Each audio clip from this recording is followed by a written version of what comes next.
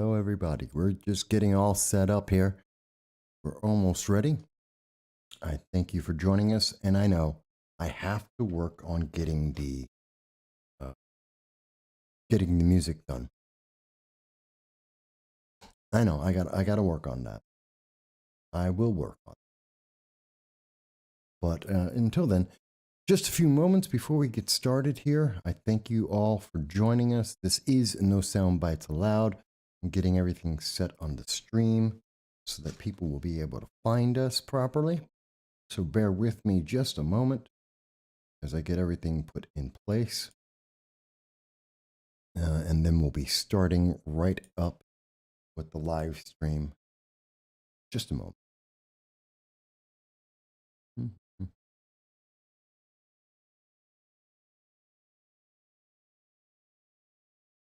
One second, folks.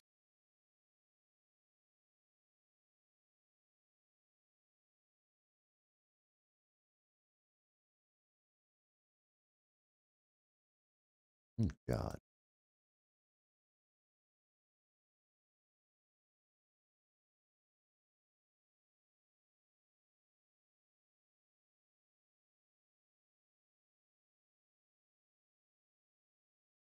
Sorry, it's taking a second here, but thank you everyone for joining us. This is No Soundbites Allowed. I am your host, Michael Voss, Dragon of the Southern Tier. I'm happy to be here with you today. It is November 20th. We're just a few days ahead of Thanksgiving Day that is celebrated here in the United States. I am looking forward to having this conversation with everyone. It's going to be, I think this will be very interesting because we have to look at what's going to be the accountability going forward.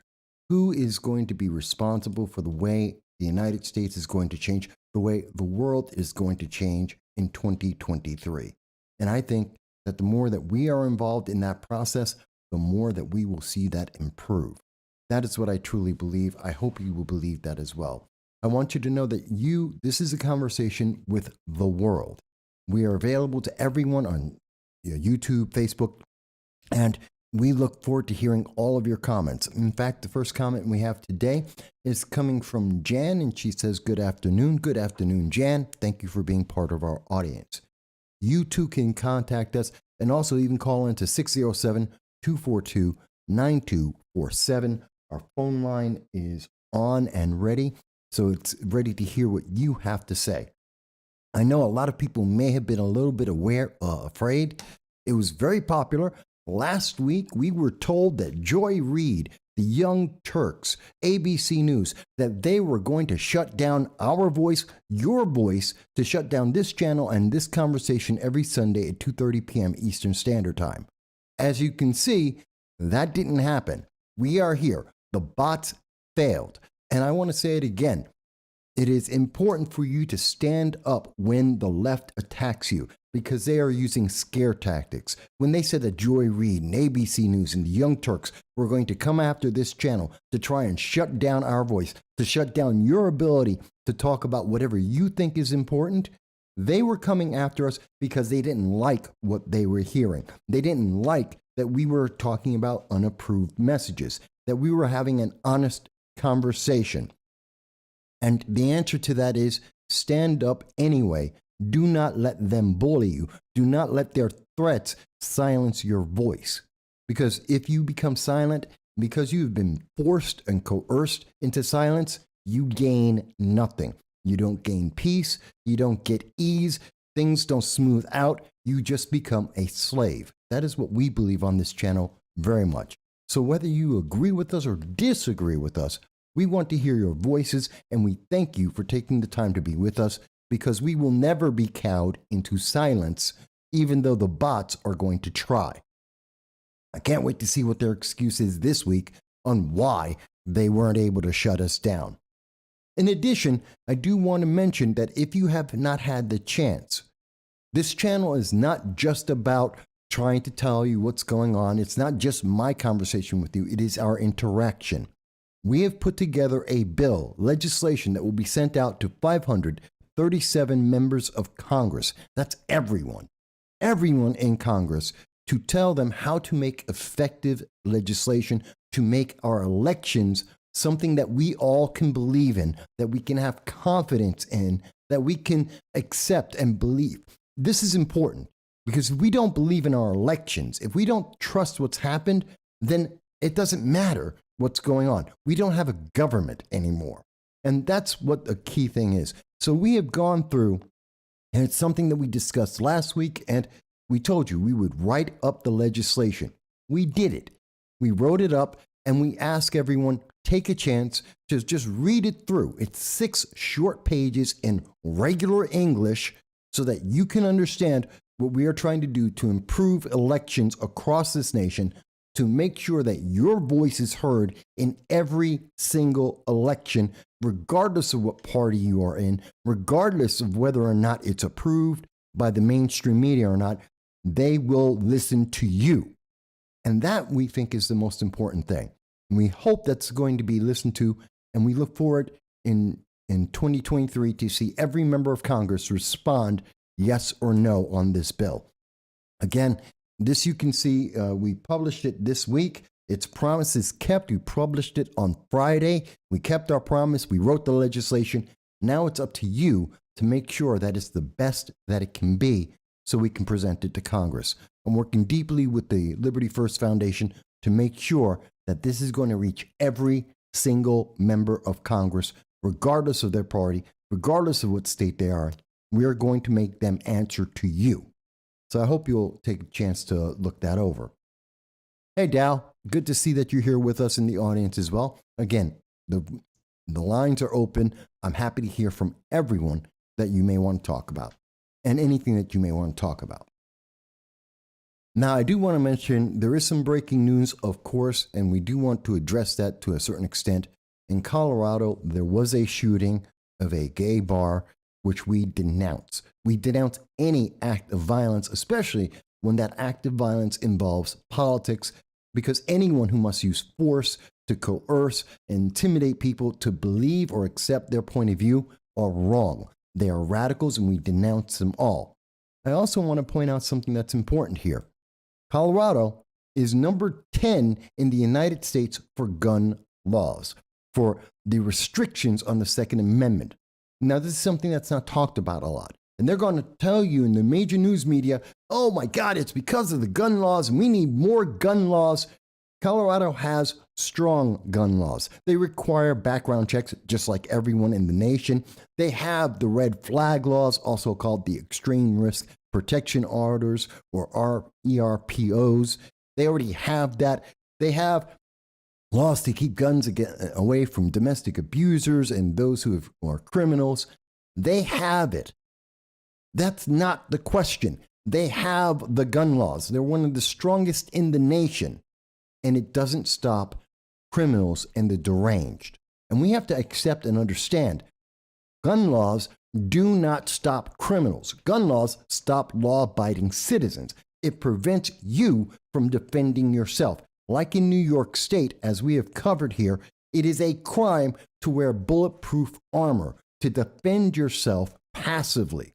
That doesn't help American citizens. It doesn't make you safer. It makes criminals more capable of causing you harm. And that's a problem because politicians aren't thinking this through. They are trying to make you feel safe so that they can get reelected, not trying to actually make you safe. A very big difference. I don't care if you feel safe, are you safe? And that's the big thing. And we see in Colorado, the gun laws make people feel safe, but you aren't safe. And that's the problem. That's the issue that needs to be addressed. The root cause of why someone decides that the only answer they have is to harm innocent individuals, innocent civilians. That is the root problem of gun violence in America. And if we cannot solve that, we will never solve the problem because it's not about making yet another gun law. It's about finding out why a criminal or the deranged will go out and say the only answer is to harm innocent human beings. I don't care if it's in a university in Idaho where there's stabbings. I don't care if it's because of someone who drove a car through 25 police recruits in California or it's in Colorado, it's the same impetus every single time. Some criminal has decided, someone who's deranged has decided that they need to harm innocent individuals. And the weapon they use to do that doesn't matter. We need to find out what the root cause is. And I noticed, Dow, the suspect, it seems, in Colorado is a Hispanic man, which doesn't match the messaging that we get all the time about why we need more gun control. It's not some angry white male. It's not a Republican, apparently. We don't know for sure. And because it doesn't match the story, then we're not getting a lot of information. Same thing with what we're seeing in California. Same thing that's going on in Idaho. Same thing that happened with the black supremacists in New York City in the subways. When the story doesn't match a message that is being put out there for you, that you have to give up your rights, you have to give up your freedoms, and you just have to have faith in the government to take care of every aspect of your life, well, then that's a problem. It's a problem because it doesn't work. It's not effective. And we've been doing the same thing for 50 years. For 50 years, we have done nothing but more and more gun control, taking away firearms and bulletproof vests from American citizens, criminalizing the Second Amendment, and crime has not gone down. People are not making less crimes. In fact, since 2020, throughout all of the Democratic states, throughout the Democratic cities, of the 22 largest in the United States, crime has been up significantly and continues to increase. Even as they say, we're just going to pass more laws. We will violate the Supreme Court to pass yet another law against American citizens, not criminals. The focus is on the wrong thing. Maybe you think I'm wrong. And I don't mean to be insensitive to the people who lost their lives in Colorado. At the same time, I don't want to be insensitive to the police officers, the recruits in California. I don't want to be insensitive to those in Idaho. I don't want to be insensitive to the people, the innocent bystanders in Chicago, Baltimore, in Detroit, around this nation, St. Louis, that are losing their lives because politicians are focused on the wrong thing. We do them no justice by not addressing the fact that our politicians, in their effort to try and maintain power and to get reelected and to dissuade the public from paying attention, that they're not doing anyone any favors, that their laws to punish people for exercising the Second Amendment is not benefiting people in making them safer or dissuading criminals from continuing to make crimes. That's a problem. That is a massive problem. And they say, oh, well, it's about the assault weapons. And yet we see most of these, 60% of these kinds of crimes are done with handguns. It's not an assault weapon. It's not which isn't even a real thing. It's a semi-automatic rifle. Over and over again, we see this. The problem isn't the weapon because you know what? The police officers in California were hit by a car, just like in Waukesha, with Darrell Brooks, who has been convicted of 76 crimes against humanity and will be going away for jail for thousands of years. And God bless us, he's never going to get out. Unless John Fetterman has his way, because John Fetterman has campaigned on and has told the public that he wants to release 1/3 of the criminals in our prisons. That prison reform and what is it? They call it racial justice requires that we have to open up our prisons and take these convicted criminals and return them onto our streets. These violent criminals that have done things like the Waukesha shooting, the Waukesha driving attack, the Brooklyn subway shooter, individuals like what we're seeing right now in Colorado and in California. I disagree with that. We can't do these things. We need to make sure our politicians understand the consequences of what they are doing. And it's really important to not get lost in the media messaging on how we're supposed to feel about this and what our reaction is supposed to be. It's not enough to say, oh, you have to feel bad. And if you question what led to this, well, you're the bad guy. I'm sorry. No, I'm not the bad guy for saying the laws in Colorado, 10th strongest in the nation, did not help anyone because they weren't designed to help anyone. Yeah, those tactical semi-automatic hammers, you're funny there, Dow. You are.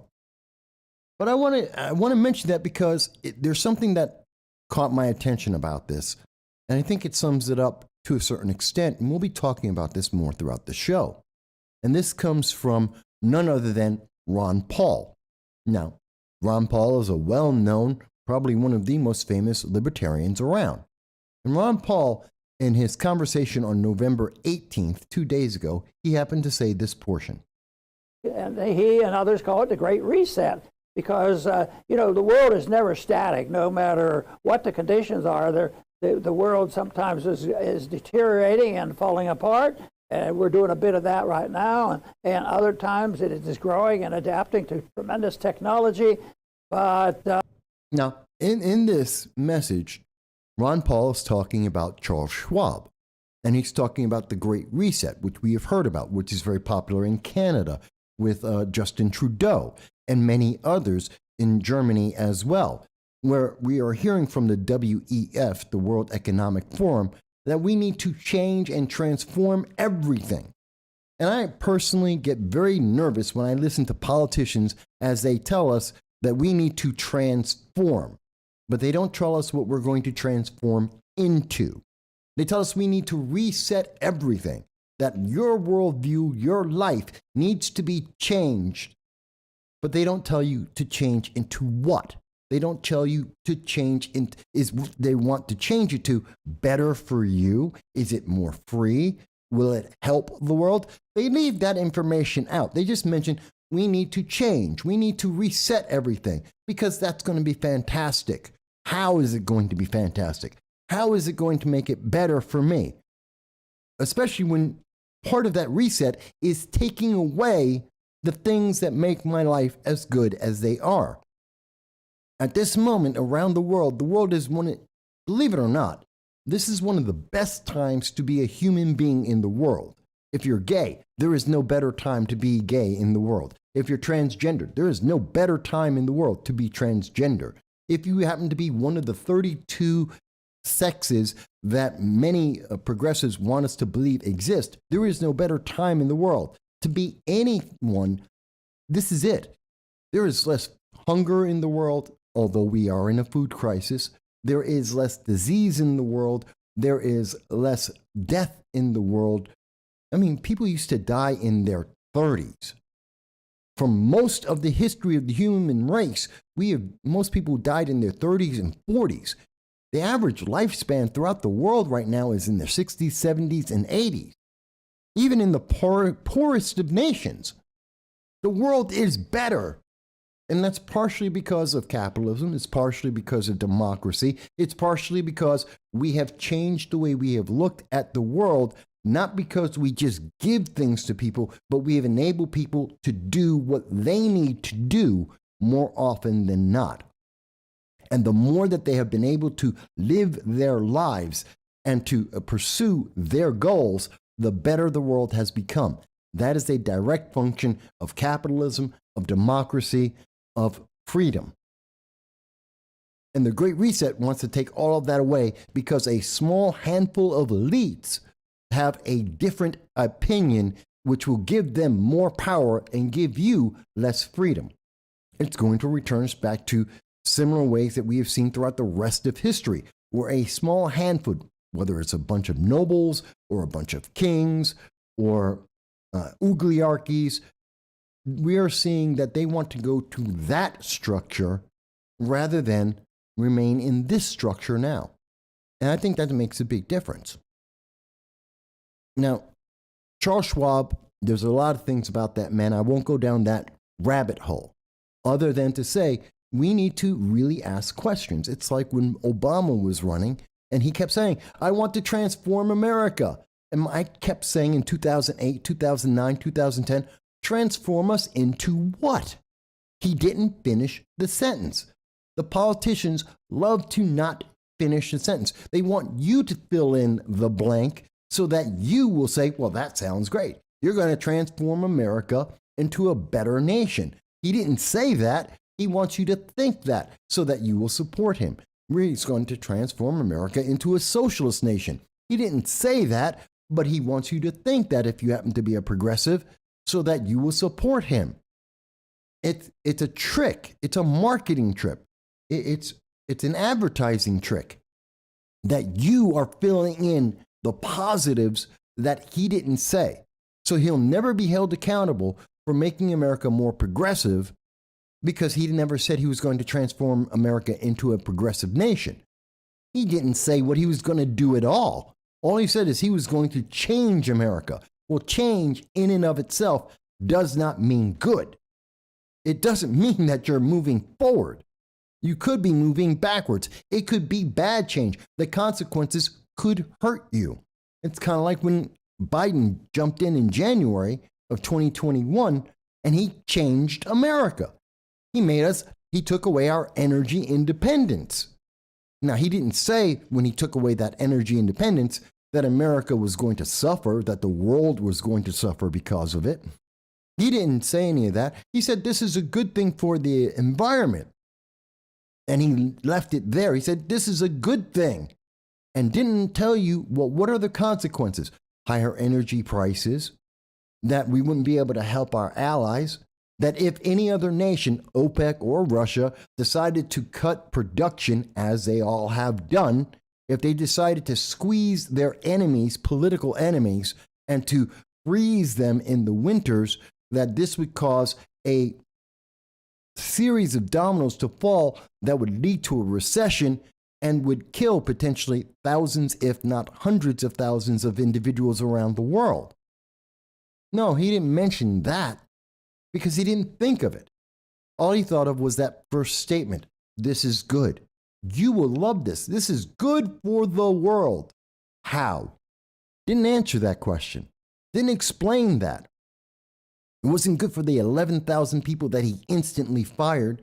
It wasn't good for the U.S. economy as that rippled into tens of thousands of individuals and businesses that were negatively impacted. It didn't help the U.S. economy in forcing us, and it was the first steps to bring America into a recession that is now a global recession affecting every nation in the world.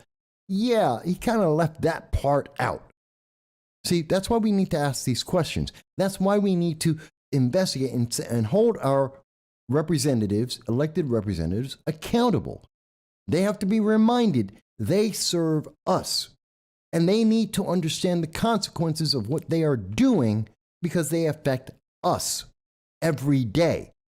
Yeah, AOC lives in a $15,000 a month apartment that has armed security and is walled off, and she's living the great life with her $80,000 Tesla. Guess what? If you're in the New York 14th and you're in the Bronx, Queens, you're not living that life. I go out to the middle of Kansas, you're not living that life. You don't have armed security. You don't live in a gated, secure property. You don't have Secret Service watching your back. You don't have a Tesla that's worth $80,000. That's not helping you.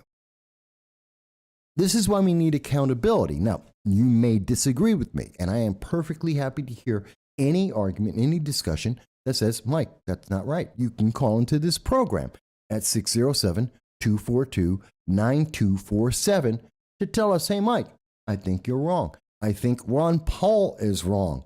That the Great Reset is a good thing, that this will help the world. Please explain to me how. We know that capitalism has helped the world. Not that it's perfect, but it has helped the world. Less people are in poverty today because of capitalism than any other form of government ever in the existence of mankind. You're telling me the Great Reset will make it better. Great. How? How will it make it better for the world? We never get someone asking that question, and we never get that answer. But we do know that this great reset, we know that these restrictions on our freedoms, like the Second Amendment, we know that demonizing half the nation on a regular basis has not been helping anyone, and it is not improving the world. Part of that's because no one trusts the people who are in charge of doing all this. As a great example, let's point out the fact check of Joe Biden.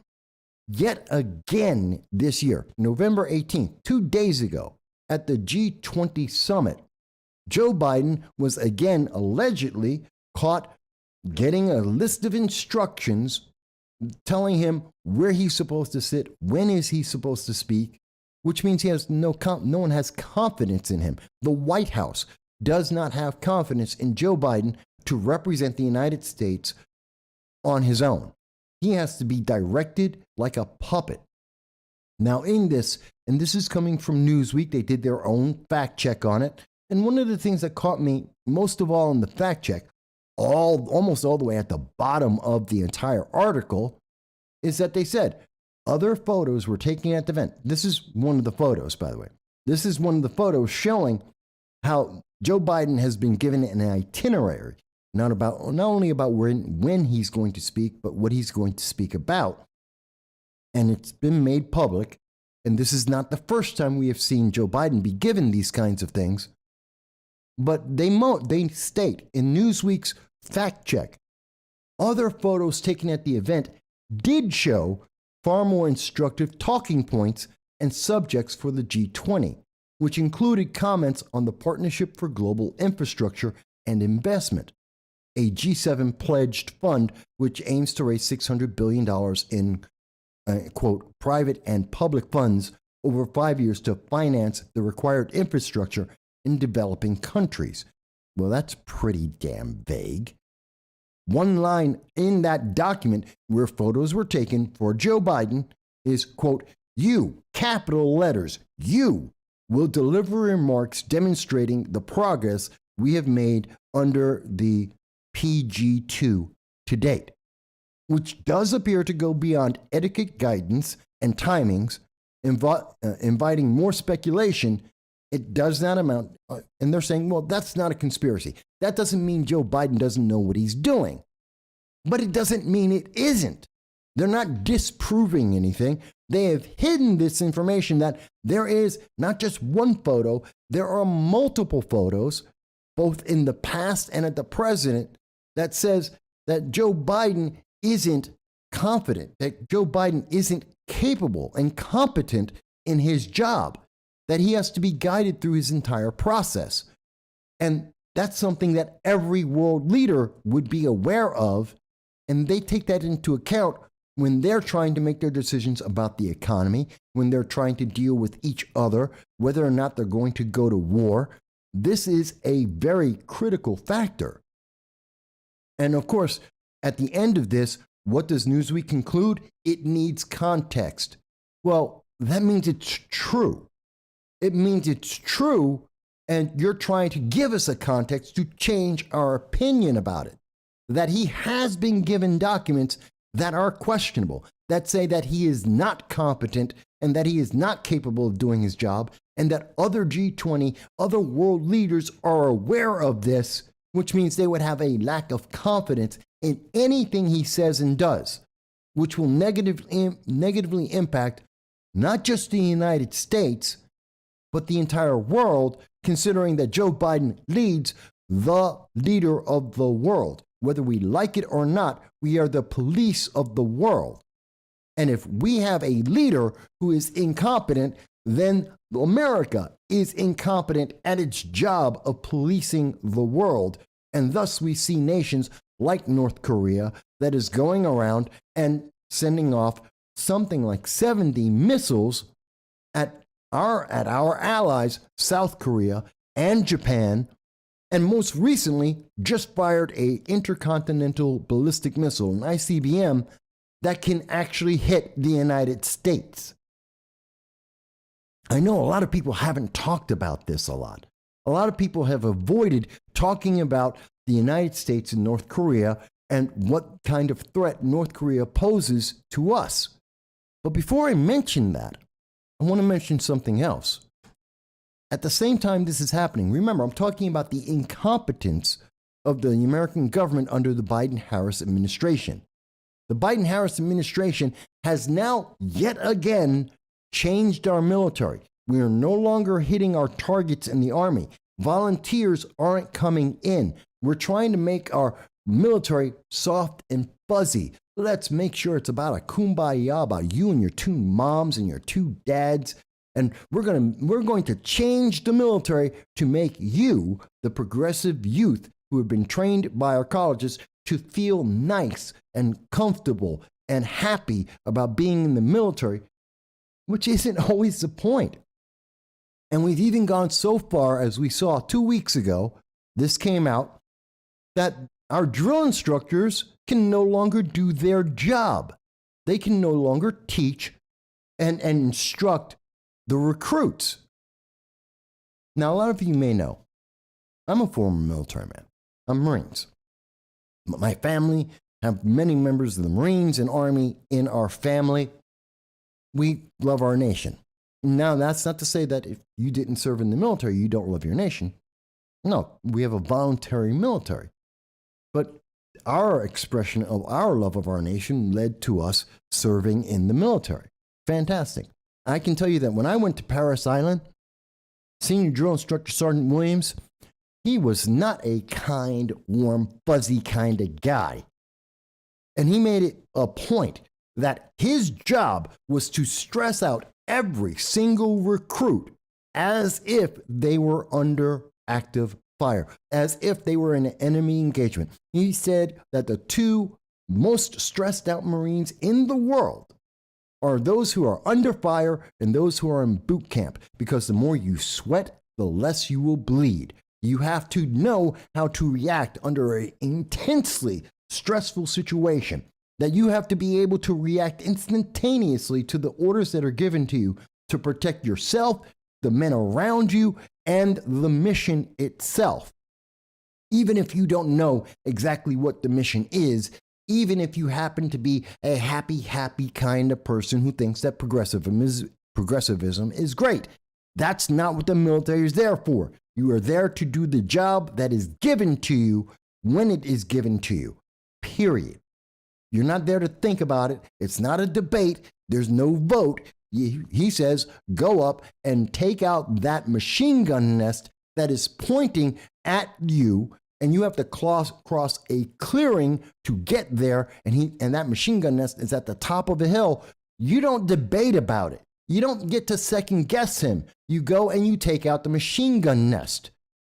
Period.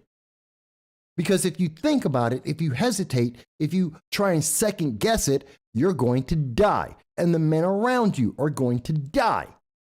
That's how the military works. And I understand that. Did I understand it day one when I was a recruit? No. Did I understand it the day I walked across that parade ground and became a full Marine? Yes. And do I agree with it? Absolutely. And it isn't about being nice. Drill instructors don't just randomly yell and insult the recruits just because it feels good.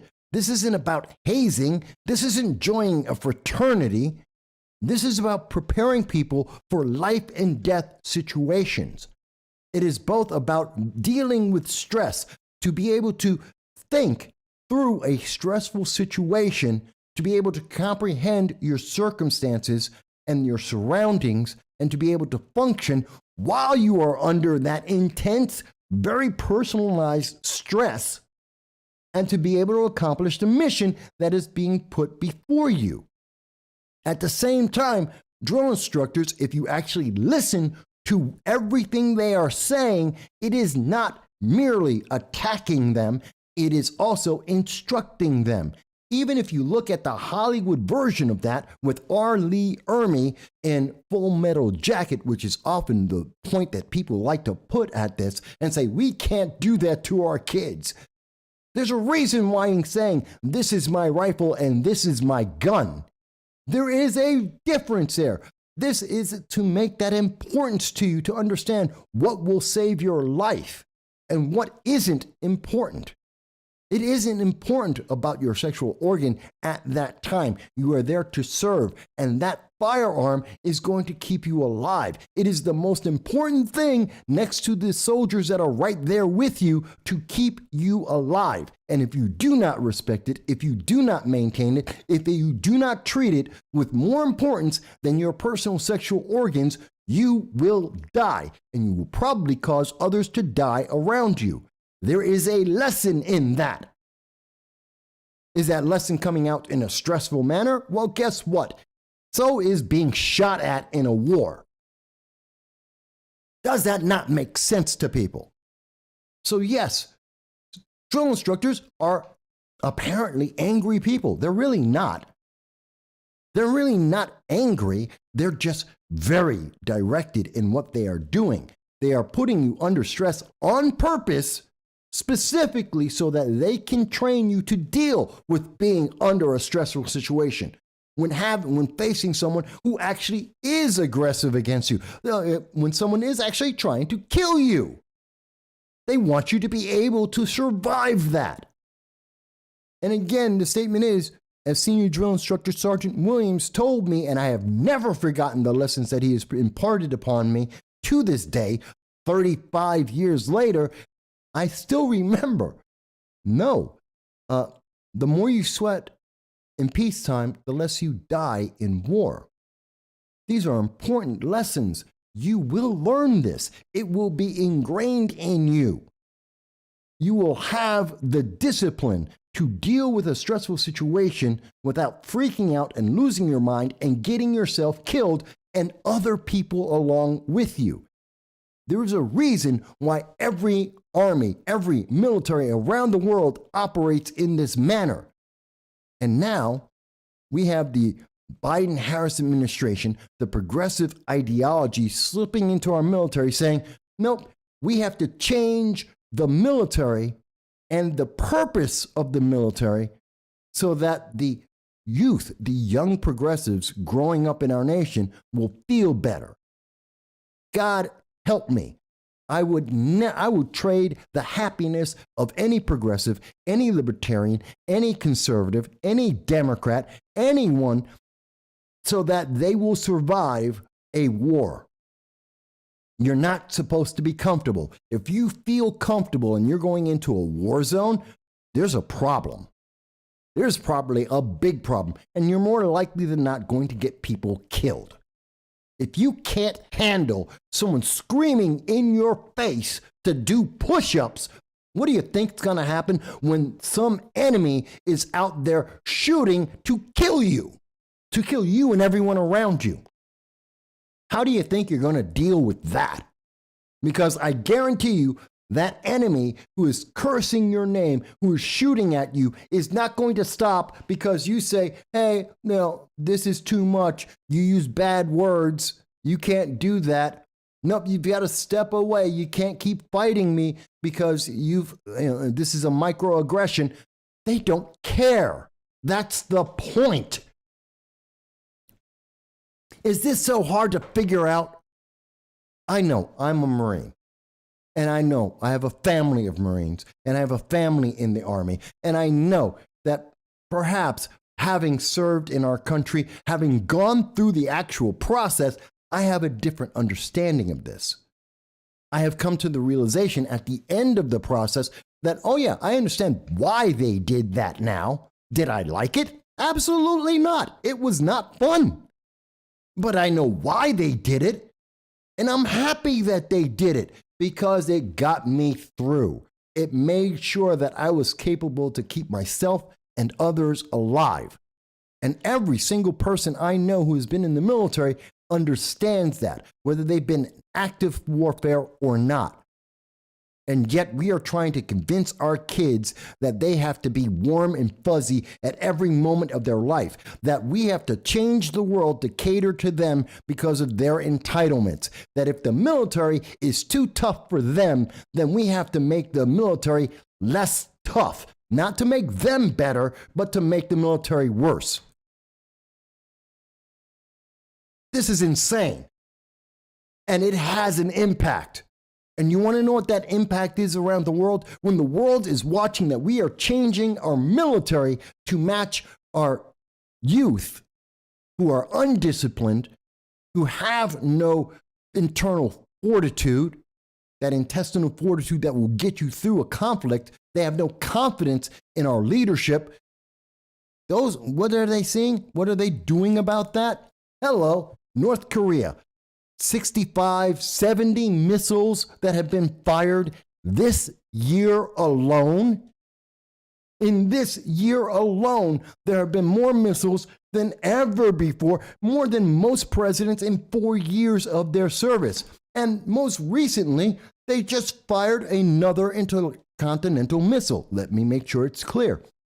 Quote, and I'm quoting the BBC, based on calculations taking the trajectory into account, the ballistic missile, which by the way was fired on Friday, this time around could have the range capability of 15,000 kilometers, depending on the weight of its warhead. And if that is the case, it means that the U.S. mainland was within its range. That means everything from Vermont down to Baja California. It means the tip of the Keys of Florida all the way up to Portland, Oregon. And it means everybody in the middle of America as well. And they don't fear America. They don't fear the American soldier. They most importantly do not fear the leadership of Joe Biden, Kamala Harris, or General Mark Milley, who I believe is a terrorist. I believe he is a traitor to the United States government, which we have covered on this program before. But this is what happened 2 days ago. They have no fear. They have no doubt in their minds. They have no confidence in Joe Biden or Kamala Harris or the leadership of the United States government. And they are watching our military degrade to try and make a bunch of recruits feel nice rather than actually keeping up the standards that have allowed the United States to be the leader of the world, to protect the world, whether we want to or not, to be the police of the world, to do that effectively. Now, I've gone through that a little bit here, and I'm going to go over the comments, but I will say again that if there is anyone, if you're a progressive, you're a Green Party, a socialist, a communist, if you're libertarian or a Republican and you disagree with me, I am more than happy to hear you tell me why I am wrong about this. I am more than happy to see you call in to 607-242-9247 and to have the conversation to explain to me why we should lower the standards of our military, why we should make our military less capable, less competent, and that will benefit the world. Please explain that to me, because I can show you not just what's happening in North Korea to explain this. It's not just there, but I can also point to China. I can also point, as I did in a tweet recently, and I can also point to what's happening, and we'll get to it in a second, or what's happening with Iran, what's happening with Russia, what's happening with China. We can point to spots around the world where this destruction of our military, the lack of competence in our government and in our military, is negatively impacting the United States and the world, our allies and our enemies. So I'm willing to have that conversation. I'm not blind to the fact that someone else may have a different idea. I just want to see why you think you're right. Please explain it to me, because with my personal experience and with the existing evidence around the world, over time, we have been watching this happening consistently over time. The experiment has failed. We have used our military and our government and our people as a social experiment, and the experiment has failed. It has not made people safer. It has not made the world kinder or gentler or safer or more peaceful. It has not resulted in a benefit economically or in any other manner for the world. So why are we doing it? And if you think you know the answer, if you say, Mike, you just don't understand, I'm more than happy to hear that. I'm absolutely happy. I hope I would be wrong. I hope that someone can explain to me how this is benefiting the world, even though all evidence that can be brought up from the left-leaning news media, from the progressives themselves, tells me and shows definitively, empirically, factually, that it is failing. Because I don't care about your feelings. I don't care if you feel like it's better. I don't care if you feel better about it. That's meaningless. What is important is what is empirically, factually, mathematically, semantically, what is the fact? Feelings are not important. There is no such thing as a relative truth. There is the truth. There are the facts. The facts don't change with your feelings, and you may not like it, but the fact is, it is a failed experiment because the results are telling us that. The consequences are showing us that. And the consequences are more war, more chaos, more people being harmed, and no one is being helped. And I'm more than happy to hear anyone, elected officials or otherwise, to tell me, Mike, you got it wrong. You don't understand. I am happy to have that conversation with anyone around the world. If Prime Minister Rishi Sunak would like to call in, I'm happy to have that conversation with him. I'm happy to have that conversation with former Prime Minister Liz Truss. I will have the conversation with any world leader, any elected official. I'll have that conversation with Kathy Hochul or Chuck Schumer, Kirsten Gillibrand. I will talk with Antonio Delgado. I will talk with anyone, Adam Schiff, Hakeem Jeffries. I'll be happy to have that. Call in. I am not bashful. I will give any elected figure, any elected politician of any party in the United States or around the world as much time as they need to explain their position. I am not NBC News. I'm not going to cut you off. I am not Fox News. I am not any of the major news media. I don't have a time frame. If it takes 2 hours to explain your position, call in. I will give you 2 hours to explain to the world your position, your reasoning, your thinking, your evidence. I will be happy to make sure that unedited, every word of what you think will be on display for the public. That's the benefit I provide as a small member of the news media. I am a member of the news media. Let's have that honest discussion. I will give you as much time as you need. But that doesn't mean you get to spout propaganda. You will be questioned. Your evidence will be reviewed.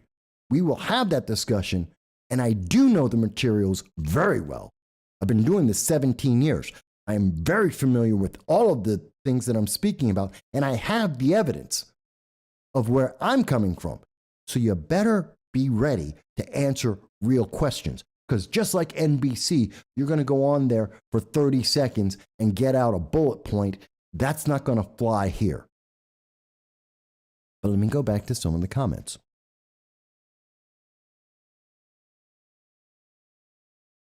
So we see that I'm going back in some of the comments here because I've been talking for a little while. And user has been banned. Hello, user has said, I wish I could ask Biden if he wishes he could have attended the 1924 Democratic Convention, the biggest the party had ever had.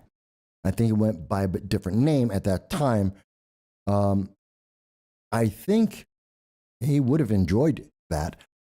But in that time frame, in 1924 and 1888, Joe Biden wouldn't have been accepted as a Democrat. They would have accepted him as a communist. Let's be honest, folks. That's how far left there has been a shift in American politics right now.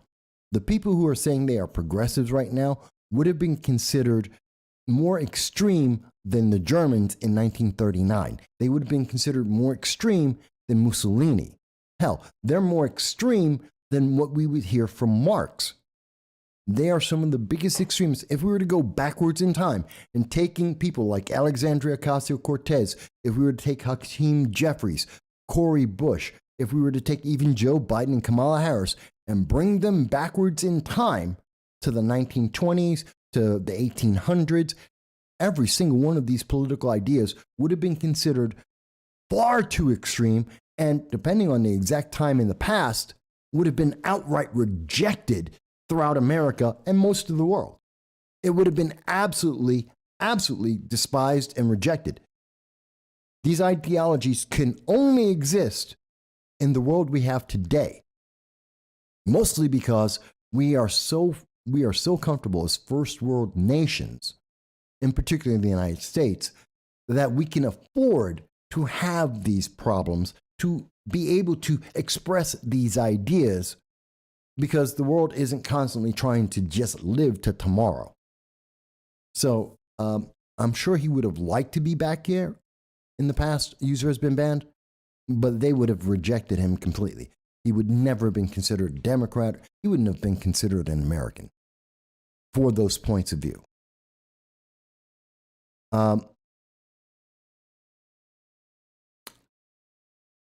The user has been banned says that the news media is running hard to cover for the Biden-Harris administration, and they are. I mean, even in, and I'll point back to this, even in this, and again, this is a YouTuber. He's a former member of the United States Army, a drill sergeant. I love his stuff. It's a bit of humor, but it's also it's political satire. But the article is coming from the mainstream news media. Less screaming, more weightlifting. The Army is reinventing basic training for Gen Z. This is coming from military.com. This is the mainstream media that's having these conversations. So they are covering for this, and they're trying to tell you, they're trying to convince you that this is a good thing, that this is having a positive impact. They're not telling you how it connects to, and when North Korea sees that, they fire off missiles. They threaten our allies. When Russia sees that, they assume that they can go around trying to take over countries like Ukraine, possibly looking at Latvia, Estonia, Lithuania, that they're looking at Poland. Yeah, they see that and say, well, there's no real threat. Those kinds of soldiers will not stand up in a war if they are even willing to go to the war.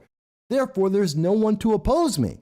That's why we see Iran going and making its moves, not only against its own people, but engineering global terror around the world at higher levels than we've seen in decades.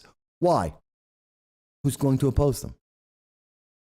If that kid can't handle being yelled at, do you think that kid's going to handle being shot at? Do you think that kid who says, I don't know if I want to do that order, they're actually questioning the orders they're being given rather than doing them? Do you think they're going to worry about the delay that kid's having in actually executing the order that was given to them? Do you think that the Islamic Revolutionary Guard is going to use that time to maybe take a better sniper position, to maybe buckle down in a position so that they cannot be removed, so that they're going to become embedded? Do you think that terrorists won't take that advantage to pull the pin? These are the real world consequences of what we are talking about, folks. This is the real world. When you are questioning those orders, when you're debating about whether you want to follow an order or you don't see the merit in it and you don't want to do it because you don't feel good, the enemy is taking action. They're not waiting to see what you're going to do. They have their own mission. And the less opposition you give to them, the more they're going to accomplish on their mission.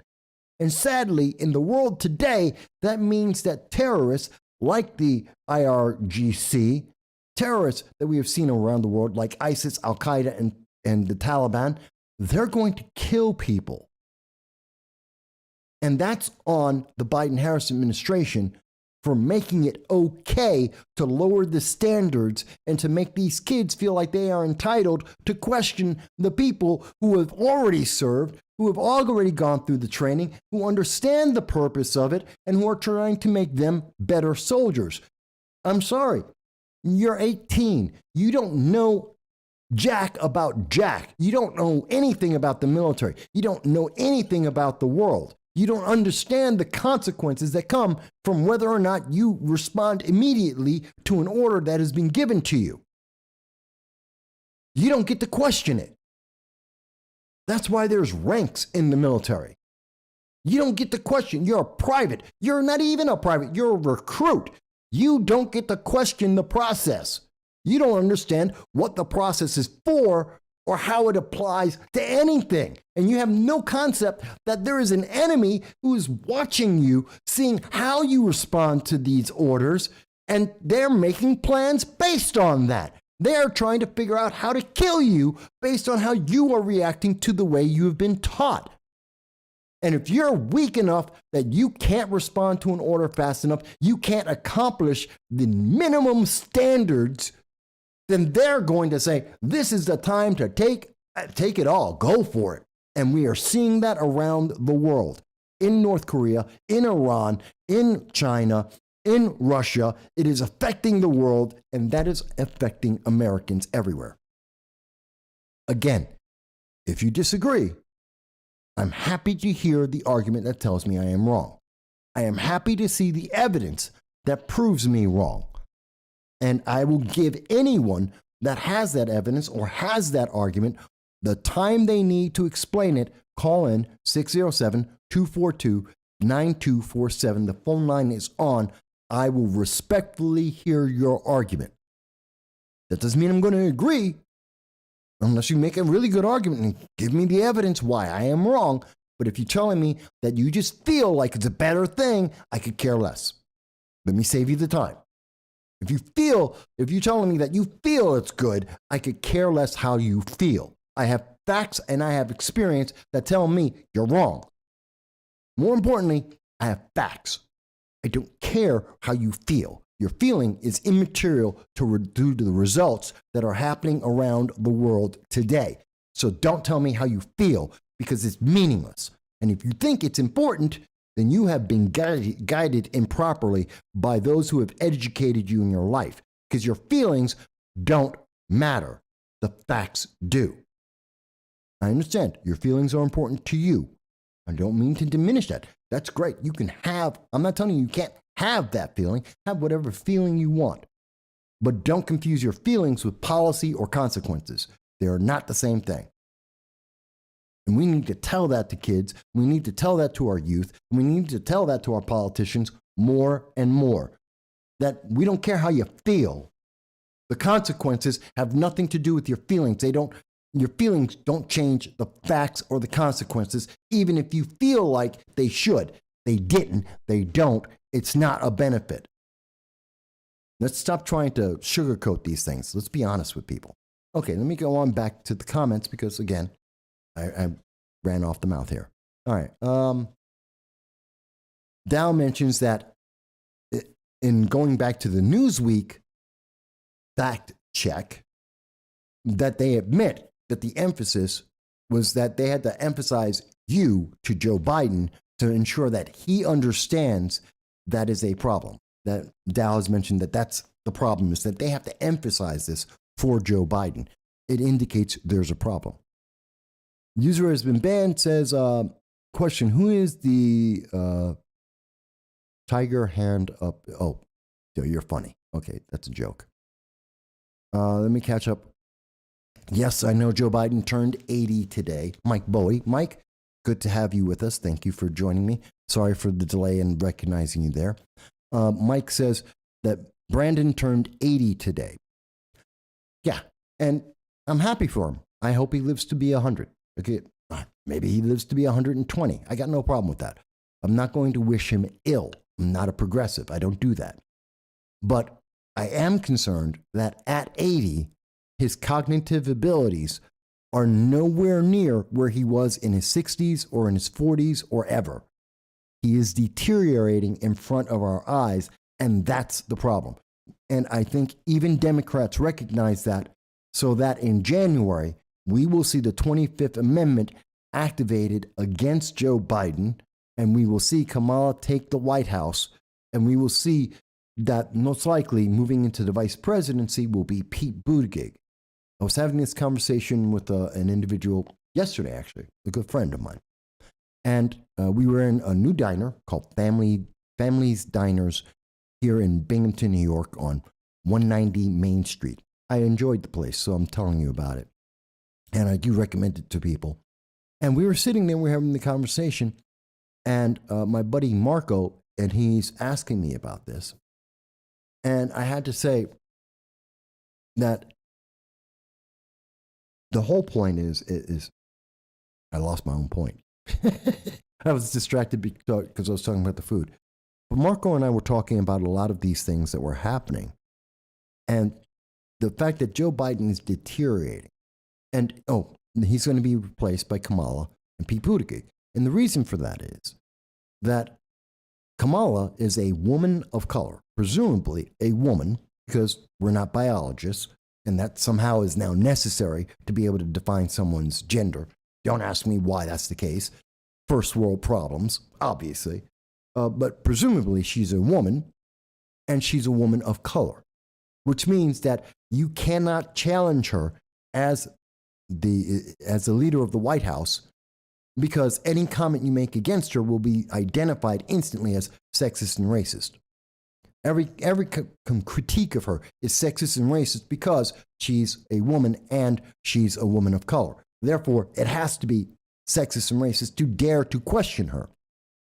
And then if you add Pete Buttigieg as vice president, well, he's gay, which means you can't criticize him either, because these are all protected groups according to progressives and progressive ideology.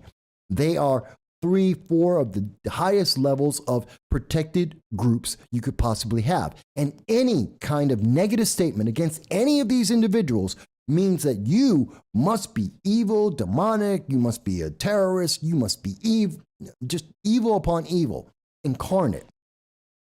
Even if you have a critique that is legitimate, that is backed up by facts, that the conclusions are logical, your critique must be wrong, because those people are protected from everything, from any critique, whether it's actually valid or not. And therefore, they want to run those candidates in the 2024 presidential election, because they believe that that will win, because those are protected people. And every argument, every example you present of their failure in policy that we have seen to date will be excused by the fact that racist, sexist, homophobic, therefore doesn't count. Don't look at it. Don't talk about it. Don't even think it, because it is evil and it is against the government to even have those thoughts. You are the bad guy. You need to be punished. And that's what me and Marco were talking about, and I believe that very much. Jan mentions that the whole point of boot camp is to rebuild you. Absolutely. They break you down. They rebuild you. Because being a soldier is not being a civilian. They have nothing to do with each other. That's why when you are once you swear your oath to the United States and to give your service in our military, you no longer are covered by the Constitution. A lot of people don't know this. The Constitution does not apply to any member of the United States military. You give up your constitutional rights to join the military. That's why we have the UCMJ, Unified Code of Military Justice. That replaces the Constitution while you serve in our military. It is a different set of laws with many different presumptions. In particular, as an example, the Constitution guarantees and preserves that you are innocent until proven guilty beyond a shadow of doubt. That is a presumption and a right and a privilege given to every single American, no matter what the crime is, anywhere in America. You join the military, that no longer applies to you. According to the UCMJ, you are guilty of any and every crime placed against you until you prove yourself innocent beyond a shadow of doubt. You can't just be innocent in the military. You have to be innocent beyond a shadow of doubt. There can be no aspect of an order that has been given to you or an action that you are supposed to take that you violated. No aspect of that could be a correct or true or lawful order for you to not be punished. If any aspect of that, they tell you to go and attack a machine gun nest, you cannot deny that order. It is a lawful order. It means you'll die. Doesn't matter. That's not part of it. That has nothing to do with it. You don't have a right to your own life when you join the military. So there is a very wide chasm of difference. And to explain that and make sure that people understand that implicitly in the military, you have to change people's mindsets. Normal people do not run up to a machine gun nest. You just don't do that with a machine gun pointing at you and firing at you and you're running towards it to take it out. Normal people don't do that. Regular human beings do not do that. It is counterproductive to survival. But yet, Marines do it every day. Army does it every day. There's a reason for that. It's called training. Let me go on. They mentioned that today is a great day for President Trump to make a tweet. Yes, it has been confirmed that President Trump is going to be returning to Twitter, just like Jordan Peterson is now back in Twitter. And believe it or not, the comedian, what's her name? Kathy Griffin, the D-list comedian, she's back as well. Now, I think that Kathy Griffin was a gift. He was just making a gift to progressives, gave them something so they didn't feel absolutely miserable in their lives. But the progressives are terrified because now all these people like Jordan Peterson, who is an accomplished academic, who has tons of material and has deep knowledge, is up there saying, you're wrong, and I have the proof, and they can't stand that. As well as other individuals who are saying, I have some proof, and I am willing to stand up to you. And they have an audience. And now comes Trump. They're decimated. So Kathy Griffin was added into that to make them feel like they got something out of the deal. But realistically, it's opening a freedom of speech, which, just like this program, you don't have to like it. Doesn't mean you can't say it. Just like we saw last week, when we saw that we were threatened by the bots, we were told that Joy Reid, that the Young Turks, that ABC News would shut us down because a bot did not like what we were saying. And what happened? We're still here. Because free speech matters. You don't have to like it, but you can't stop it. Let me catch up to the comments because I know I'm falling way, way behind. But I feel great passion for this. And so I want to express this because I don't think a lot of people get to hear it from military standpoint or see the consequence of this. I don't think anyone's explained that when you weaken the military and the training of our soldiers, that results in more terrorists in the world and more violence in the world. People don't naturally look at that because our politicians don't talk like that, because our news media don't put the evidence in front of you and say, this is what you're doing to the military. This is how the world is reacting. They don't want you to see that. They'll say it's correlation, but the correlation exists. All right, let me get back on it. Okay, so user has been banned mentions they'll use, speaking about drill instructors, they'll use a loudspeaker to yell amen and a woman, only two, and our new army will cry and surrender. Oh, yeah.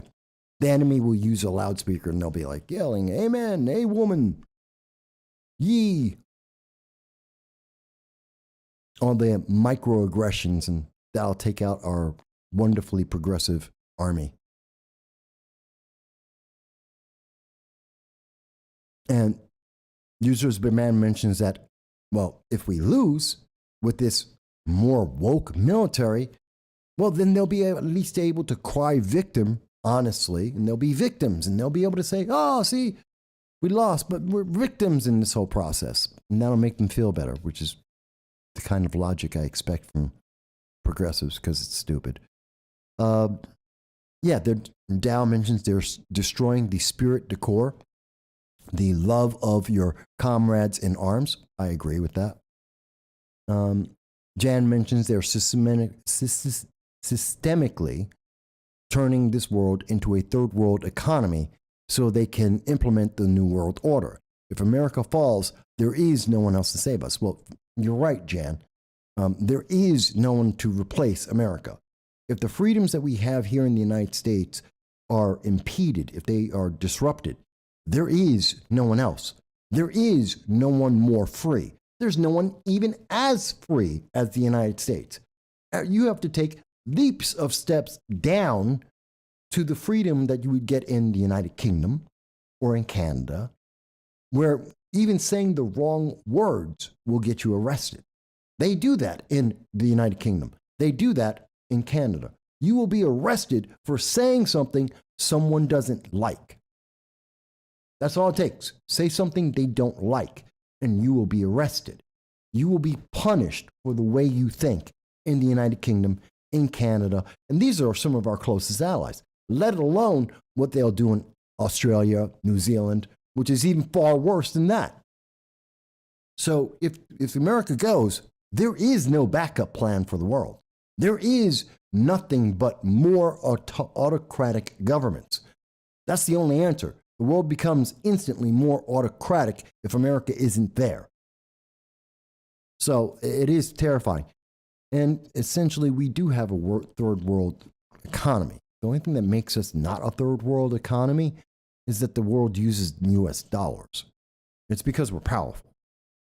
We're rich because we're powerful. If the United States wasn't recognized as one of the leader, if not one of the world leaders in military, in technology, if we didn't lead the world and they stopped using the US dollar, we instantly have our economy fall into a third world nation. We have that much debt. It will crush us. So you make a good point there, Jan. Let me see here. No, and I want to be clear. This is, the user's been banned, asked, is this just for like the reserves? Is it just for, is it affecting all the military? It is the Army. It is the Marines. This is happening to our main forces, and not the reserves, but the main forces of the United States military.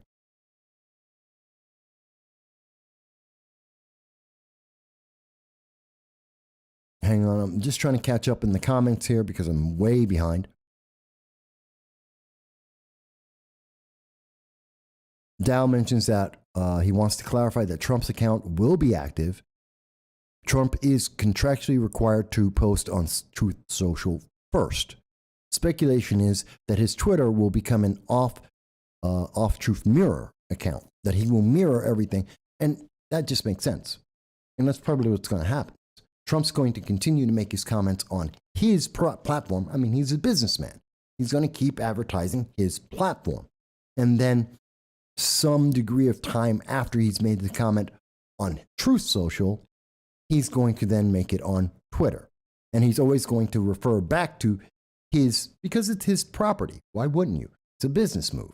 Of course, I'll use any business to promote my business, but I'm always going to be promoting my business on that other business in terms of social media. So it makes complete sense. The S&P, oh yeah, their problems.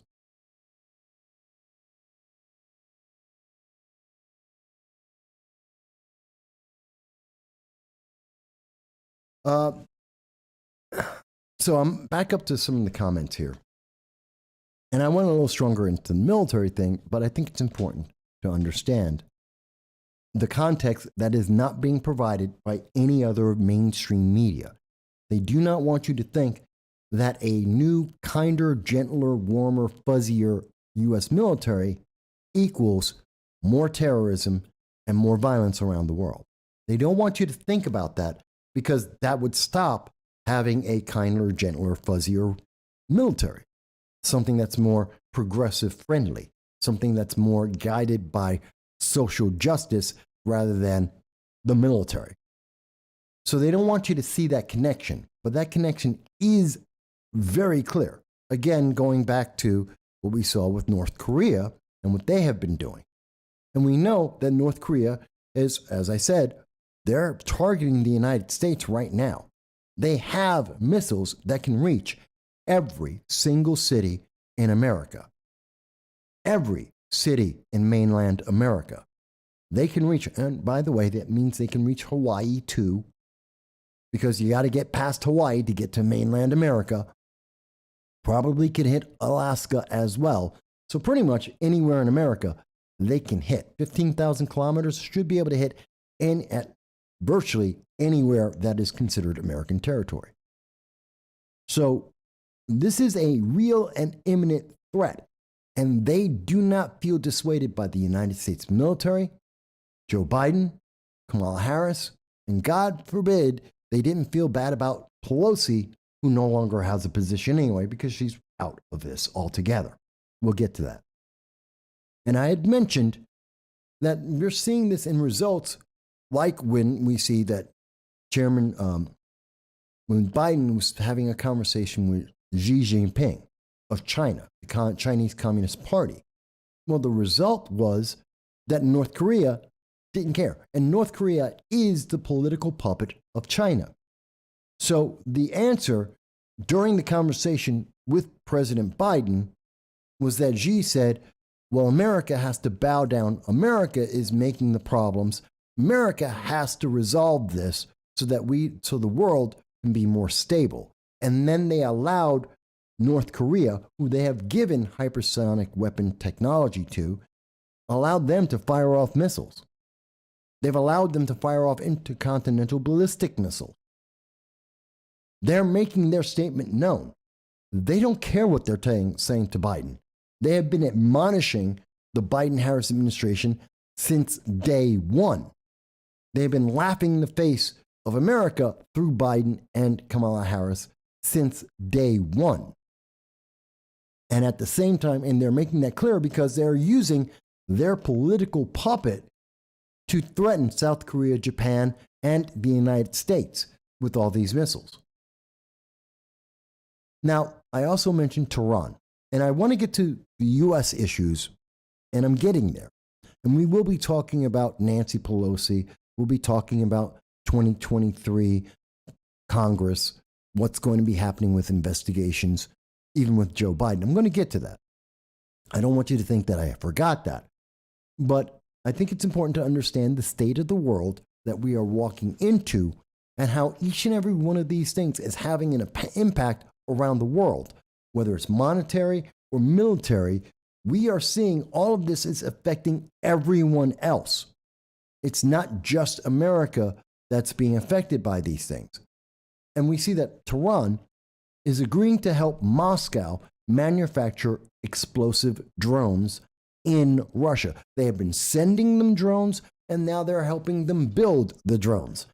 This is how Russia, and you remember, beginning of the year, a year ago, Joe Biden was like, all right, if Russia goes into Ukraine, we're going to give them economic sanctions, and it's going to hurt the Russian economy.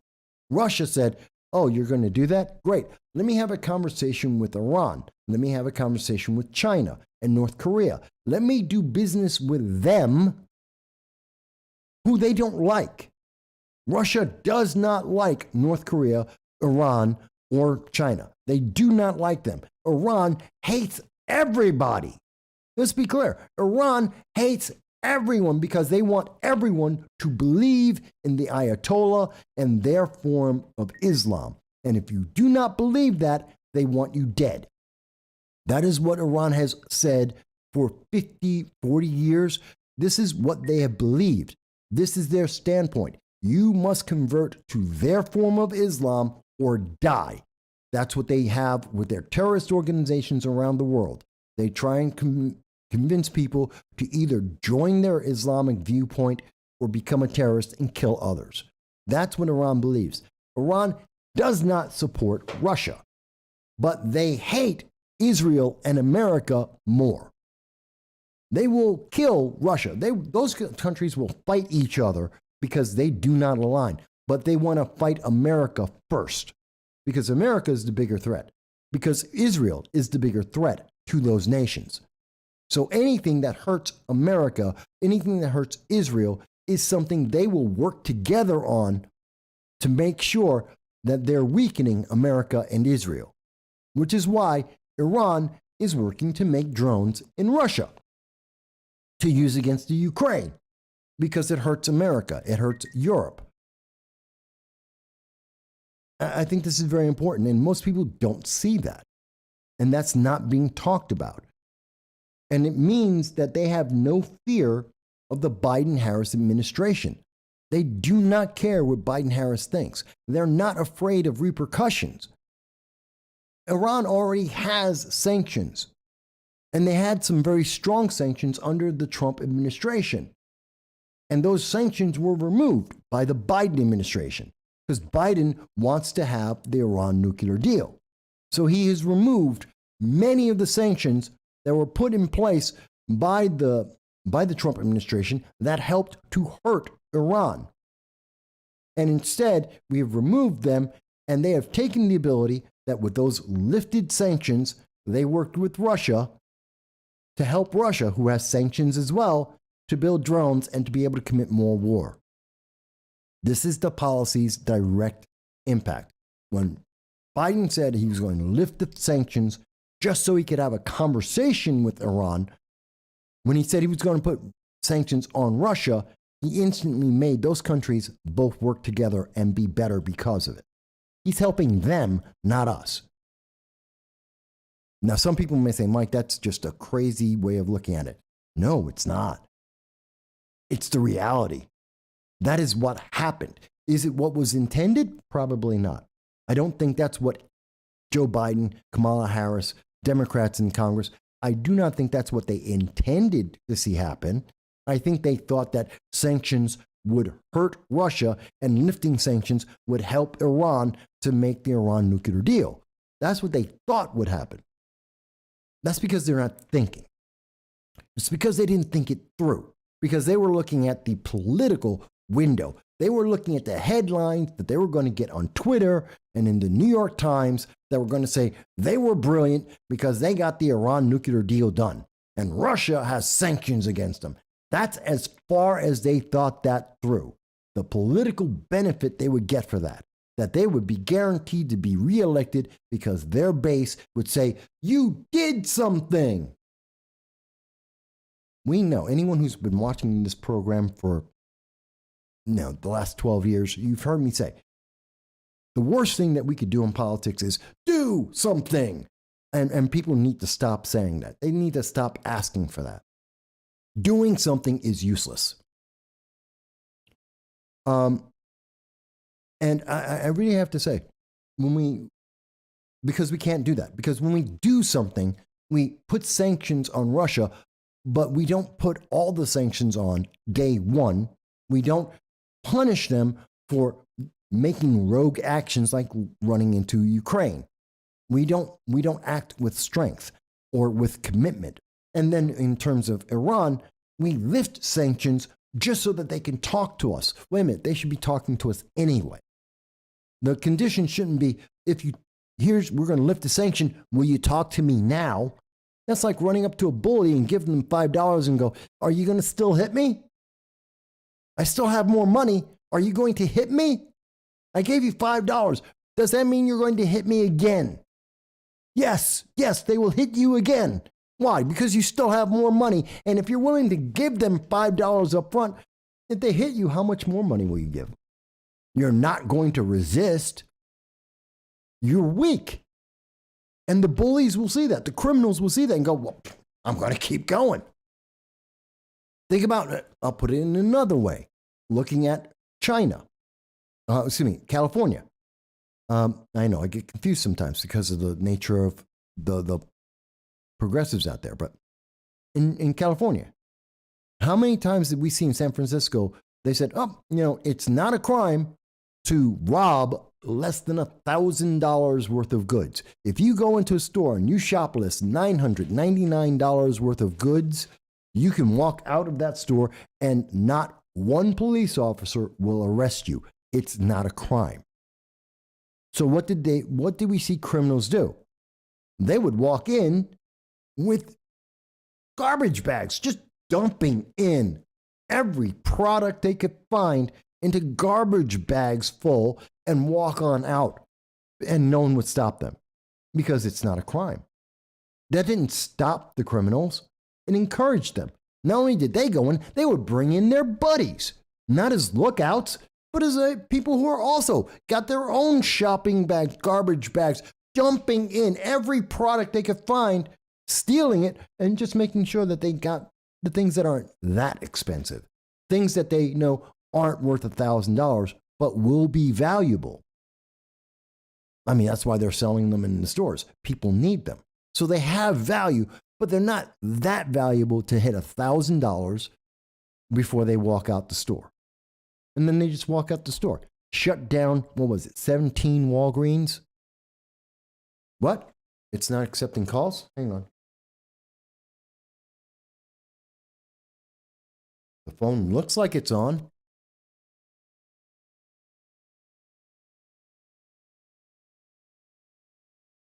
Give me 1 second, folks.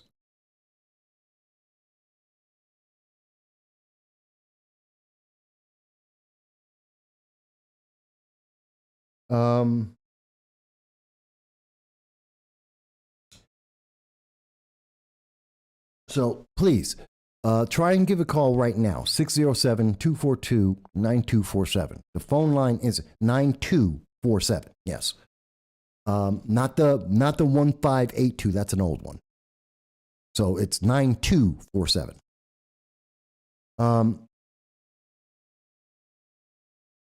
So I want to make sure that's clear for people. That's what we're seeing. This is the same thing that's happening domestically. When we look at Walgreens, is the same thing that's happening with Iran, what's happening with Russia, with North Korea.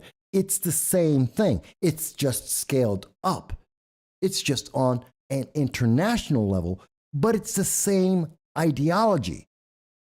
Oh, it's the same thing as saying that, oh, I'm going to walk up to the bully, give them $5, tell them I have $50 in my pocket, and ask them, are you still going to hit me? And the bully's going to do that. They're not going to stop. Here we go. Thank you for calling No Soundbites Allowed. This is your host, Michael Voss. And may I ask, what is your first name? Hey, Mike, it's Jan. Hey, Jan. Yeah, you were calling the other number. That's why. Yeah, I don't know why, because I saved this number in my phone. I don't know why the other number automatically showed up in my phone. It happens, but thank you for, I was just double checking. I was like, okay, no, I want to make sure. So, Yeah. So you've been watching the show for a little while, Jan. Tell me, what's on your mind? Well, I was calling about a couple of things. We've been talking about, of course, the state of the world right now. And, a lot of people our age, of course, we remember the Cold War. Mm-hmm. And I find that in a lot of my conversations, even myself, it's like, I'd rather go back and live in those times than in the times we live now.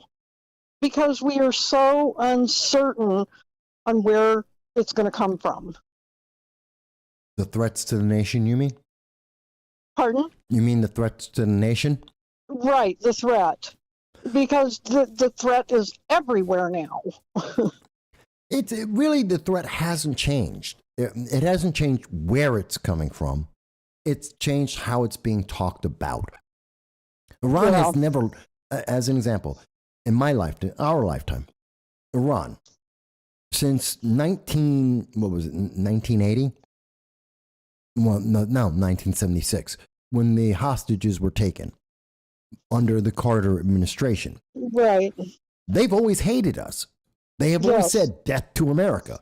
They have never changed their opinion, not for a second, in the last 40, 45 years.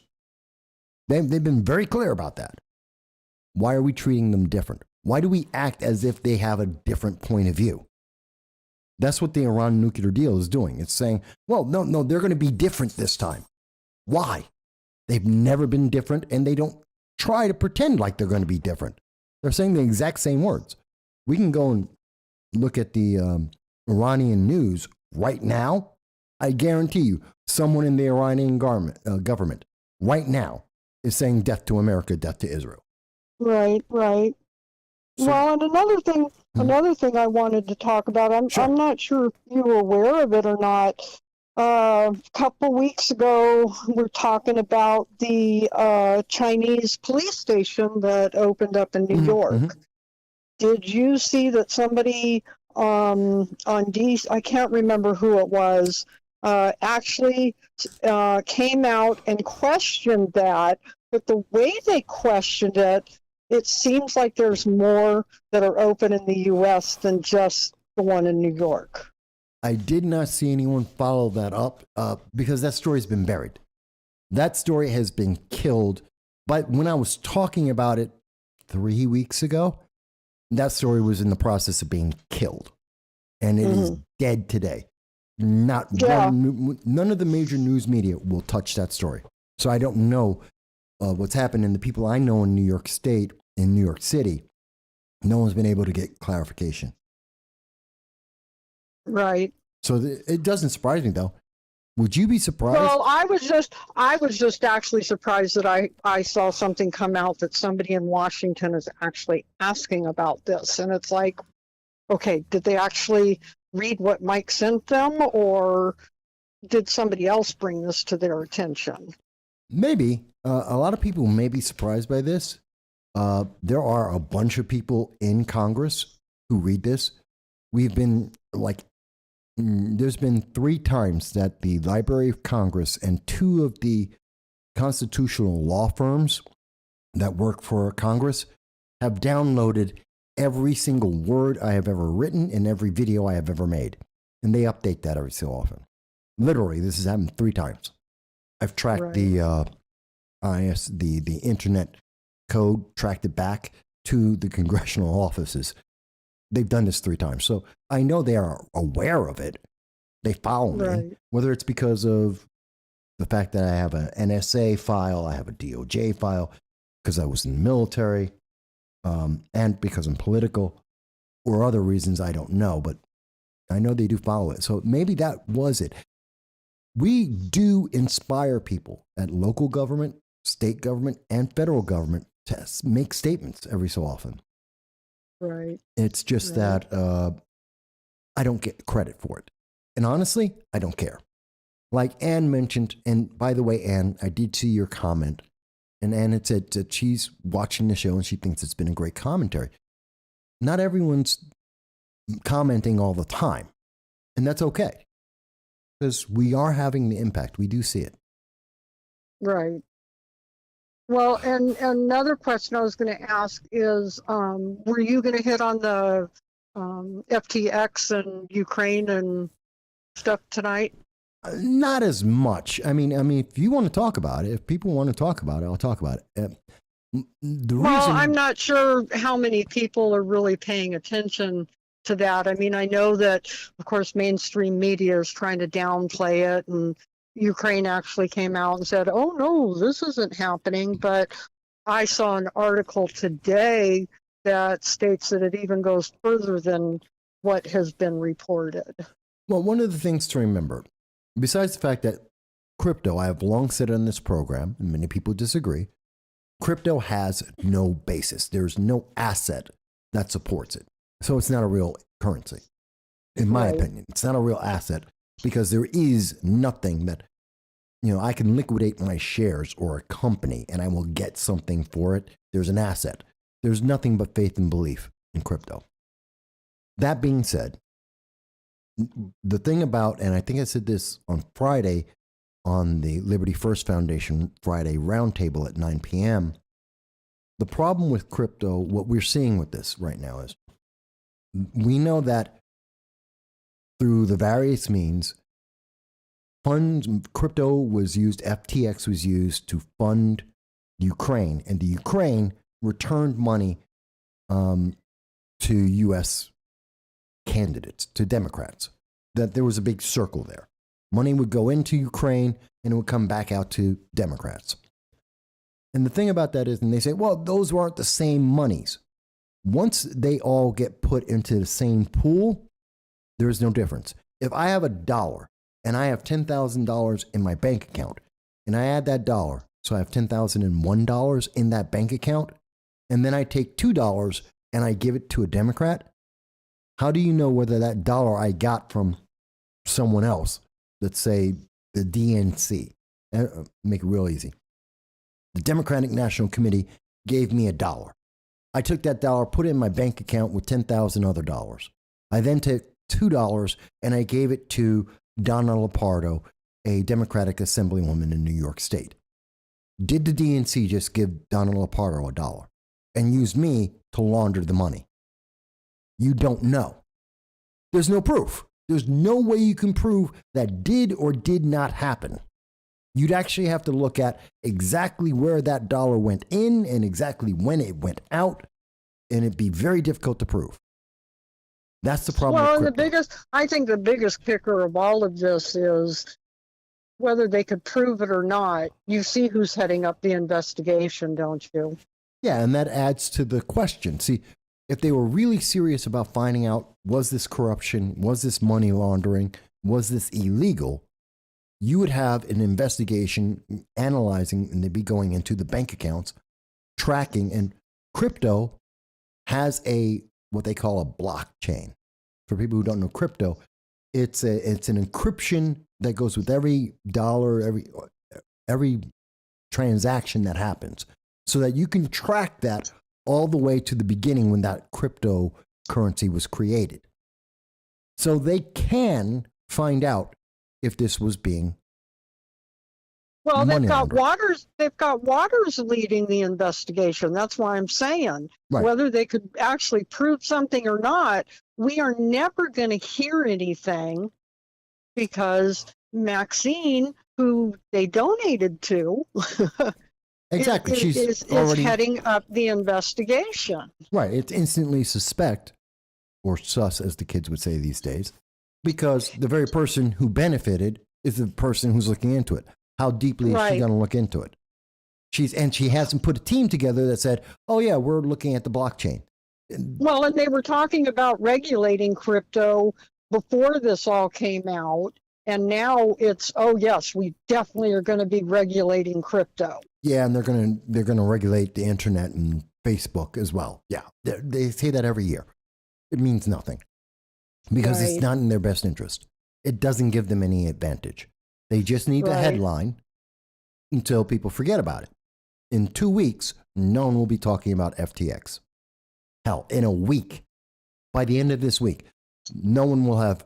You won't find people who remember Well, what FTX is. and I saw a report too that FTX was one of the people, one of the institutions behind coming out and backing the story that ivermectin and HCQ were no relevance to fighting COVID. Okay, and sadly, I have to add in this statement to that.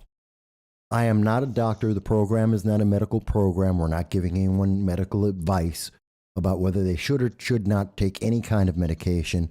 That is a decision between you and your doctor, and we have nothing to do with it. We're talking about this not as a some medical procedure, but just news. I have to say that because there is no freedom on the internet. And if I didn't, they'd shut down the channel. Right. I'm sorry that I have to do that, to put that in there, that disclaimer. But otherwise, the channel will be shut down and they'd never let us speak again. I did see that. And again, that's part of the thing that should be investigated, because it's never just one thing. Corruption is never just that one aspect. It's always multiple aspects. And that's terrifying to me. We need someone. The day that they say they're investigating the blockchain is the day that they're taking it serious. And until the day they say that, this isn't serious. It's just meant to make people feel like something's happening. They're doing something. You know, that one thing I hate to hear. They're doing something, which will never result in anything. It's just meant to Right. distract you, make you think, oh, see, they're working on it. We can trust them. and walk away. Stop asking questions. Basically, it's their way of saying stop asking questions. And how do you think them coming out saying that they were going to start the digital dollar is going to take? That's a stupid idea. Again. Well, we all know it's a stupid idea. No, they don't. 3/4 of the things they say are stupid ideas, but yet they implement them. But they don't think it is because they feel like, and again, the difference is they feel like this sounds good. That the way it's being described to them without details sounds great. Here's the problem with the digital dollar. What's the asset behind it? What supports it? Now, the US dollar, and I've heard the argument said, well, the US dollar is fiat. There's nothing behind the US dollar, except it's not just the full faith of the United States, it's also the productivity and the assets of the United States. Now, we may have exceeded that. We have $131 trillion worth of debt if we looked at all the debt of the United States, which is ridiculous. But we do have buildings, we have land, we have oil, we have gas, whether or not we're using it. We have the intellectual property of free American citizens creating businesses every day. We have assets. We have a military that is the superpower of the world, at least at this moment. So we have things that justify the dollar. Maybe not to the extent that it should be, or more than it should be, but we have an asset. A digital dollar. Well, and people really need to wake up and look what's going on in China right now. I mean, you can't even get into a store, you can't get into a restaurant, you can't get into a business unless you scan your phone and you have a green check mark. Well, that's social credit. You know, they can shut you down with this. That all they, you know, it's like them coming out and saying, well, we're going to report you to the IRS if you spend $600 or more. Well, that's what we're doing now. They will. The IRS can go. Well, that's what I'm saying. When they came out and said that. I mean, the digital dollar is going to give the government permission to shut us down anytime they want, where we can't access anything. Well, that's the other part of the problem. See, the first part is there's nothing behind it except trust and faith. And here's the problem. If you break the trust and faith, if that digital dollar doesn't have the support, then that bleeds into, well, there's no support and trust and faith in the American government and anything else. The dollar itself will crumble because the digital dollar, which is backed by the dollar, will also fail. So you're hurting your currency by creating this alternative. You're weakening it because you're hurting the one thing we have, trust and faith. And then you have, and why is trust and faith going down? It's like you say, because now it gives government the ability to take away people's freedom, to become more and more autocratic. And that's not American. Therefore, since America being a dictatorship, which digital currency makes it makes it more authoritarian because they control every dollar going in. Oh, you're a bad guy. I didn't like that tweet you made today. You didn't get paid. You're not going to get paid from your job. Why? Because we control the digital currency. They can do that. Now, people say they won't do that. I didn't say they would do it. I said they can do that. And because they have that threat over your head, you're not going to make that tweet. You no longer have First Amendment rights. You no longer can speak. Your freedom is gone. We've now become more autocratic. And that means that we have less faith. The world would have less faith in the American government because if you can't speak, if you can't be free, or as free as we are, then everything goes back down. to the saying. It goes back to the saying, we don't want you to own anything. Right. Yeah. Don't own anything and be happy. Yeah. You'll own nothing and be happy. You'll eat bugs and live in pods and you'll own nothing and you'll be happy. I'm sorry. No one in the world has ever been happy with that. Right. Well, and the last thing I wanted to hit on is the Marriage Equality Act that there looks like will pass because they've got enough support. Have you seen the things that are in the bill I haven't looked that at, have nothing to do with the Marriage Equality Act? of course, they always add stuff that has nothing to do with it. But on its face, the problem is, again, they're going with the title. The title sounds great. Who would be upset about the Marriage Equality Act? I am. I will say it up front. I am against the Marriage Equality Act. Let me say why. I don't believe marriage is a religious ceremony, and the government has nothing to do with that. If you want a marriage, I have said this for years since I ran for Congress. If you want a marriage, go to your religious institution, let them give you a marriage. If you want a legal contract, It's basically going to stifle so many businesses and so many religious people, so many adoption agencies, because in this bill it basically states that if you don't allow like a gay couple to adopt a child, if you're the baker that doesn't allow the cake to be made, or you're the religious symbol that doesn't allow gay marriage to happen in your church, you're going to get fined. You're going to get canceled. but here's the problem. They're enforcing a feeling, not the law. See, that's why we exactly. And Well, and one of the reasons the Republicans have come out and said, that they wouldn't vote for this is because the decision was made years ago when the Supreme Court said that gay marriage is part of the Constitution. It falls under the equal rights for everybody. look, I agree that anyone should be able to have a legal union. Absolutely. But marriage is specifically a different category that has nothing to do with law. And it's one thing to say, I have a legal right to be able to go and buy a cake. Sure. That business has a legal right to say, I don't want to make the cake for you. Great. Don't make me a cake. I always try to tell people it goes back to the no shoes, no shirt, no service. A business has a right to refuse service. Absolutely. And I have the right to never use that business again and to go to somewhere else and use some other business. But by forcing them, by denying them the ability to have choice, we are now taking away everyone's freedom. It doesn't stop at that store. And what this law does by its actions is say, you do not have a right to have a different opinion. You can only have the approved opinion. And now we're going to, and when you couple that with something like a digital currency, where there's a social credit, oh, we denied you the right. You tried to assert your individual belief. We don't like that. And by the way, we have digital currency, so now you can't do things anymore. This is a matter of control. This isn't what we marched for in the 60s, 70s, and 80s. I mean, it's not what we were marching for. They admit that, though. They admit. Go and ask your progressives, ask any of the progressives out there. They refute the ideals of the 60s. They refute Dr. Martin Luther King. They think that Dr. Martin Luther King got it wrong. It is a key component of critical race theory. Professor Bell has said it many times, and many of the progressives with critical race theory have made it clear.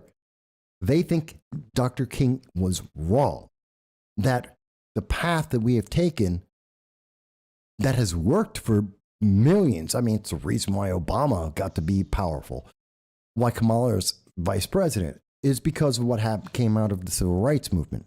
They think that was wrong. They want separate.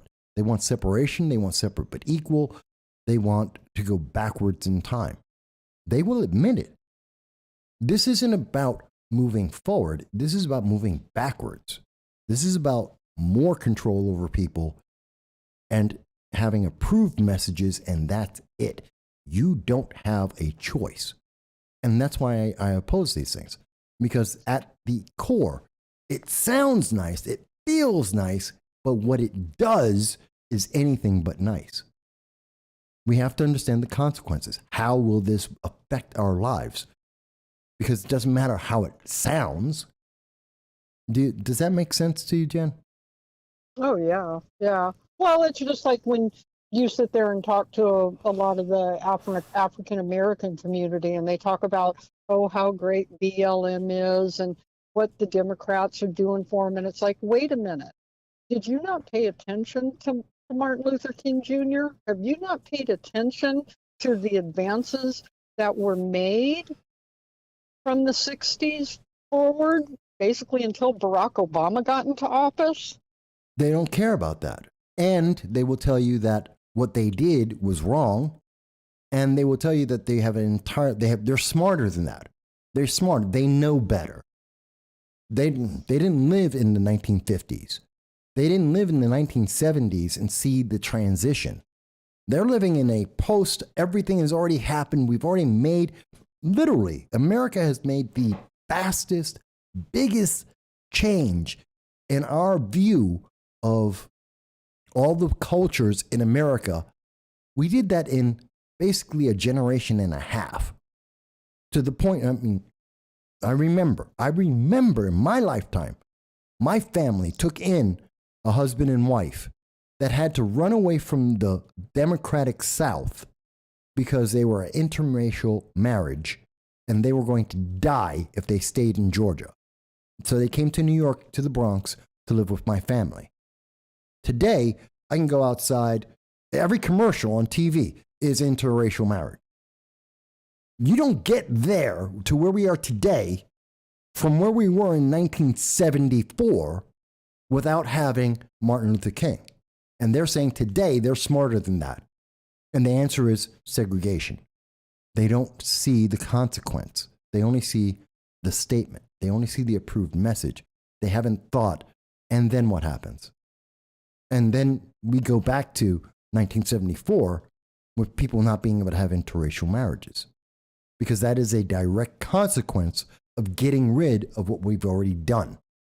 And they don't ask questions like, oh, BLM is so great. You have to believe in BLM. Okay, what has BLM done? I know they burned down cities.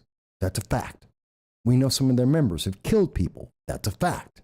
We've seen them try and create autonomous zones, which are terrorist zones. They are insurrectionist by definition. That's a fact.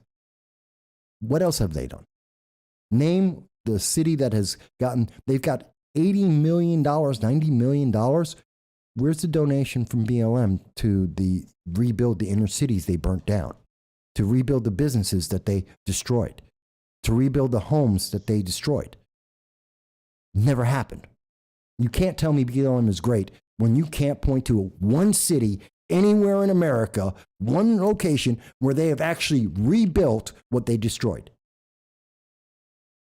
But it's because it sounds nice, because the headline makes you feel good. We need to get away from that.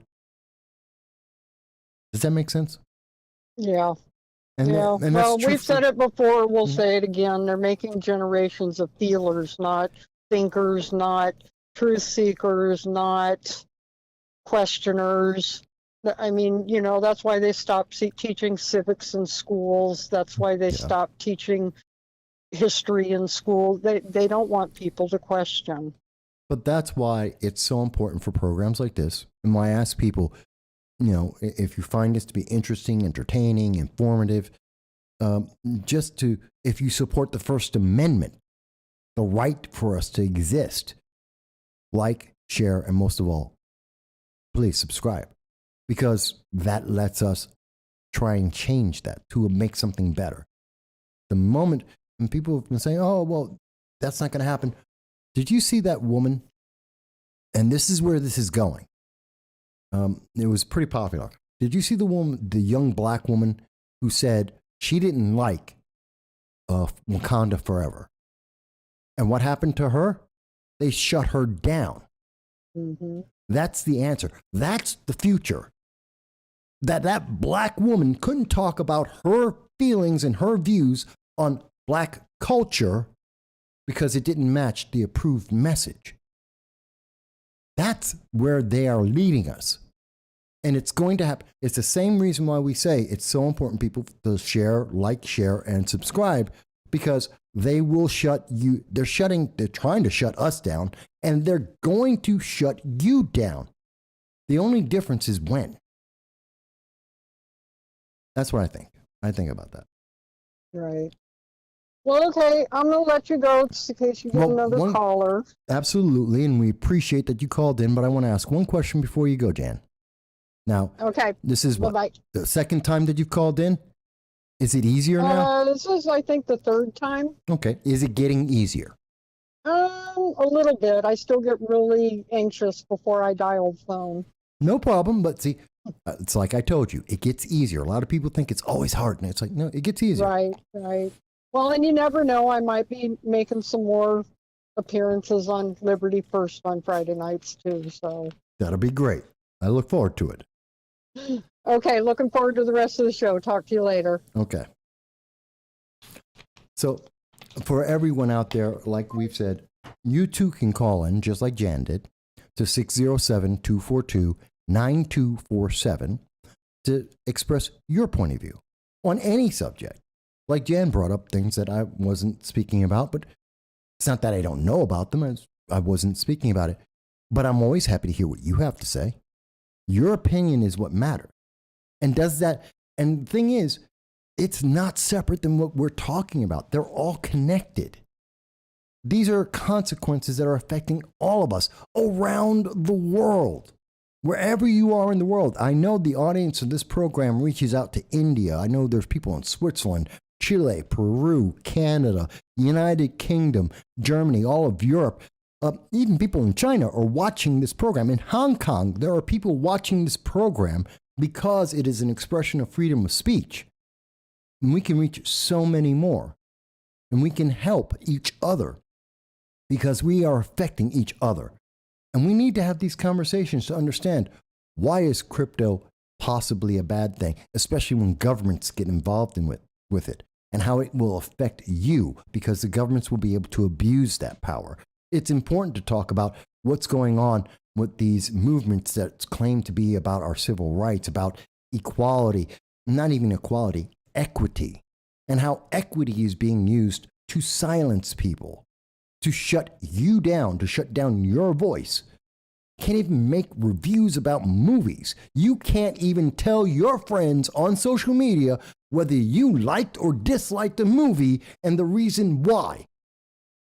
You can't say that, and they want to shut that down, which means there is no First Amendment, which means America becomes more autocratic, more of a dictatorship, because if you can't say, I didn't like Wakanda Forever, how the hell are you going to say, I don't like the Biden-Harris administration? You don't get to say that. They're going to, if you think that you can, if I can't speak about these political ideas and you can't speak about them, you can't talk about movies either. You can't live. You can only obey. And that's a problem. And that's why I'm going through this. And that's why I want to, and I'm talking about some of these things around the world. And I guarantee you, you are not alone with your points of view. You are not. You've heard Jan talk about it. You're seeing comments by Mike Bowie and User's Been Bad and Dal and so many others. And many of our callers like John Cordisco, Ann was just on.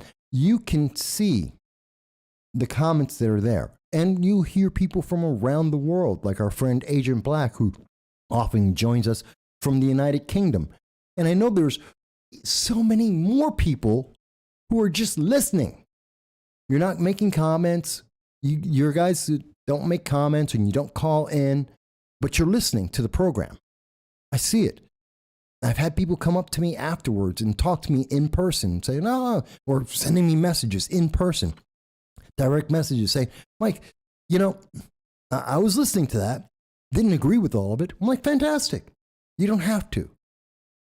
I know you're out there. You're not alone.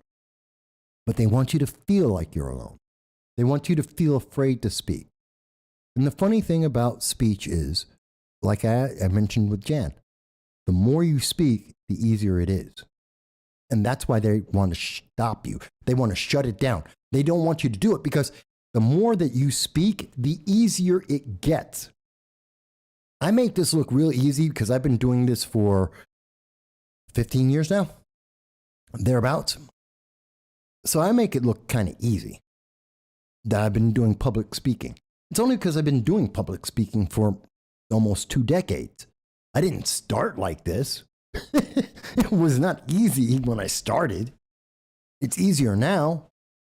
And even sometimes now it can be difficult, but I guarantee you, in fact, most people don't know, big secret, I have stage fright. I have stage fright. A lot of people don't know that. Even when I go and do my speeches in front of crowds or at schools, and I'm more than happy if you want me to come to your school to speak, I'll be happy to do that. On any of the topics that I cover, I'm happy to have that conversation. I try and do it every couple of years to go out to different colleges and talk about various subjects. And I have stage fright every single time. But I do it anyway. Because the answer is you do it anyway. It gets easier. You get through it. You get past it. I understand what it feels like to be like, oh my God, I've got 2,000 people looking at me. And I've got to talk to all of them. Oh my God, that's nerve-wracking for the first 30 seconds.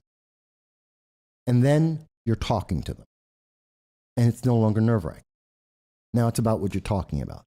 It's about letting people know they're not alone, that they're connected, that they are important, their ideas are important, even if those ideas don't equal what my ideas are. That they have a conclusion, even if it isn't my conclusion, it's still valuable to them, to me, and to everyone else. Because any one of us might inspire the kid who's going to finally figure out how to make nuclear fission. We're going to inspire the kid who's going to make Star Trek a reality. We're going to inspire the kid who's going to unify the world, be the next Gandhi, be the next Malcolm X, be the next Mother Teresa. We don't know. So we do it anyway. And to be able to get there is we have to get through these moments. So I always appreciate whenever anyone leaves a comment, whenever someone calls in, as long as you are respectful and we're talking about the issues, not feelings, but the issues, I'm happy to hear every voice, every single time. Because this isn't about equity. This is about equality. Let me say that again. This program isn't about equity. It's about equality. So I know, I understand mass anxiety. It happens to us all. It is hard to get up there and say, but I believe this is the consequence. I see something here.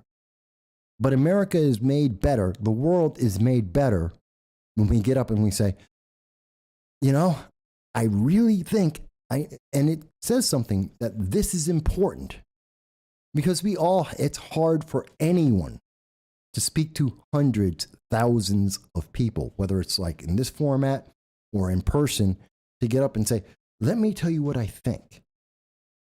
And to share that, because it's hard. Because you could be wrong.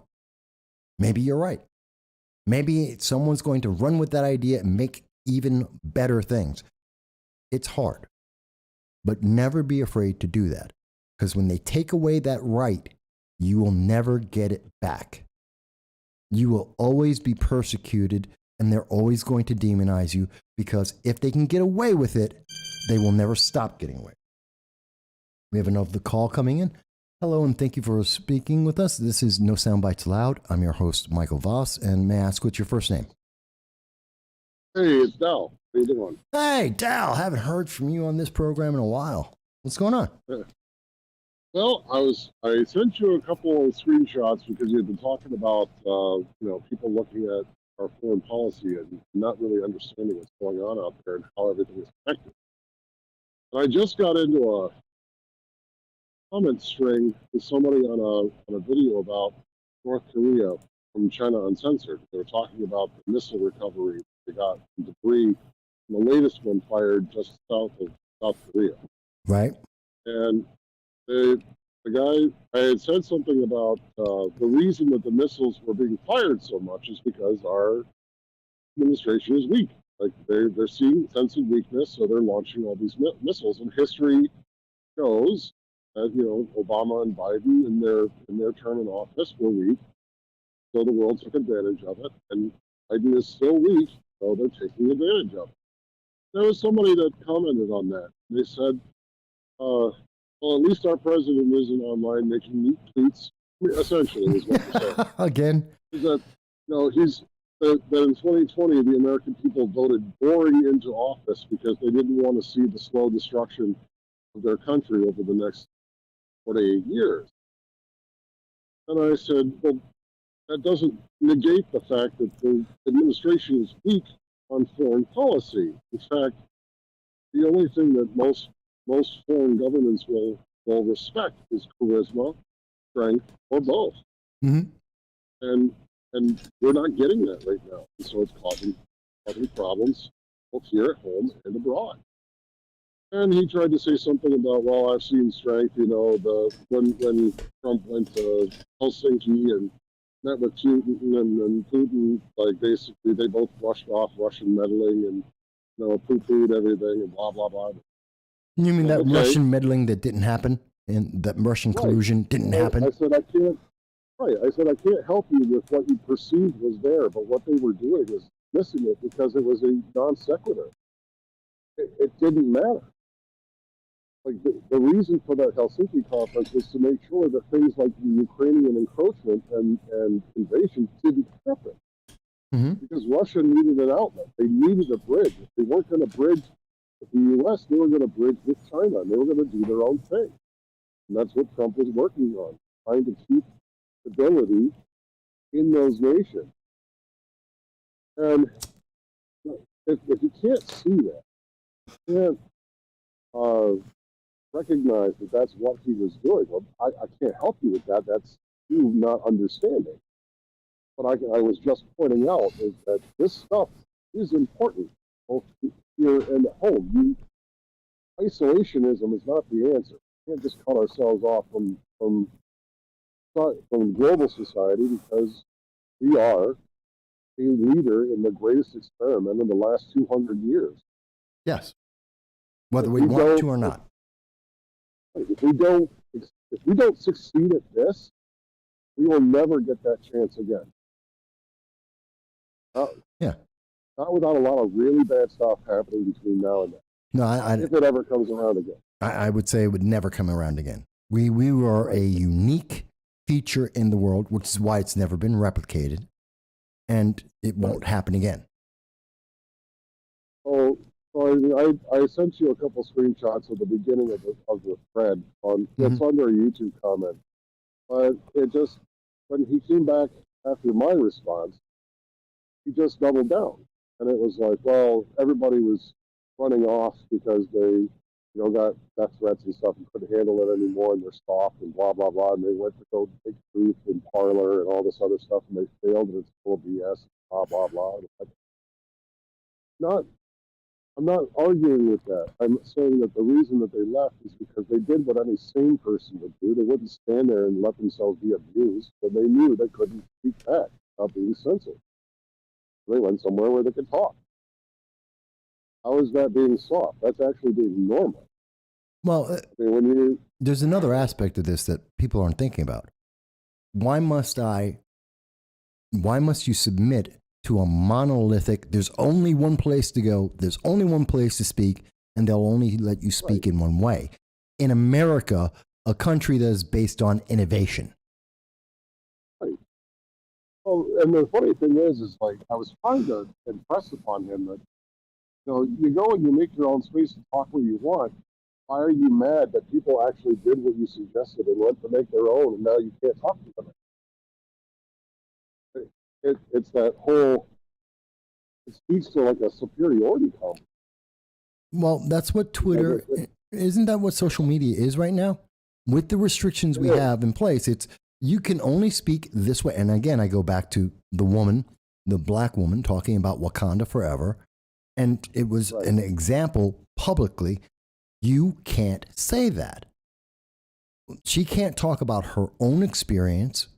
And I had this happen with the candidate, Marcus C. Williams, who was running for the 137 Assembly District in Rochester. I remember that. Yeah. I was banned for 7 days because I talked to a black man running for an elected office, talking about the circumstances in his neighborhood that he was running for. And because we had an open discussion about it, we were told we were racist. 2 black men talking about crime in a community and that he was running for an elected office to end that crime, and that was considered racist. This young black woman says she saw a movie, she didn't agree with it, she saw elements of disparity in it, and she was told, you can't say that. That's not freedom. Why would I be on a platform that tells me I can't speak about my real world experience or my opinion of entertainment? Why would I support that? And going somewhere else isn't being silenced, it's actually speaking up. Correct. And the other thing that we had discussed when I was commenting on this is, when you go, when lots of people left those platforms, I was not one of them. I went there. I made an account, but I mainly stay on Twitter and YouTube out of convenience. But people that left weren't calling for censorship on the way out as a condition for their remaining. That was something that the left tends to do. Is like, you either censor and stop this abuse, or I'm going to leave. I'm not going to remain unless you meet my condition. Most people were just saying, "Hey, will you stop with the double standard?" Yeah. If not, they were leaving. They weren't saying, "Hey, everybody." They were saying, "Stop using a double standard.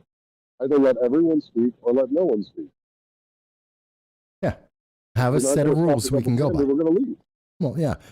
Let's have isn't that that's what equality is about? An equal playing field. Give me the rules and let me know what they are, and I'll play by those rules. Don't keep changing the rules because you don't like that I can still do what I want to do in those rules. Like this channel, why do we get shadow banned so hard? Because within the rules, we are still able to show you the evidence and discuss and make logical conclusions that don't match up with the approved message. They don't like that. And that's why they try and silence people. It's terrifying.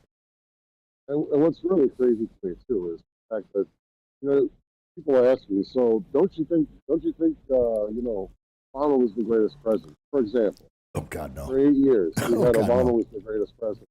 Going back and forth, and I said no, he wasn't. He was the worst president that I probably ever lived under, other than George W. Bush.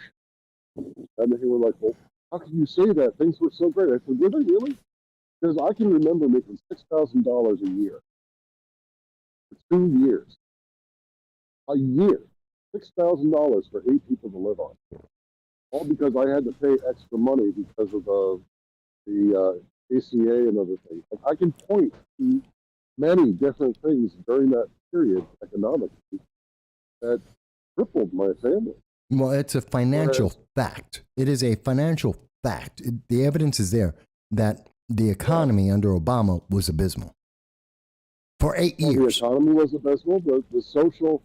Okay, this is funny. So the social aspect of it was not good for us, for my family. Mm-hmm. Ties in with economics. This also ties into affirmative action. I applied to Buffalo Airport, Mm-hmm. the TSA. I wanted to be a security guard. They had openings. They had a lot of openings. They had something like 45 openings for TSA agents. I figured, you know what? I have a little bit of security experience. I'll apply. Whatever, it's fine. If I don't get it, I don't get it. Whatever. The rejection letter that came back, I didn't mind that I was rejected. What I minded was the fact that in that rejection letter, they said, "We are currently not hiring your demographic. We have quotas that we need to meet, minorities and women. But we'll keep your application on file for a year or whatever. And we'll get back to you if a position opens up within your demographic." And I thought to myself, this is a government action that causes this. Yeah. Like, it's not bad that you rejected it, but I would have preferred something like, you know what, we found somebody that had better qualifications than you. We're going to go with them. Okay. But instead, they referred to a government program to reject it. It's the race to the bottom denominator. I mean, that's why Ketanji Brown Right. Jackson is a Supreme Court justice now. It's not because she's the most I would- qualified. It's because she Right. was the I was right. asked, this is like 2000. This is 2008, 2009. Mhm.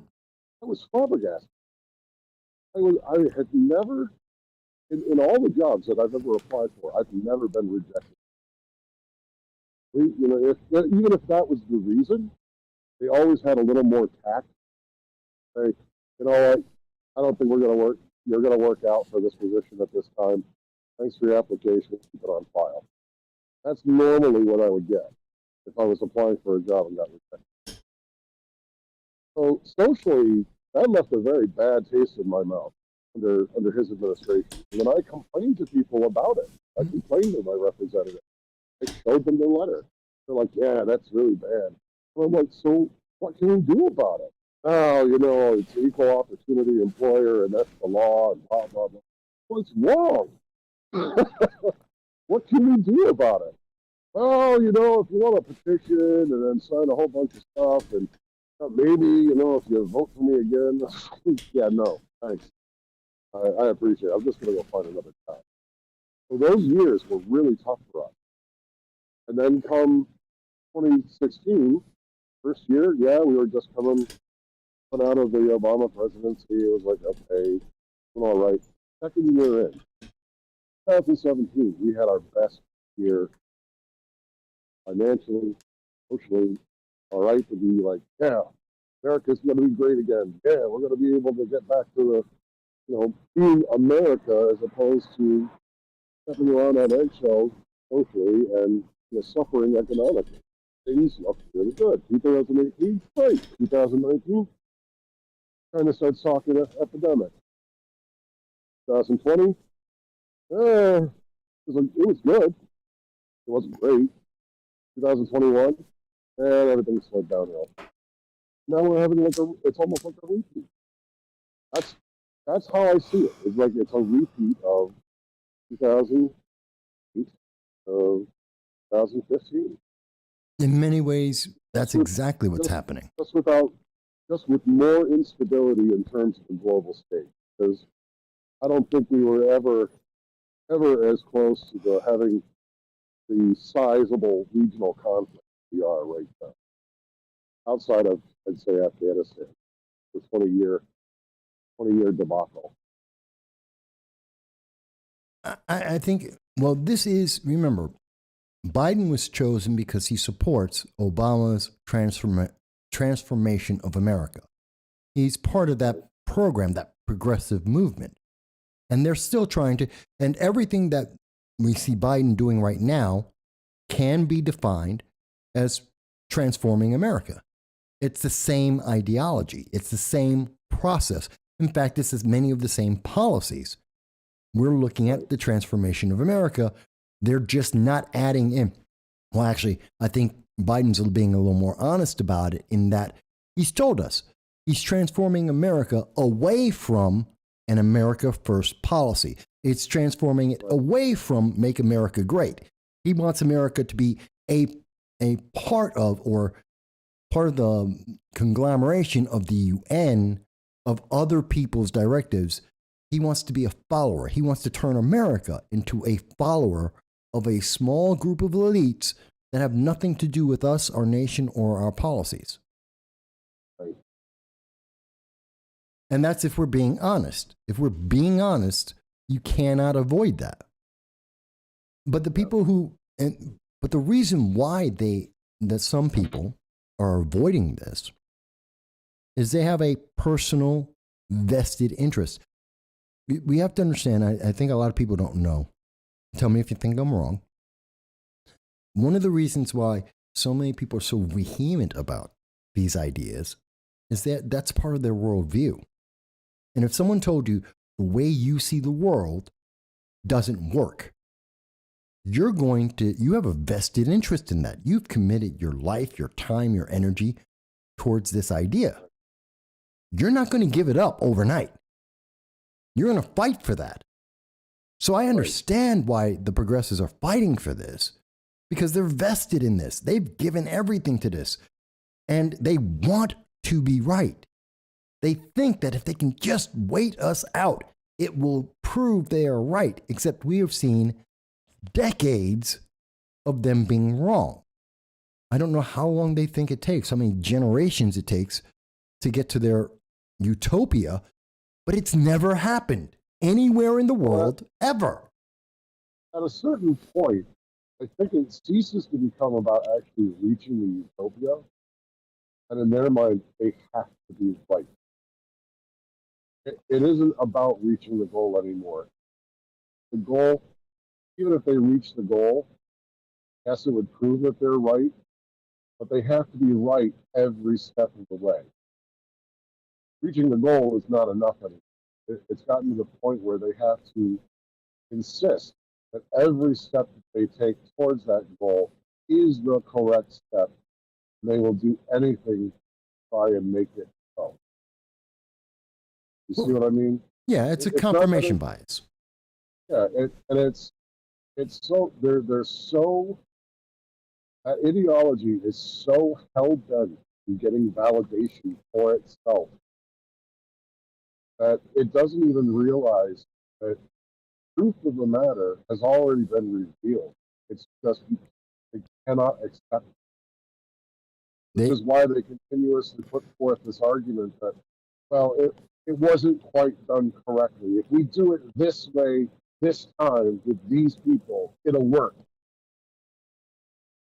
We've had decades upon decades of evidence that prove that this idea of, not laissez-faire, because that's a very kind of loaded term.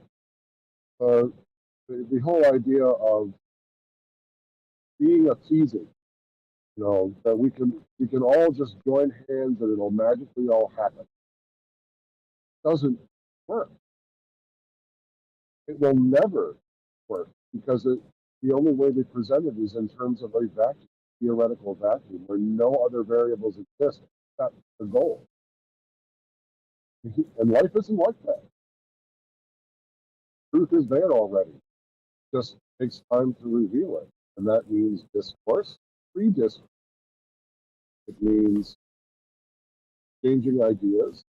It means not censoring your dissenting opinions, because if you don't have any way to challenge anything, you don't have any way to scrape away the debris that covers the truth. And I think the other thing is people aren't interested. They become disinterested in knowing the truth. Well, the truth requires... Well, there's a reason for that, Dal. The truth requires pain. It requires effort and pain, because the truth doesn't care about your feelings or your comfort. The truth is always painful, and it always requires effort.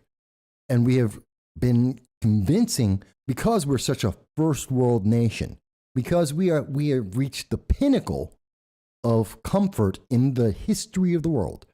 People have never been more comfortable, at ease, and less likely to die now than at any time in human history. They don't want effort or conflict.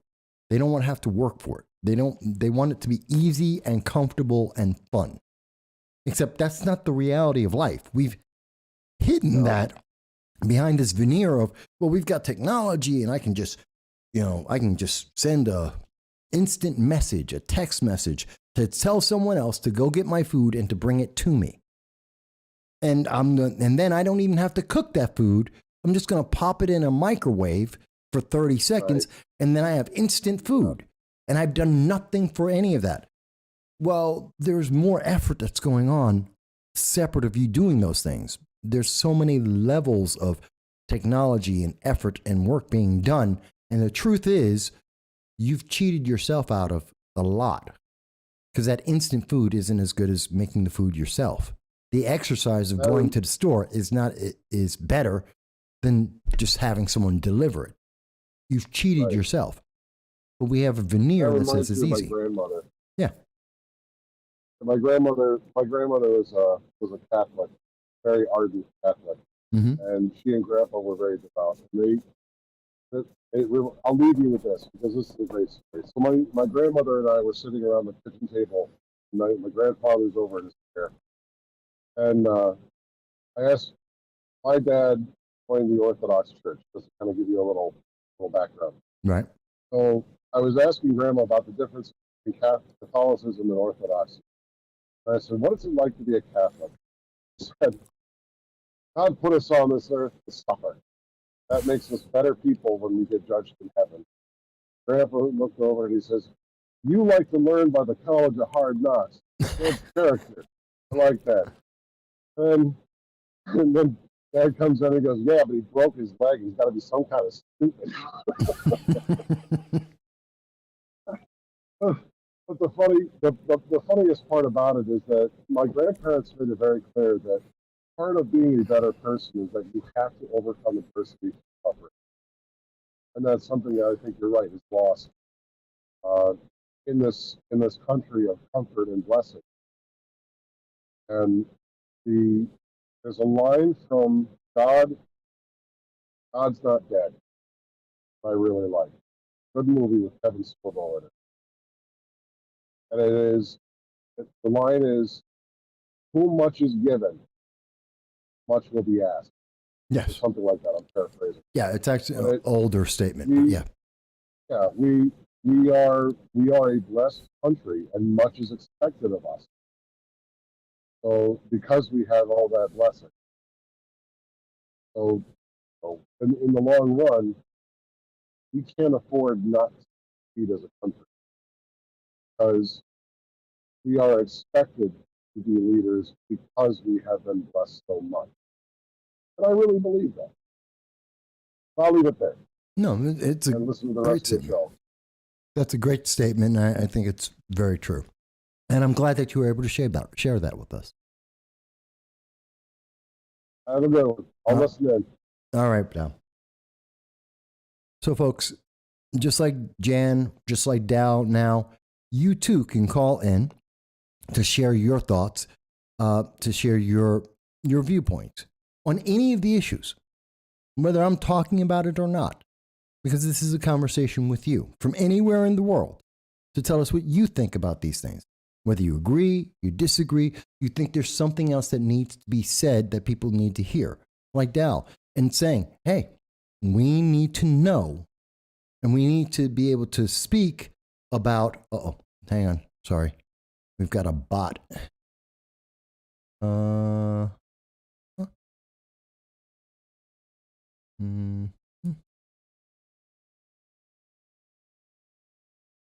Hopefully that'll stop that bot. So we want to make sure that even things when we say things like, hey, there is much expected. To whom much is given, much is expected. Let's have that conversation. Let's have much expected of us. I have no problem with America being looked at as the nation that much is expected from when we are doing the things where we can give much. And we give the world a ton.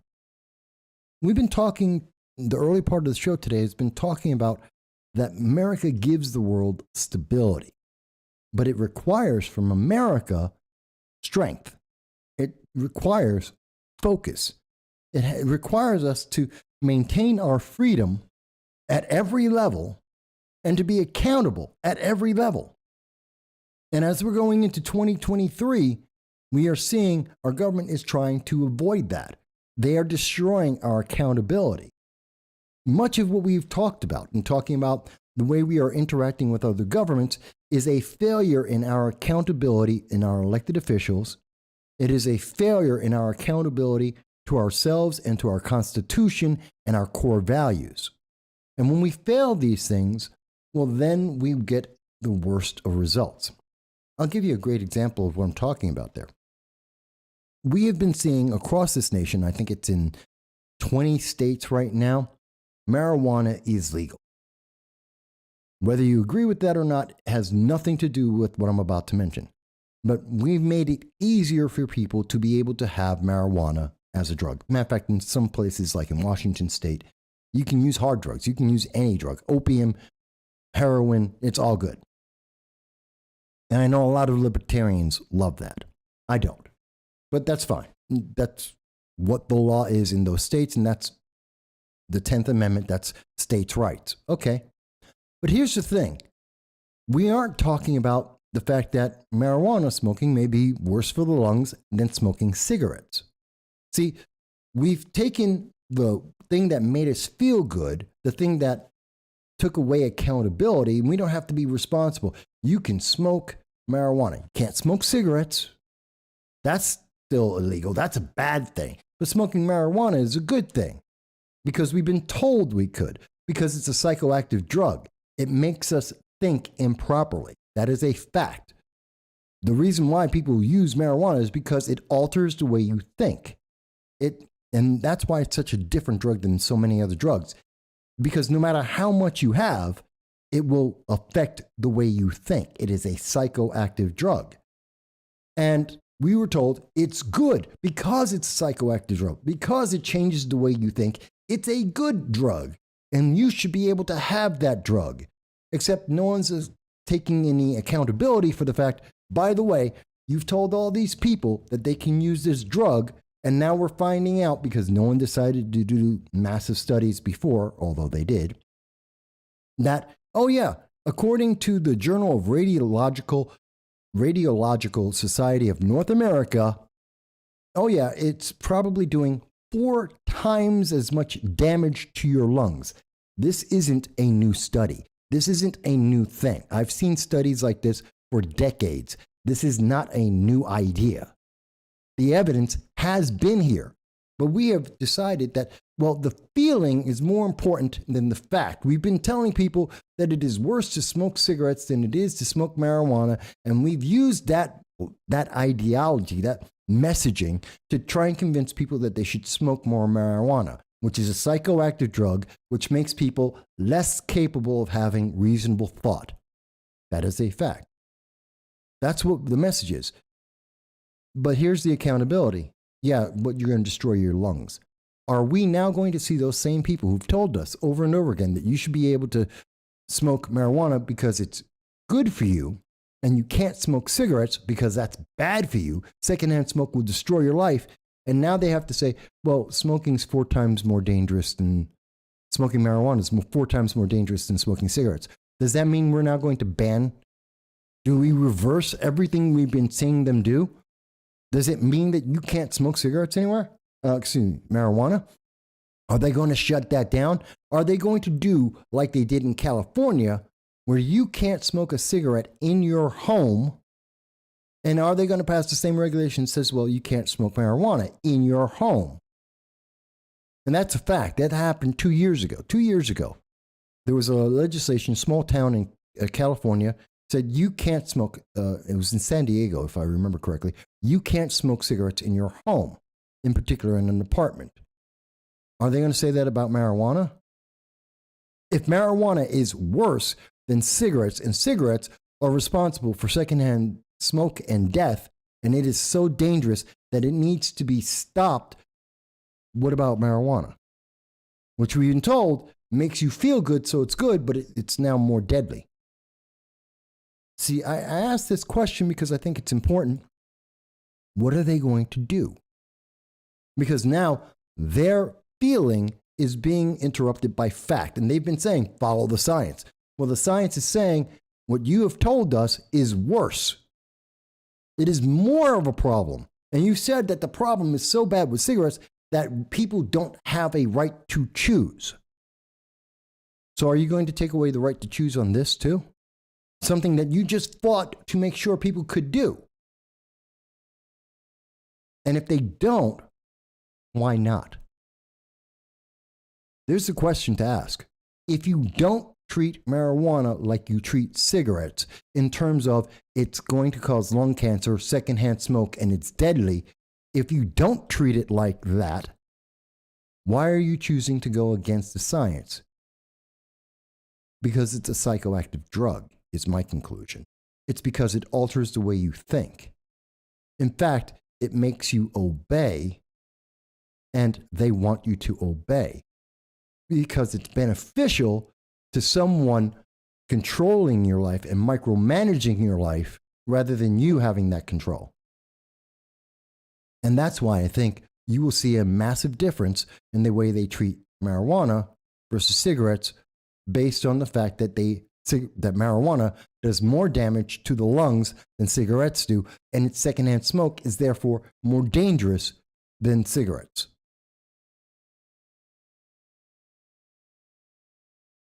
And yes, Al, there's a big difference between the federal and the state laws, and there's still a lot of confusion there. And that's the thing. I look at this and I say, well, why isn't this major news across the nation? Why aren't we seeing the American Lung Association come out like they did with cigarettes? Why aren't we seeing the progressives who've been speaking about this for so long about cigarettes? Why aren't they jumping out there right now and saying, here's the science, this is a problem, you can't smoke you can't smoke marijuana anymore? Because it's about control. Because it's about changing your mindset so that you obey rather than letting you be independent. I think that's an important thing to speak about. But I want to take a second here because we've gone about 2.5 hours. And I've spent a lot more time on overseas than I wanted to because I want to speak about, well, we've been talking about the impact of America on the rest of the world. But I want to talk about America. And let's focus a little bit more on what's going on with America. Did you know that we know there's a food shortage in the world? That is a fact. It was admitted to by the White House back in February of 2022. We knew this was coming. We've been warning about it on this program every week since February to prepare you for this food shortage. 30% less food in the world. It is a fact. It's not a question. It's not a guess. It's a fact. And that means it will last 1 year. As we have gone over in this program before, this food shortage will last 1 year because that's how long it's going to take to get the crops, to grow them, to plant them, to grow them, to collect them up. It's going to take a year. So we know we are in a food shortage globally for a year with 30% less food in the world. That is a fact. How is the government going to handle that? We have been asking on this program since the beginning of the year, for 10 months now, we've been asking, what is the answer from the government? What are they going to do? We have an answer for you. We now have an answer that came out in September, and I have to thank Mike J., who's a fan of the program, and I know him personally, who presented this to me because I didn't know. And the answer came out very quietly is the government is going to take your garden. Your garden is no longer your own. The government is going to come and take your food to give it to someone else. This is the answer to the food shortage. The USDA opens People's Garden Initiative to gardens nationwide. This came out on September 9th. This is from the USDA, the federal government of the United States. And what they say in this is that, where is it here? Here, I want to get that sentence. School gardens, community gardens, urban farms, and small-scale agricultural projects in rural, suburban, and urban areas. Let me stop right there. That means any garden. If you have a garden in your backyard, if you have a garden on your windowsill, if it is at your school, it is in your neighborhood, in an open and empty lot, anywhere there is a garden, this applies. The federal government has now taken the step for anywhere a garden, anywhere that is growing food of any type, this now applies to them. Those areas can be recognized as people's gardens. This is a communal thing, the people's garden. If they register on the USDA website and meet criteria, including the criteria is benefiting the community, working collaboratively, incorporating conservation practices, and educating the public. So if your garden, if you have ever had anyone speak to you while you are gardening and talking about the gardening, how did you grow that? You have now been educating the public. Your garden qualifies as a people's garden if it benefits the community. If you grow potatoes and you give a potato to your neighbor, it is now the people's garden. If your neighbor comes by and helps you one day to weed the garden just because you're old or because they can or because they're interested in it, that has now qualified as the people's garden. These gardens are under the jurisdiction of the USDA. The government can take that garden and they can take the food and redistribute it. Your food is no longer your own. The answer to the food crisis that we are in at this moment is the government will take your food. You need to register your garden, whether it's on your windowsill, your backyard, or the community lot, if it's at a school or anywhere else. You need to register that so the government knows where the food is so that they can take it and give it to someone else. Your food is not your own. That's terrifying. By the way, links to everything we are talking about in this program are always going to be put at the end of the show in the description so that you can see this for yourself. They now have the reasoning to qualify your garden as a public service, as property of the federal government, and they can take the food you grow there that is meant for your family and redistribute it to anyone they want to. That is the answer to the food crisis. It only took them, it was in September, so 7, 8 months to be able to finally come up with an answer to the food crisis that we've been talking about. And they didn't tell the public. They didn't want the public to know that your garden, your ability to grow food for yourself, for your family, in this shortage of food, that's no longer yours. The government can take it. Not that they will take it.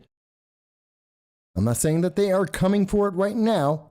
I want to be clear about that. They can.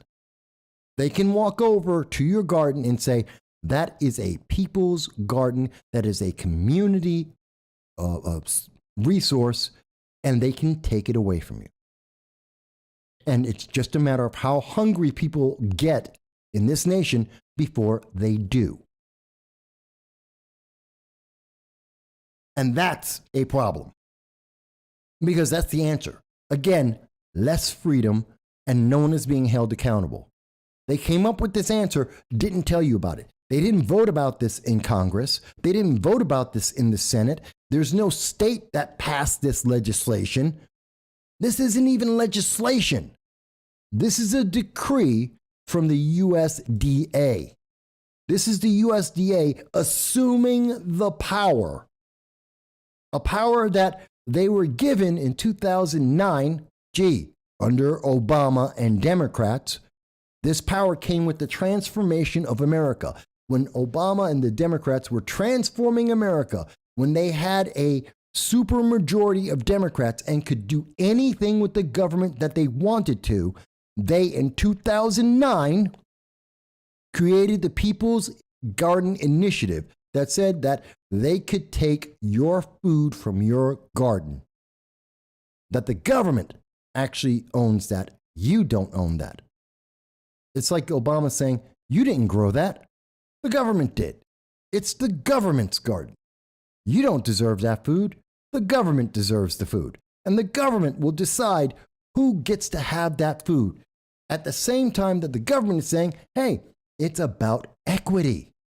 Remember, as Kamala told us, getting help from FEMA Disaster relief is based on equity because that's the Joe Biden passed. It was Executive Order 13895, as I remember correctly, that said you don't have a right to FEMA until it's your turn. Equity and diversity. The government is focused on equity and diversity, including disaster relief. The government gets to choose who gets helped first based on the color of their skin. And that same government that has that same directive on diversity and equity is saying that they can take your food and give it to someone they decide should have it. So your family can starve a bit while they give it to some other family. Mind you, that family may be starving too. I don't deny that. I'm not saying that they aren't going to give it to families that need it. Maybe. Because there's no guarantee. They may just keep giving it to families just because of the color of their skin, regardless of need, but because of equity. Because need is not a requirement of equity.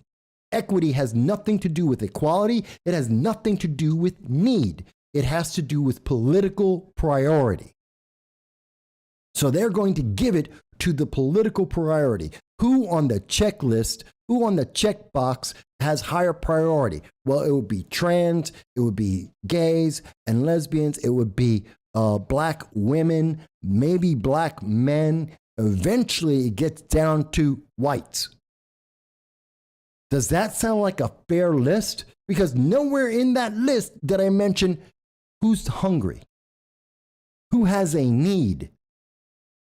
Gee, they're not talking about need. They're talking about government making the decision for you, government micromanaging your life and deciding who they want to feed first. I bet you didn't know this. I bet, and let me say that, I'll type it out.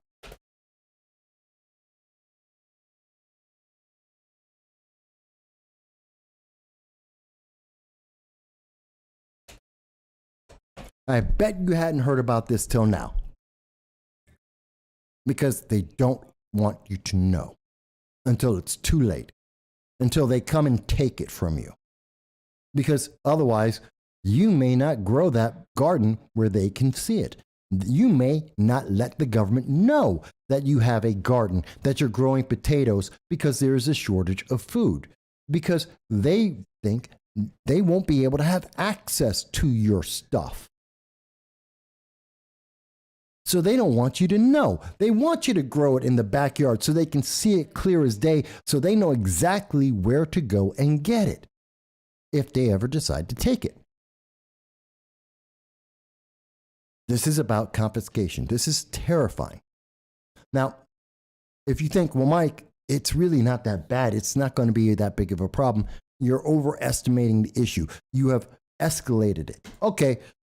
Tell me that there's not 5 food shortages that are impacting your wallet this weekend. Gee, this is coming from Yahoo News. Let's see. What are the things that people are, there is a shortage right now, specifically of wheat, lettuce, butter, eggs, and turkey.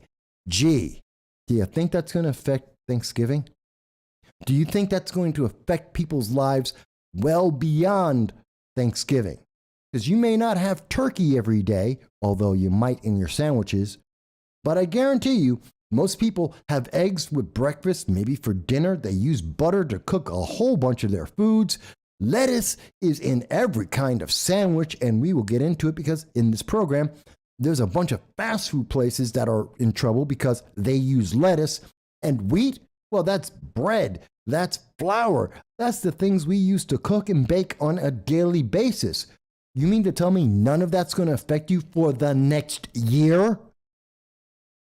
Which is why we have been saying on this program for a year, get ready for the food shortage. These are things that are not going away after Thanksgiving. They're not going to turn around at the end of winter. You don't use eggs, butter, wheat, and lettuce just for the winter. And I want you to understand, when I say it's going to go up, they won't even tell you in this article that's on Yahoo. They won't even tell you how much the price of wheat has gone up around the world. It is significant.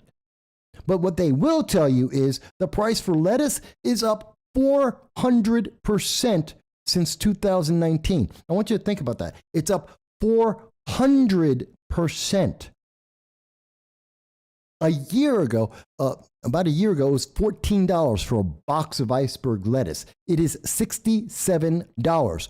Do you remember 3 weeks ago on this program, I told you that sources that we had in the meat industry, in the stores and grocery industry, that they told us exactly this. 3 weeks ago, they told us, lettuce, they're not even carrying it in some stores because it's too expensive. Well, here's the proof. We told you about it. Taco Bell, Chick-fil-A, Subway, Panera, the stores you go to, the fast food places that young people go because they don't cook themselves anymore. They go to these fast food restaurants, and those places make their food. They don't have this anymore. The shortage is affecting you whether you cook at home or you go out, young or old.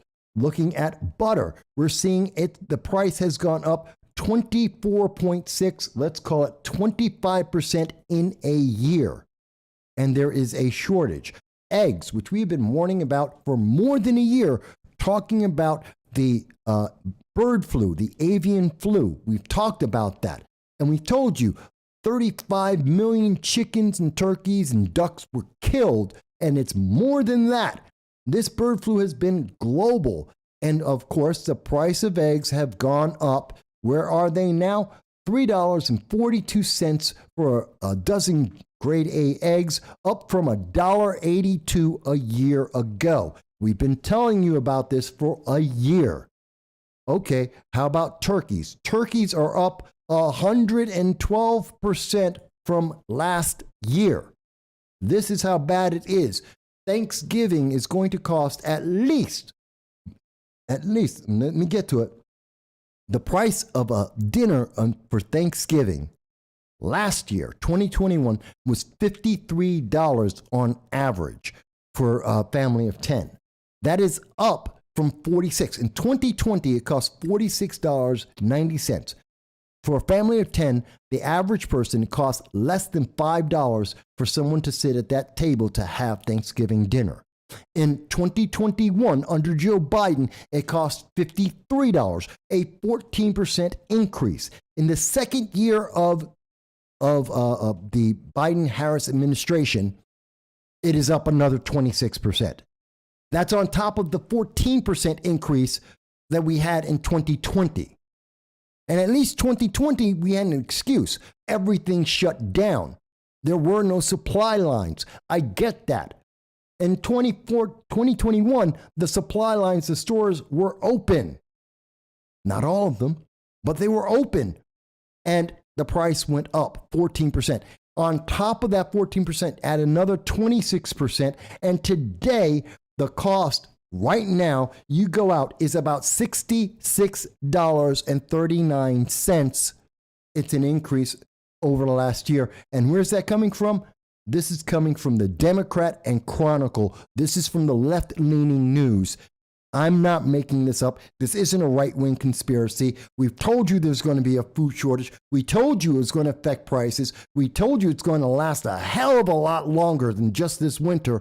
And now you are seeing the evidence that the policies from the Democrats failed, and they only decided to tell you about this after the election. They only decided to let you know that you can't afford Thanksgiving.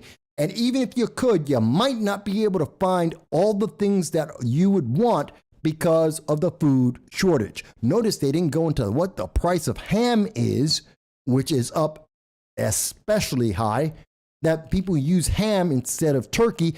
Gee, how much has that gone up? They don't want to tell you that because it would make it even more expensive.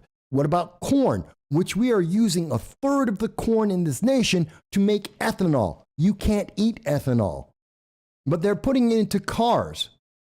where it's less effective because of climate change.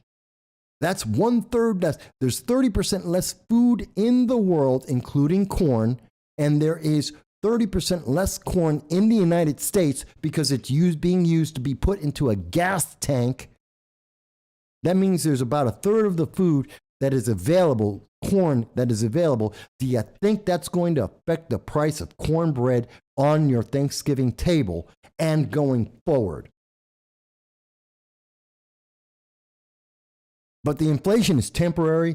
The inflation isn't going to be significant. It's not really going to affect your family. I think a 26% increase in the foods that you are going to be providing for your families is an increase you will notice. That's on top of the 14% increase last year. No wonder food is up. No wonder inflation is up. Do you think that this is going to hurt you long term?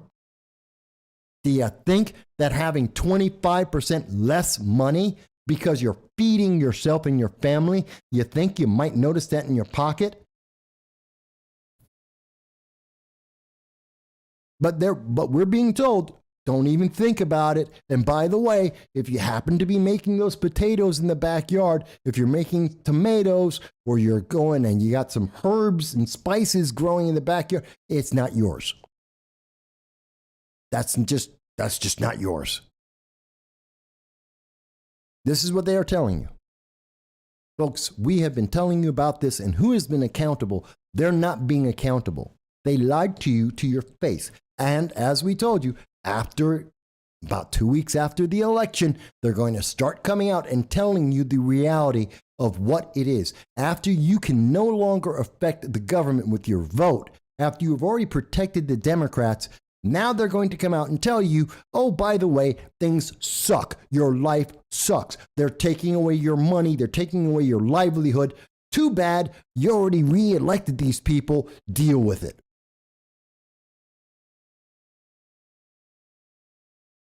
Seriously, folks. And again, I'm getting this news from the government. I'm getting this news from the Democrats themselves to present this to you. The links will be in the description. But you don't need that. Go to the store, buy a turkey. You will find a smaller turkey available. You won't get the same sizes of turkeys that you had, and it's going to be more expensive, a lot more expensive. You try and find butter. You try and find lettuce. Go out there and try and find baby food. Guess what? There's less of it. Try and buy crackers. We've been telling you, and we haven't been wrong. I wish that we were. I wish I could tell you that it would be 25% less expensive for Thanksgiving this year. I wish we could tell you that there was a bumper crop and there's extra food in the world. That would be lying to you. That's not real. And we knew it was going to happen back in February.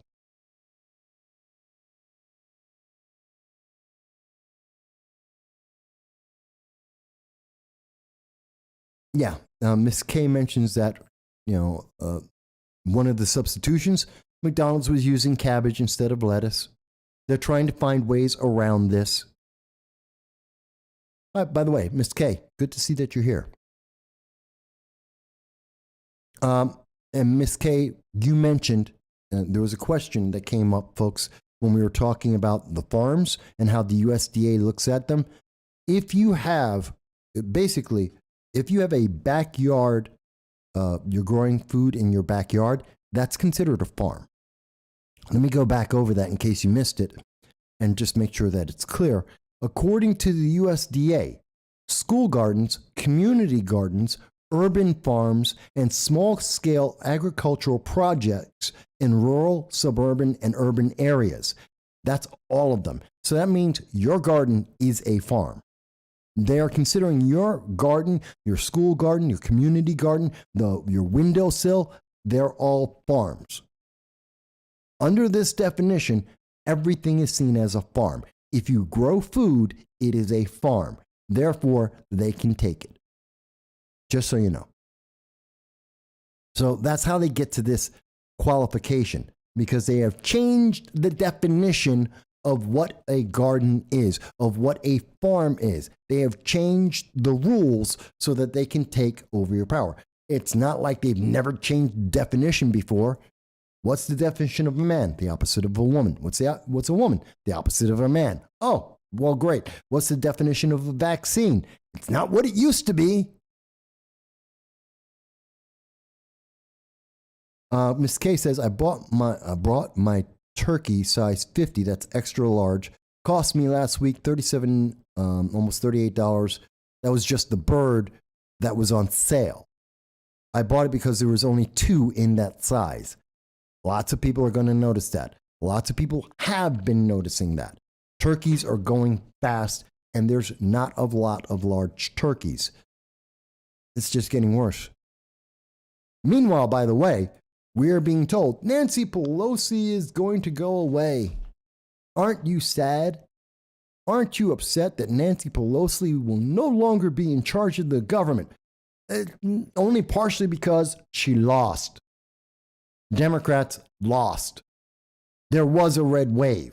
And that red wave, that victory, America became more conservative and said, no, we need to change the direction of the government. And Democrats lost the House. So Nancy Pelosi didn't have, they're like, she's stepping down. She resigned. She didn't resign. She got fired. The government said the people, which is the true government of America, said, no, we don't want Democrats in charge. Not in the House. We want Republicans in charge. She didn't resign. She got fired. But Democrats want you to think, the news media want you to think that this was a choice, that Democrats are being nice, that they gave up the power because of the goodness of their own. Nancy Pelosi just decided it's time for a change because she's 82. Are you kidding me? That woman had ambitions for her life. If she had won, she was never stepping down. She didn't have a choice. It wasn't an option for her. There is no option for her. She didn't resign. She got fired. And they just want it to sound nice. And they want you to think, well, Nancy Pelosi, she was so good. She had rules for how she was going to control America, how she would get votes in writing. Nancy, but remember, this is the same Nancy Pelosi that said to get Obamacare, you have to pass the law to find out what's in it. And again, Snopes is out there trying to say, well, you just don't understand. No, that's not in context. She said it. She did say you have to pass the law to find out what's in it. But you just don't understand. Even though she said that, you just don't understand. She said it's good for you. See, you didn't understand. She meant that that's going to be a good thing. No, it wasn't a good thing. It didn't help people. It didn't lower the cost of health care in America or around the world. It didn't help people. It's emergency care. It didn't help people in their daily lives. It bankrupted a lot of businesses. It's still not fully implemented to this day. And it cost America billions just for a website. The website cost over $1 billion, which we have documented on this channel and is documented well around the country. It cost over $1.2 billion to build the Obamacare website so that we could find out that it was going to cost us more money for health care when they told us it would cost us less, because we lost our doctors, even though they told us we were going to keep our doctors. This is Nancy Pelosi. This is the history of Nancy Pelosi. Nancy Pelosi stepped down on her terms. No, she didn't. Her terms weren't Democrats have to lose the power in the House. That wasn't part of her conditions. She got fired. Let's be honest with each other. And the guy who's trying to replace her, Hakeem Jeffries, he's not a really good guy. This is a progressive. Hakeem Jeffries is a progressive. And even though you may look through this and go, well, he supported veterans and family. Yes, he did. He also supported a scholarship. And he wants to help refugees. And he wants to help slain officers. He's only passed 3 bills that actually matter. the consolidated appropriations, that's federal spending.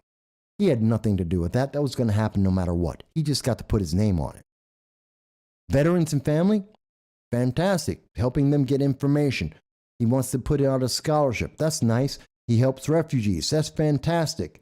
He's helping the families of slain officers. I have no problem with that. I'm not saying that he's evil incarnate, but I am saying that Hakeem Jeffries is absolutely a progressive. Hang on. And we know this because looking at Insider, Hakeem Jeffries launched his bid to be Nancy Pelosi's successor.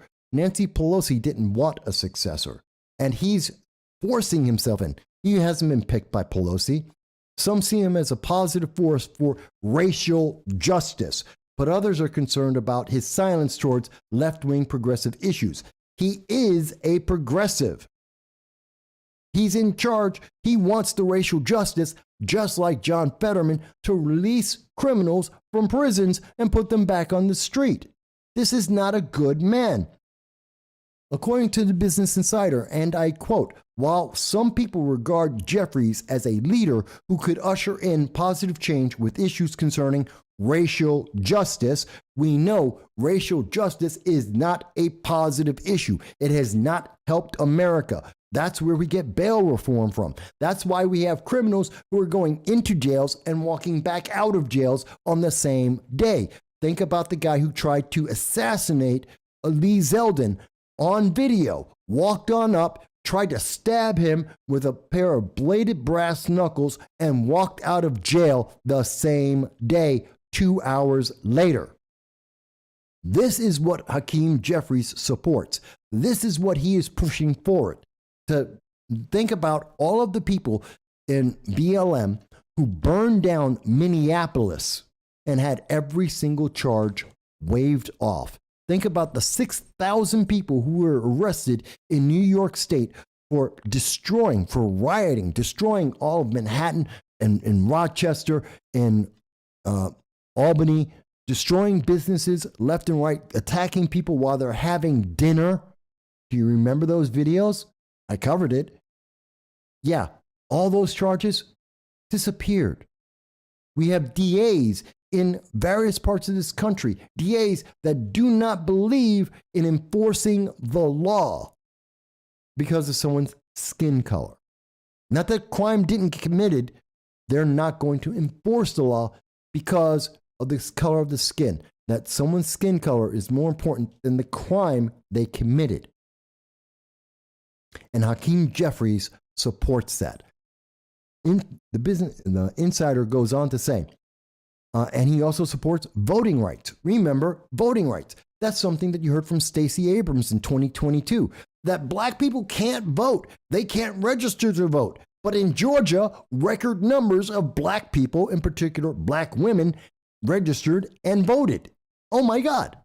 Wait a minute, in Texas, where black people are told, where we were told by Democrats, black people can't vote, they vote as much as white people vote. There's a 2% difference, 66 to 64. That's it. Black people vote as much as anyone else in Texas and anywhere else in the nation. If you want to vote, you can vote as an American citizen. There is nothing stopping you. The question is, do you want to vote? There's your problem. People don't want to vote. They don't want to vote for Democrats, and many of them don't want to vote for Republicans. They don't want to vote for Libertarians. People do not trust the election process. And there's lots of reasons why that's the case. But Hakeem Jeffries wants you to believe, well, you're not voting because someone's stopping you. There is no evidence of that. Anywhere in America, there is zero evidence. We have extended the amount of hours that you can vote. We have extended the number of days that you can vote. We've made it possible to vote by mail, early vote. They've done everything. There is no one in America who cannot vote if they want to vote as an American citizen. Not an issue. Hakeem Jeffries is telling you it's an issue because he's distracting you from the fact that people don't want to vote. which is why 4 out of 10 people are voting in midterm elections. About 5 and 10 people are voting during presidential elections because people don't trust the system. They don't think their voice is being heard. But this goes on to say, there are others who believe his history, Hakeem Jeffries' history of opposition towards the left, is a signal of a less dramatic shift in Democratic leadership. They want a progressive to take over the Democratic Party, to take over the Congress, Democrats in Congress. It is a change. They're no longer Democrats, they're progressives. The entire party is to be ruled by progressives who make up 7% of the Democratic Party. They're 7%. That's rank and file Democrats are not progressives. And yet, they want progressives in charge of Congress, in charge of making laws. Now, the big thing for Hakeem is, and I believe it's down a little bit further here, he says, here it is, Hakeem Jeffries, come on. I need my computer to catch up. It'll catch up in a second. There we go. Come on. Hakeem Jeffries says, quote, there's a difference between progressive Democrats and hard left Democratic socialists. This is what he said in 2021 to The Atlantic, a far left magazine, far left documentation of Democrats. He goes on to say, I am a black progressive Democrat. Where have you heard that before? Look no further than New York City, Eric Adams, the practical progressive mayor. As he said on CNBC the day after the mayor's race in New York City, Eric Adams is a practical progressive. Gee, what are we hearing? Same thing from Hakeem Jeffries, practical progressive. By the way, that's also, as Tim Pool figured out a month after we reported it on October 9th, that practical progressive Eric Adams is spending $60,000 per illegal alien in New York. He has asked for $1 billion to spend $60,000 per illegal alien to make them live a better life. You don't make $60,000. The average person in America makes $35,000 a year. He wants them to live a better life. He wants to have them in higher middle class than you. That's practical progressivism for you. That is the progressives using equity. Those illegal aliens are more important than you as an American citizen, and they're going to take your money and make life comfortable for those criminals who broke into America and do not have a reason to be here. Isn't that nice? And Hakeem Jeffries is that same guy. He goes on to say, a black progressive Democrat concerned with addressing racial and social and economic injustice, whatever the hell that is supposed to mean, with fierce urgency of now, because today Americans can't be CEOs. They are. You can't be black and president. They have been, and we have a vice president there too. And well, you can't speak on the internet, except they do on a regular basis. And if you happen to be on Twitter or Facebook or YouTube, there is a equity preference towards that. So he's full of crap. He's lying to your face. Let me go on. He says, that's been my career, Hakeem Jeffries. That's been Hakeem Jeffries' journey of progressivism. And it will continue to be as I move forward for however long I have the opportunity to serve. There will never be a moment when I bend my knee to the hard left democratic socialism. So his line in the sand is he's not going to be AOC. He's not going to be Cori Bush. He's not going to be a socialist. He's just going to be a socialist light. He's going to do everything except be a communist. He's everything but Bernie Sanders. But he's right up to the line, right until you get. He's one step away from being Bernie Sanders. Maybe if he buys another house, maybe if he becomes a multimillionaire like Bernie Sanders, like Alexandria Ocasio-Cortez, maybe then he'll become a socialist. Maybe if he gets to buy a $80,000 Tesla, then he'll become a socialist. But up until then, you can't call him a socialist. He's not a Democratic Socialist of America. He's just a progressive. How does that make a difference to you? Because it doesn't. Because he still wants to destroy the Constitution. He still wants to destroy your life. He still wants the government to micromanage your life. This is what the Democratic Party can look forward to in 2023. This is where they are going. Hakeem Jeffries is considered the front runner of the Democratic Party. This is what they will be looking towards in 2024. Kamala, a progressive. Pete Buttigieg, a progressive. Hakeem Jeffries, a progressive.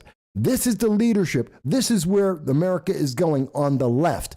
This is where the leftward movement is going, to progressivism, releasing the prisoners, taking care of illegal aliens long before they ever take care of American citizens. By the way, Hakeem Jeffries has never mentioned anything about the 5,000 Americans that remain for more than a year in Afghanistan, abandoned by the Biden-Harris administration, progressives. He hasn't said a word about the Americans abandoned in Ukraine by the Biden-Harris administration, progressives. He doesn't care. This is all happening while we have 8 billion people in the world and we have a food shortage. This is the direction they want to take America. I wanted to mention something about that, by the way. This is how good the world is. We have 8 billion people today. Remember, we were told that the pandemic was going to kill the planet. Everyone was dying. The population grew to 8 billion people. We increased the population in the world with a pandemic. We were told that it was going to end everything. You were going to die. You need the jab. You need as many jabs as you can get. How many fingers do you have? That's how many jabs you need. Jab, jab, jab. You've got to have the jab or you're going to die. And most of the world didn't get the jab. And guess what? The population increased. The pandemic didn't kill the world. Who could have possibly known that? We did. We said so. Look back in February of 2020. Look at our videos. We told you, you're not going to die. Most people will not die. This was not the bubonic plague. Never was, wasn't going to be, never was. And the jab didn't matter. Mask didn't matter. You will survive this. And we did. And we grew. It's not just that we maintained, the world increased its population. The world. Whether you're in a third world nation, China or America, doesn't matter. The world increased the population. As they told you, the world is going to end unless you obey the government, because the government wasn't saying that to protect you. They were there for power. When did they tell you this? After the election. After the election, when you can look back and say, did in 2020, all the lockdowns, everything they did that help or hurt? Well, were we really in danger? The population is now 8 billion. No, we weren't in danger. The world wasn't going to end. The world didn't end. Whether you had the jab or not, the world did not end. Whether you wore a mask or not, the world did not end. Overwhelmingly, 99% of the population of the world kept on going. So no, it did not end. In fact, the world increased. We now have 8 billion people. And when I say that we are in the best time of the world, there is no other time in the world where we could have a food crisis where 30% of the food of the world does not exist, and the population of the world increased to 8 billion people. It doesn't get better than this, folks. This is how good we have it. Meanwhile, a bunch of progressives, practical progressives are telling us that the world is ending and you have to give up all your rights and freedoms because they don't get to have the right pronoun. You're using the wrong pronoun. There is no problem bigger than you're using the wrong pronoun. How could you use the wrong pronouns with me? My world is ending. My God, talk about first world problems. No, you know why no one has ever cared about pronouns? Because for the overwhelming majority of mankind, for 99.99% of the history of the world, people have been too busy trying to figure out if they're going to make it through the winter rather than worrying about pronouns. Hang on. Thank you for calling in. This is No Soundbites Allowed. I'm your host, Michael Voss. And may I ask, what's your first name? Hey, Mike, it's Jason. Hey, what's up, Jason? Hey, how you doing? Hi. Hey, I listened to the beginning of the program and was out for kind of the middle part. But I just wanted to, you talk a little about the FTX situation, the crypto, and how a lot of the corruption and money laundering, and even the way the cronyism that was actually surrounding that entire plot, that obviously completely fell apart with the meltdown of the crypto industry completely. But okay, before you start, I just want to remind people. So we're going back. Jan had mentioned this a little bit earlier. This is in reference to the FTX exchange and that falling apart. And now, subsequently, we're finding out that there may have been money laundering with the Ukraine, with Democratic donors, and money's going to the Democratic Party. So that's all together. So go on. Go ahead. Yeah, one of the things I thought was interesting, though, is just that the head of it, himself, here he, Mr. Bankman-Fried. Yeah, and Bankman himself, he was very interesting in what he was saying is that all he simply had to do was say the platitudes of the left, and he would basically be able to do whatever he wanted, and that's what he was doing. He said all the right things during COVID. He was pushing max lockdowns, the mandates, and then he was also when it came to every concept of the green energy, and then and then being the guy who supposedly was saying that people like me, when we get all this money, we should just give it all away. And it was one of the biggest fraudulent lies, and he knew that as long as he said what he wanted to, he could actually obtain the power that he wanted to. And not only that, though, is what he wanted to do. He wanted to carve out his own little portion of the crypto world and ensure that politicians would regulate other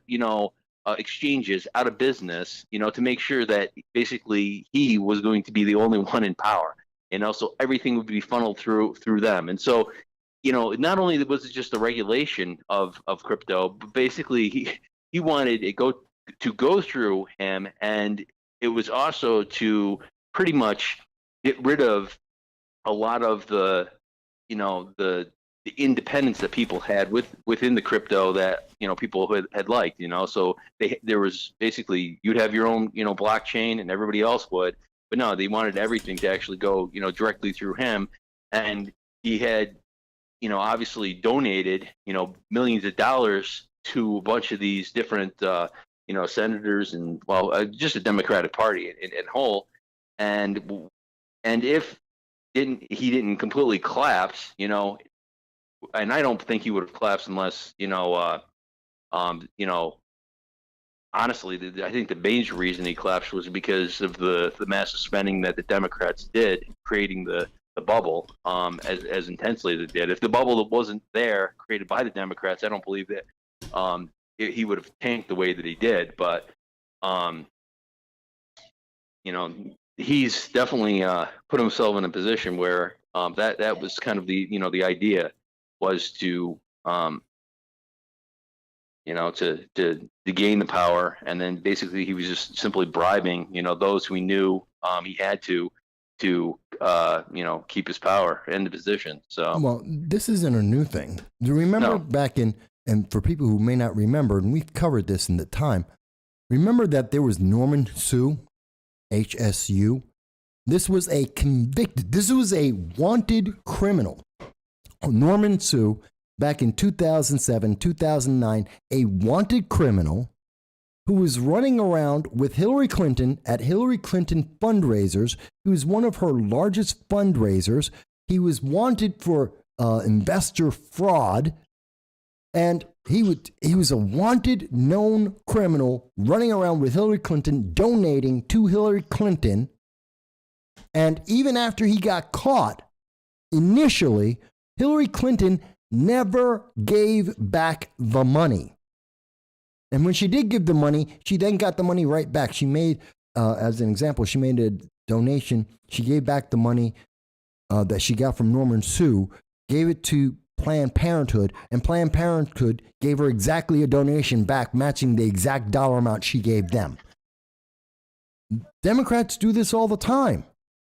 They are more than happy to use criminal means to fund their campaigns. We have seen this. So I'm not surprised that we're seeing Bankman-Fried and FTX do the same thing. Now the question is, did this involve Ukraine? And how much did it? We can't tell. Because I think there's absolutely, once the money gets all mixed together, it's almost impossible to tell. And the I mean, look, go ahead. I don't expect anything to come out of this legally. I mean, basically, it was completely all hidden, and everybody could, basically say they're ignorant, of the way that what he was doing with the money. And the bottom line though is that he was breaking the law in many ways. And so I know that a lot of, you hear the senators and, the House members, they all come up and they say, oh, we got to regulate this and regulate that. It's like, you didn't need to regulate anything. This guy was basically, it was a complete fraud, by definition. And, it was a crime. And, everybody's questioning, well, could they have done this or could they have done that? Well, the bottom line is they couldn't have done anything unless they were actually, actively investigating, him for actual crime, and so now that it happened, everybody's like, well, geez, well, we just got robbed. It's like, yeah, well, robbery's, illegal. And, what do you want us to do? Create another law, another regulation? It's like, so. Of course they want another regulation. They always want more regulations because that means more government control. Yeah. Look, they've always done that. I mean, the amount of regulation, even back in like 2000 and then in 2008 when it came to the stock market, when it came to retail traders, they clamped down on a number of different regulations that had absolutely nothing to do with, the financial conditions of those times. I mean, and yet what did they do? They took people who generally had very low, comparably to institutions, they had comparably very low, income and very little to do with the way the market, moved. Yeah, who did they go after? They went after the smallest people, and basically blamed them. Meanwhile, it was, all the larger institutions, which were, pretty much, they were corrupt, and they were actually, behaving in manners which they actually knew were going to end. They were taking just risks that were just ridiculous. And yet, where do they put a lot of the regulations? They put them on, people who are basically, in the retail space, just, investing in their own retirement funds. And it was ridiculous, or it is ridiculous today. But yeah, and that's another, frustrating thing. So every single, regulation but that was always the purpose. And that was the whole idea behind FTX too. They were going to say, hey, look at it. We're not the problem. It's all these little people who don't know how to properly invest. That's why they have lost all their money, and it's just like, and like I said, with him though, is that he outright lied. He said their finances, they were backed, and they couldn't lose their money. And it was a complete lie. So he lied in the user agreements, with their, that people signed up and used the exchange, and that's how he got away with, pretty much just robbing them all. On top of obviously he was, illegally moving the money to his own different enterprises that he was working on. Well, bad people do bad things, and when they have Democrat friends in elected office, they get to do them in a bigger way. Yeah, and look, this is not the only industry. I mean, this is just Bitcoin that came out, and this is just one guy, who, basically managed to collect a massive amount of wealth and redistribute to the Democrat Party. And one of the things that always kills me is that when Democrats say, well, it's always big oil and, gas companies and, all those fossil fuel companies that are so evil, and they basically finance, all the Republicans, and they're the reason why, there's so much corruption, within our political system. And I'm thinking to myself, I'm like, you're out of your mind, because, just from a logical standpoint is that anything that actually produces more energy cheaper, more effectively, more efficiently, guess what? There's less money in that sector, because like even today, it's like, okay, you drill more, you produce more gas, you have more of it. Guess what happens? Their margins go down. The competition increases. Except the Democrats, what they've always done is and Joe Biden's done this deliberately, and Democrats have done this deliberately. And this is a fraud scam the same way as this FTX thing, is where basically they regulate the industry in a way that forces the price to go up. So basically there's massive amounts of money and profit to be made in the green energy and all these other things, because they're heavily subsidized by the government, and also it's inflating prices. So for example, like even with the inflated prices that are forced upon them, that's why the gas companies and the oil companies right now, as far as their margins on what they're pulling out of the earth, is very profitable for them, because the Democrats, policies are deliberately doing that. Wait a minute. Let me make sure I understand. Are you saying that Democrats necessarily skyrocketed the cost of electricity, that they purposefully canceled the XL pipeline and made America less energy dependent, because that would help wind and solar farms, that they would help green energy, which Democrats absolutely insist we must have, even though it doesn't work? Yeah, but not only that, though, because when you look at some of the dealings that Joe Biden, and other Democrats have done, I mean, you look at, these gas companies, and you look at some of the backroom deals that he was trying to do with China. This is all gas and oil that's being moved. And so the thing is, though, is his policies actually increase the value of these companies that he's dealing with. So I mean, he was benefiting off of his policies, were benefiting the gas companies in these foreign countries, and he's basically getting doing these whole backroom deals. I mean, his son at one point was working for the the company there in Ukraine, and that was the huge conspiracy that basically the quid quo thing that Trump, they did the investigation upon. When he started looking into it, he said, "Hey, wait a second here, what's this?" But the bottom line is that they massively benefited from Democrat policy. Republican policy did not benefit oil and gas companies like the Democrat policies, because they knew that once you basically put a damper on the supply constraints, you're making that commodity more valuable, and definitely makes it more profitable. So they can do essentially you do half as much as work and make twice as much money. Well, now, that's the natural consequence of Obama, and he said we must necessarily skyrocket electricity prices. And when we heard Biden say he's going to shut down coal companies, well, that necessarily increases the cost of energy, and that's going to help companies like wind and solar that investments from Nancy Pelosi have been in. They're going to make them more money as a net result. But that's why we're seeing that House Republicans have promised they're going to go after Hunter Biden and his dealings with world leaders, Ukraine and China, and where Biden is connected. Now, do you have faith in that?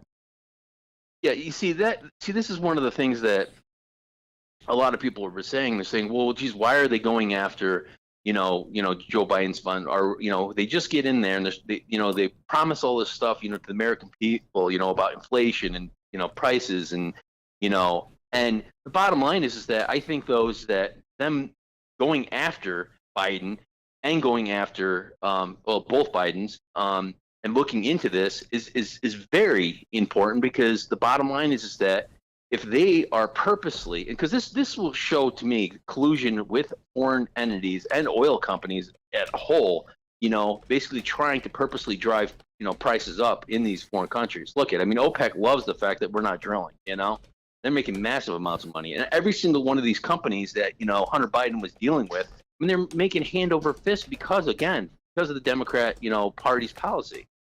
And so, when they go and they do the investigation, I mean, look at this investigation will show that they were shutting down, the American energy. And what does that do? Obviously causes massive inflationary effects when it comes to everything, And you've mentioned it many times. You're like, everything is gas. Not to mention the heating, us having to travel, but all factories in the United States, all shipping. I mean, look at, diesel costs and everything else that's associated with this entire thing.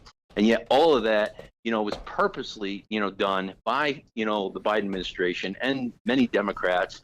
And what does it do? It makes massive amounts of money for these people. But that brings me back to the question: do you think that the investigations that are going to be starting in 2023 that claim to be looking for accountability, they're going to look into Hunter Biden, they're going to look into Joe Biden, maybe some other Democrats as well, whether in business or whether in the private sector or elected office? Do you think that's going to lead to energy independence? Do you think that's going to make inflation lower or the recession shorter? Do you think there's going to be any positive that's going to come out of that? Or is it all political? Well, this is the thing. It could be I think that, there is definitely a very, strong political position that the Republicans are taking while they're, going after him for this. But the bottom line is that, by doing this investigation and seeing the corruption and fraud within the Democrat, party will actually, point to, look, if they can convey the message that, Biden and the Democrats don't care a bit about, the gas and oil policy. They just want to basically put restrictions on this just so basically they can, line their line the pockets of, their friends and pals in China and in wherever, these companies are, wherever the companies are, they're not in the United States. Then the Americans should, look, the Republicans have to make that connection and say, look, you know what? The reason why you're paying these high prices is not because they want to save the environment. Basically, they want to line their own pocket. That connection needs to be made, and that connection can only be made if they do this investigation and they actually, prove that to the American people. That's what's happening to them. That we're getting screwed at the pump. We're getting screwed at, heating, our house, using our electricity, and we're getting screwed, with, the prices of shipping things due to the massive cost. If that is being completely proved because, Joe Biden and Hunter Biden are playing with foreign entities to try to, line their pockets, that is the way that the Republicans have to nail them on this. But do you think that can be done? I mean, when we consider, as an example, we had the Hunter Biden laptop, and the news media overwhelmingly all said, nope, not real, don't think about it, don't talk about it. And 2.5 years later, they said, oh, by the way, it was real. Let's go on, don't talk about it more, let's go on to the next thing. So do we believe that, let's say in 2023, there's an investigation, which means in 2024, we find out Hunter Biden, besides the 450 charges that are in front of the DOJ right now, besides the fact that there has been investigations into Hunter Biden, that Merrick Garland, the AG of the United States, has right now in front of him, 450 charges that could be made at any time in the last 6 months, that even though they have that, do you think that even if they go forward, that the public is going to be told about it and that it's going to actually have an impact? That's a good question, because the thing is you have to look at what's changed, look, we have the same, FBI, CIA, all the main, deep state entities that basically, created, the power of the Democrats to push these policies and allow this corruption, to run wild. And then the other problem, obviously we've had for the longest time is that the social media has tamped down, any sort of rhetoric against, like you said, the Hunter Biden laptop. When you look at what happened between Facebook, Twitter, and all that, it wasn't able to even make it on Twitter by the Post, during the last presidential election. But guess what? One of the things, honestly, is a really bright light is the fact that Elon Musk has taken over Twitter. Now, a lot of people, have questions in his ability to handle and what he's doing. Personally, when I look at the overall approach, I actually see it being extremely successful. And I think that his ability to clear house within the organization and get rid of all the partisans and just find people who really want to make the best product as possible, which I believe he's going to get. Yeah, I mean, he basically went with an iron fist and cleared out, pretty much almost gutted it, and now he's going to be able to rebuild it. So it will be a free speaking platform.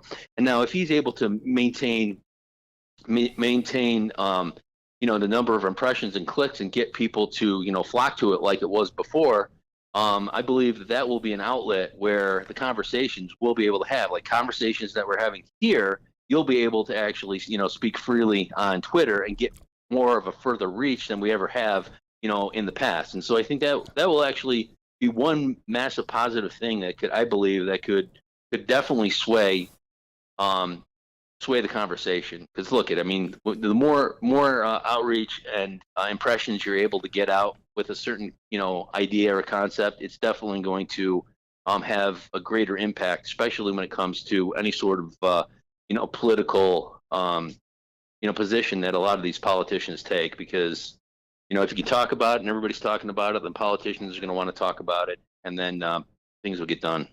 Well, my biggest fear is it isn't that the investigation is going to show us stuff. We already have evidence. We already know there is collusion because the evidence has already been presented to the American public. The evidence has already been investigated and reviewed and confirmed.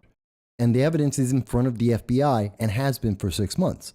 So my concern is not, will there be investigations and will we see that there's this collusion and that this collusion has been working against the American people, like when Joe Biden is selling our strategic oil reserve to China, even though we need it here to artificially to hold down the price of gasoline in America, even though we're in a problem right now. I'm not concerned that that's going to be shown. What I am concerned is that there will not be an accountability that's going to result from it. That's the thing is, though, I think that's one of the things is that you're going to have to see a conglomeration of people, both even from the far left, and the way that happens is things like where this keep going back to Michael Moore's Planet of the Humans, but one of the things that he points out in that documentary was, I mean, he blames it on capitalism, which that's just a load of crap, but it's the cronyism, the statism, which basically, has run the entire idea of green energy, and the corruption and the amount of money that's, flushed through that system has basically caused any sort of, even, to fulfill their own goals has completely failed because of, the corruption. And the thing is that if that corruption can be shown as the same way that, and pointed out in the same way that Michael Moore did, to his, to that sort of, aisle, it definitely will, it will create a division within the Democrats, which basically at that point, people are going to be like, look at, what, we've wasted all this money, we wasted all this time, we've basically been, the politicians have been, pretty much grifting, completely to us, and we're not getting what we want. And like I said, the way that happens is just like you're saying, is, will the messages get out? Will people hear about this? Will the conversation go? Because look at, even Michael Moore, when he put out the Planet of the Humans, at that one point, guess what? YouTube pulled it. They pulled it down, at one point for like misinformation, So Michael Moore couldn't even be heard. Now that's not going to happen now on Twitter. You won't. We think it won't happen now on Twitter, And that's in my book, that is a massive game changer. So, like I said, but a lot of this stuff really depends on the tactics, of the Democrat or of the Republicans. And I think too, they have to actually understand exactly, the perspective and the mind of these radical, leftists and what their ideology is. And you have to understand, not just their ideology, but you have to understand their ideology is that the religion is this, this woke, green energy and all, this. And the thing is that once, their Messiah is proven to be, a fraud and a grifter, it will come down on them, I don't see that. Hakeem Jeffries, Nancy Pelosi is down. He's gone. Hakeem Jeffries is worse than Nancy Pelosi. And Hakeem Jeffries, who's a practical progressive, just like Eric Adams, is about to get more power. And that means they're going to keep pushing this message. We're seeing Disney has lost billions of dollars. They're still doubling down.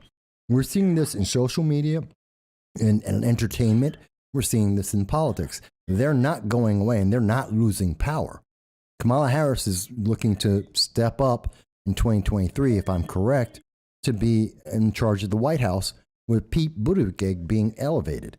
We're looking at what's happening with, we're seeing more instances like in California with the Whittier attack on police officers.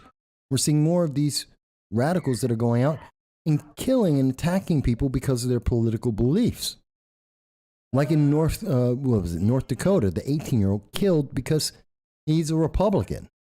We are seeing this division, and it is getting deeper, and it is getting harder, even though Twitter is like, oh, well, okay, we'll let Project Veritas back, as it's just been reported. We'll let Trump back. But then they're going to silence everyone else. And they're still not going to let the stories out. And they're still going to say, well, yeah, they're back, but they're domestic terrorists. You're a domestic terrorist because you don't obey. And I think that's the bigger problem. Do you see my point?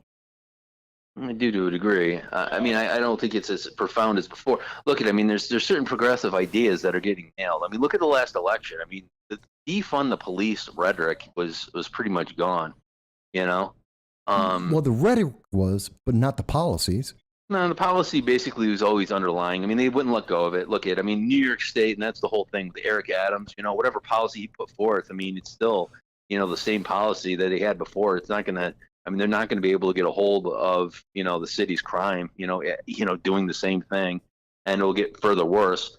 But look at, it's definitely, it's getting to a point where those policies are so bad that it is actually turning against them. But like I said before, you have to look at a broader picture too, politically, and then, of what's actually happening. Like I said before, I think that the huge thing with the last election too is like, you just have, everybody still had a job. These terrible economic policies, they're creating, stuff to go through the roof, and people are going to be feeling, job layoffs, and, basically once they lose their job, they won't be able to pay off, their debt. And, that's where they'll kind of be looking, elsewhere for, better ideas. But it just didn't happen this election. But on top of that, I think that, look at, will we be in a situation where in the future, the Democrats, will they continue? Will you be able to get the message out? Will the corruption, be able to be dealt with in the future? Look at, I think I'm, a little more, hopeful that, it can be done. Then let me ask you this. Did you know, and it was reported by Politico, I'm showing it on the screen right now, November 16th, the answer to the fact that the Republicans are going to be doing investigations, they're going to try and bring a lot of the things we're talking about to light.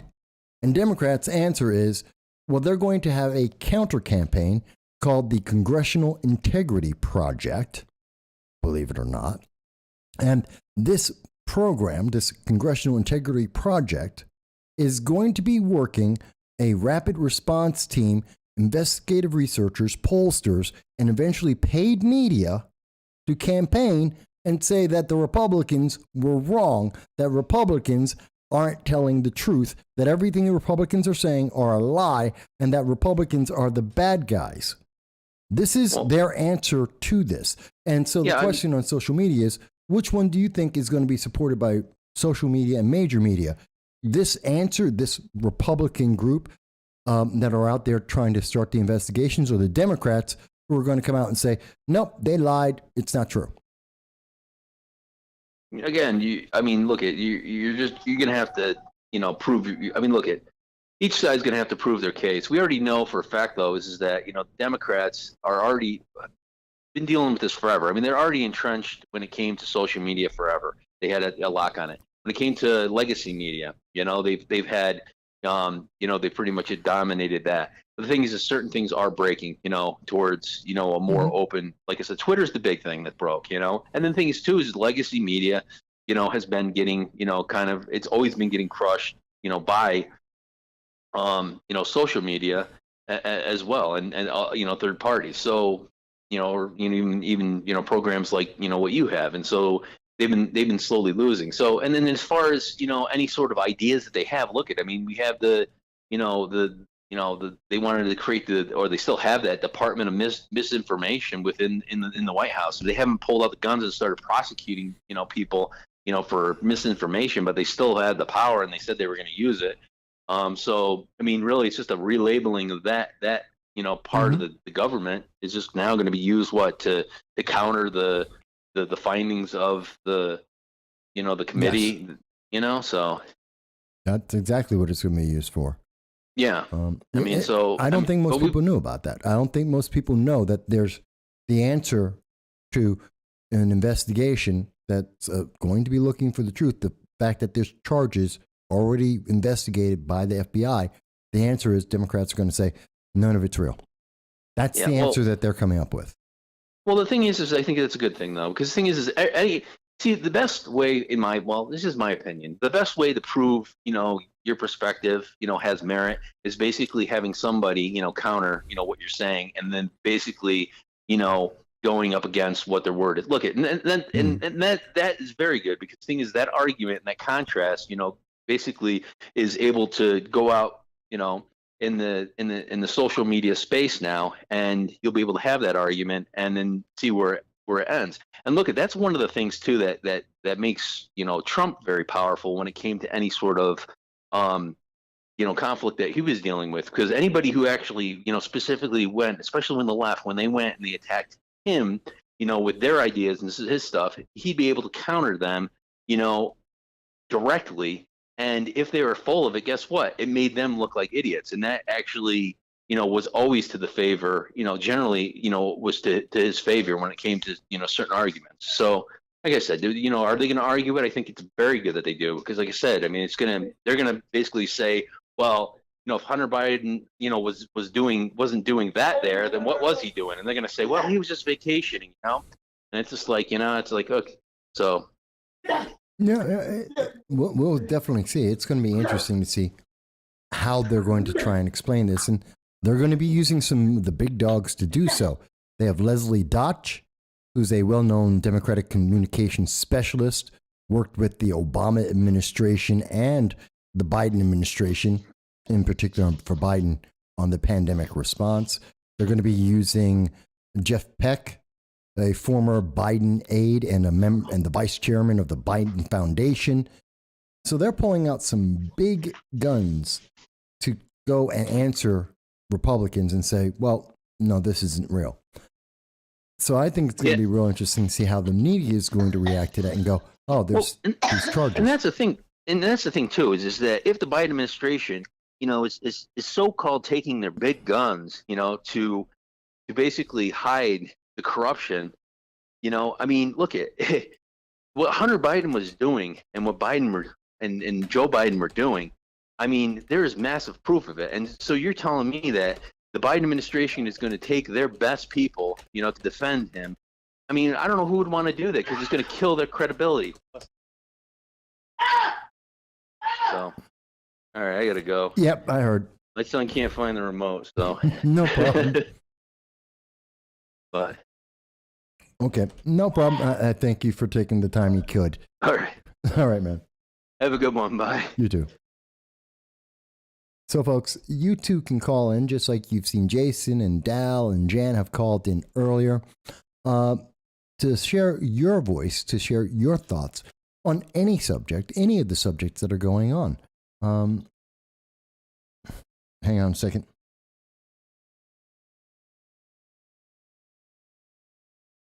And I'm just trying to make sure that people know what we are up against when we're looking at the accountability of 2023. When you change our military and you make it warm, soft, and fuzzy, the world gets crazy.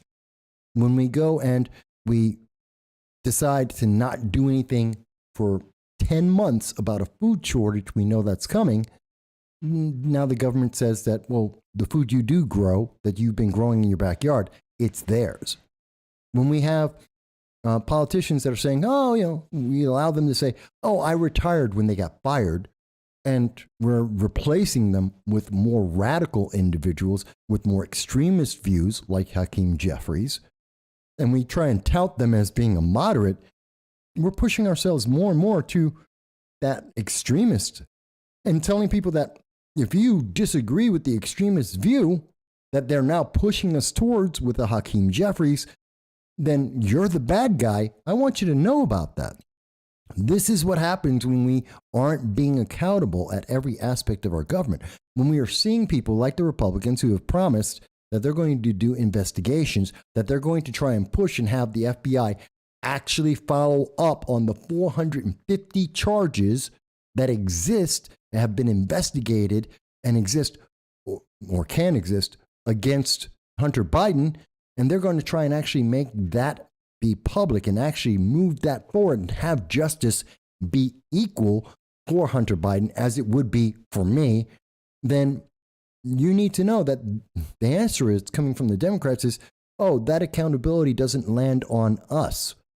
We're not responsible for that. Matter of fact, it's all a lie because that's what they are doing right now. This is the Disinformation Governance Board, and that's now what they're doing with this group, which is called the Congressional Integrity Project. Oh, yeah. They use these wonderful names to make you think that these are above reproach, except it's the same people doing the same things. Same people who committed the problems with Hillary Clinton, like Norman Sue, and Hillary Clinton in taking illegal funds, are the same people that were involved with FTX and its potential money laundering. They're the same people who came out and said you can't touch Hunter Biden, even though he broke the law and we have the documents to prove it. It's the same people who are coming out and saying that being a practical progressive like Eric Adams or Hakeem Jeffries is a good thing, and saying that you believe in America is a bad thing. We need to be aware of this, that these are the consequences we are dealing with when we don't go out and vote and when we're not paying attention. And I understand the election's over and everyone's like, oh, well, there's no more politics anymore. Yes, there is. There's a lot of stuff that is happening here, and they are trying to suppress us. And I understand. Yes, Twitter has brought back Trump. Yes, Twitter has brought back Jordan Peterson. Twitter brought back Project Veritas, and that's fantastic. I am happy about that. Those voices need to be heard. But at the same time, we are seeing an active suppression of other groups. I guarantee you, for the 30th time this year, when this program ends and I go and look at my Facebook account on the live stream that we just did, Facebook is going to tell me for the 30th time in a row that they have suppressed this channel and they did not distribute it around the world, that they're blocking it without any complaint from anyone in the world. They will say that there is a music clip in this program that has never existed, and that they're going to say, because of that music clip that they will not attribute a timestamp to, that's the reason why they are going to suppress this around the world and deny somewhere between 80 and 100 countries the ability to see this channel on Facebook. They've done it 29 times in a row, and they're going to do it again. I've shown you during the election how literally Facebook went in and with the flip of a switch on November 2nd, they stopped at 9 p.m. exactly. They shut off 90% of the access that this channel has to the general public because the algorithm let them do it because we didn't have enough subscribers, which is why I would absolutely say, please, if you've made it this far through the program, if you've listened to the program at any point, if you're coming back to this after the fact, like, share, and most definitely subscribe because you make the difference. Because we are facing an onslaught. We are facing an onslaught as we go into 2023. The public may be less interested in the politics. The politics has never stopped being interested in you. The politics is still hurting your life, whether it's the food shortage or the cost of energy, inflation, the cost of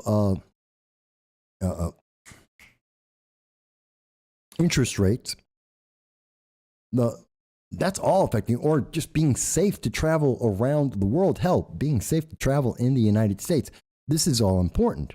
I mean, it's not safe anymore. We're literally seeing, we are coming to a point where this nation, it's not safe. Think about the 25 sheriff recruits, the 5 that got killed because of this person who intentionally drove down the road and drove into those 25 individuals whose only hope was to help the community. But this person, which they're keeping relatively silent, they're not talking about it. What do we know about Anderson Lee Aldrich? Also, the shooter in Colorado? Nothing. They don't want to tell us about this. What about trying to focus on Whittier, talking about what happened in Whittier, California? This guy who committed the crash, injured the 25 people, and was running, they didn't say a word. Look at that. Look at that scene. Nicholas Joseph Gutierrez, arrested on suspicion of attempted murder. Okay, 25 counts. And this is being made quiet. This story is going away. Why is that story being quiet? Because instead, the news media wants to talk about what happened in Colorado, about that shooting, where 5 people were dead, 18 people hurt, because they're all transgender and gay. That fits the conversation they want to have, not the one about, well, police officers were killed too.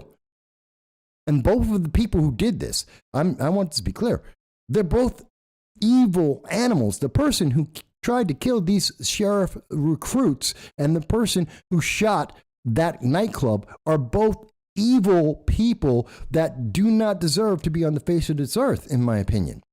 They deserve the death penalty. These are evil individuals, both of them. I see no difference whatsoever. They both attacked innocent human beings for no reason whatsoever. But in neither case, but you're going to hear the news media tell you that Anderson Lee Aldrich, who's allegedly the person responsible for the Club Q shooting, that this was because of the gun, and that's the problem. Not the shooter, the gun. Meanwhile, they're not going to tell you that this guy who ran people over, the problem wasn't the car, it's because of the individual, but he's a totally separate issue, and we don't need to talk about that. The underlying problem is exactly the same problem. Where there is a division, where we are seeing this is the result of the division that has been put out in front of us, demonizing people and saying, you can't talk about it. You can't talk about our government. You can't talk about our government being accountable. You can't say that Joe Biden may have done something that was in collusion with his son who is working with foreign countries. You can't say that.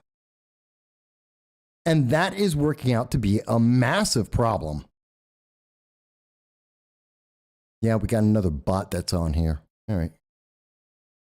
Sorry about that. There was another bot. They're pushing bots at us, folks, because they want you to be distracted. They don't want you to have this conversation. But I want you to know what's going on. I want you to see this. I want you to understand.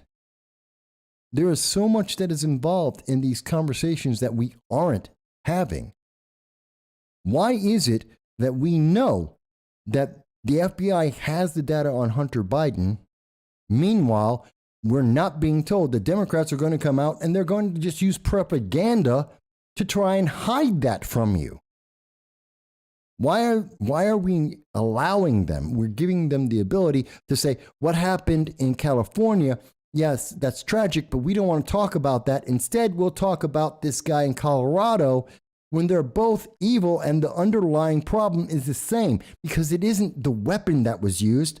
It was the mentality that was used. And that mentality is directly connected to the fact that we are saying that you can't question the government. There's a problem with these things inherently. Their hearts are breaking. Where's the hearts that are breaking about the people that got run over? We have to have this understanding. We need to talk honestly in this nation without being suppressed. We need to be able to have a conversation. That is our First Amendment right, to have these conversations, uncomfortable conversations, conversations that some people will find offensive.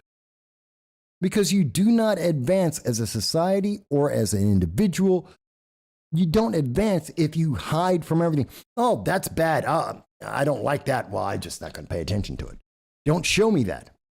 Oh, these mushrooms might be deadly for me to take. Don't show me that. Oh, no, I don't need to know that.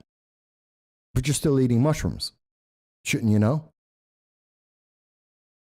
People are abusing people with FTX, the cryptocurrency. Oh, but don't tell me how they did that. And I don't want to see who's involved with that. Wait a minute. If the people who are involved in that, and there is money, if there is money laundering, and that was going to Democrats or any politician for that matter, then shouldn't we know so that they don't get to stay in office and someone else offer the money? Think about this. Every Democrat, for those who are on the left and saying, well, it's not important to know whether or not there was money laundering and you can't prove that, so we can't even investigate that. I want you to understand, if there is even one Democrat or any politician for that matter that was involved with FTX and was getting a kickback, was corrupt and getting money out of that entire process, whether it was going to Ukraine or anywhere else, and they were getting money as a kickback there, that politician should not be in office. We need to do that investigation. You should be happy. And if it happens to be a Democrat, you should be ecstatic that that Democrat has been removed so all other Democrats aren't being associated with them or working with them or possibly corrupted by them. Instead, we're being told, don't talk about it. How is that helping anyone in the world? It's opening up the doors for everyone in the world to say, well, let me try and bribe a bunch of Democrats. That's what Hunter Biden not being punished, not being investigated, not being charged. That's the same thing as saying, well, let's try and bribe the president. If they're not going to investigate it, then let's give it even more money. Let's see if it's okay. Let's see if we can get something out of this deal, which destroys our government. This is why we need to have this conversation. It's why we need to have that investigation. And that's why it's a problem that Democrats have already told us as of November 16th that they're going to have a propaganda team to tell you not to pay attention. Hell yes, you should pay attention.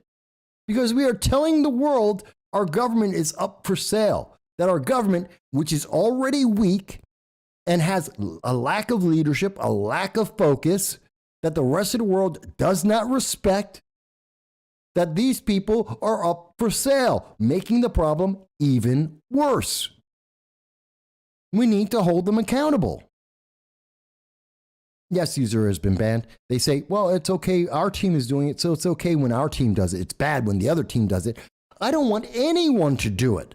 I want everyone, Republican, Democrat, Libertarian, Green Party, Democratic Socialists of America, especially the Ithaca chapter. If they're involved in any of these things, we need to get rid of these people. There is no exclusion because you're in the party that I like. Again, feelings don't matter. The facts do. If they're corrupt, we need to get rid of them. Doesn't matter what their political preference is. It doesn't matter what their skin color is. There is no exception. Because if there's an exception, then there is corruption and there is no law, and we are moving down the path towards authoritarianism. That is a fact. If the laws do not apply to everyone, then there is a preference, and if there is a preference, there is a bias. If there is a bias, there is a ruling control, not freedom.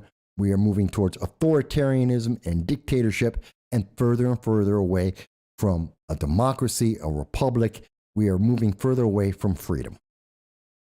That is a fact. These things work perfectly together. I have been showing you today a bunch of different ways of looking at this, but they're all connected.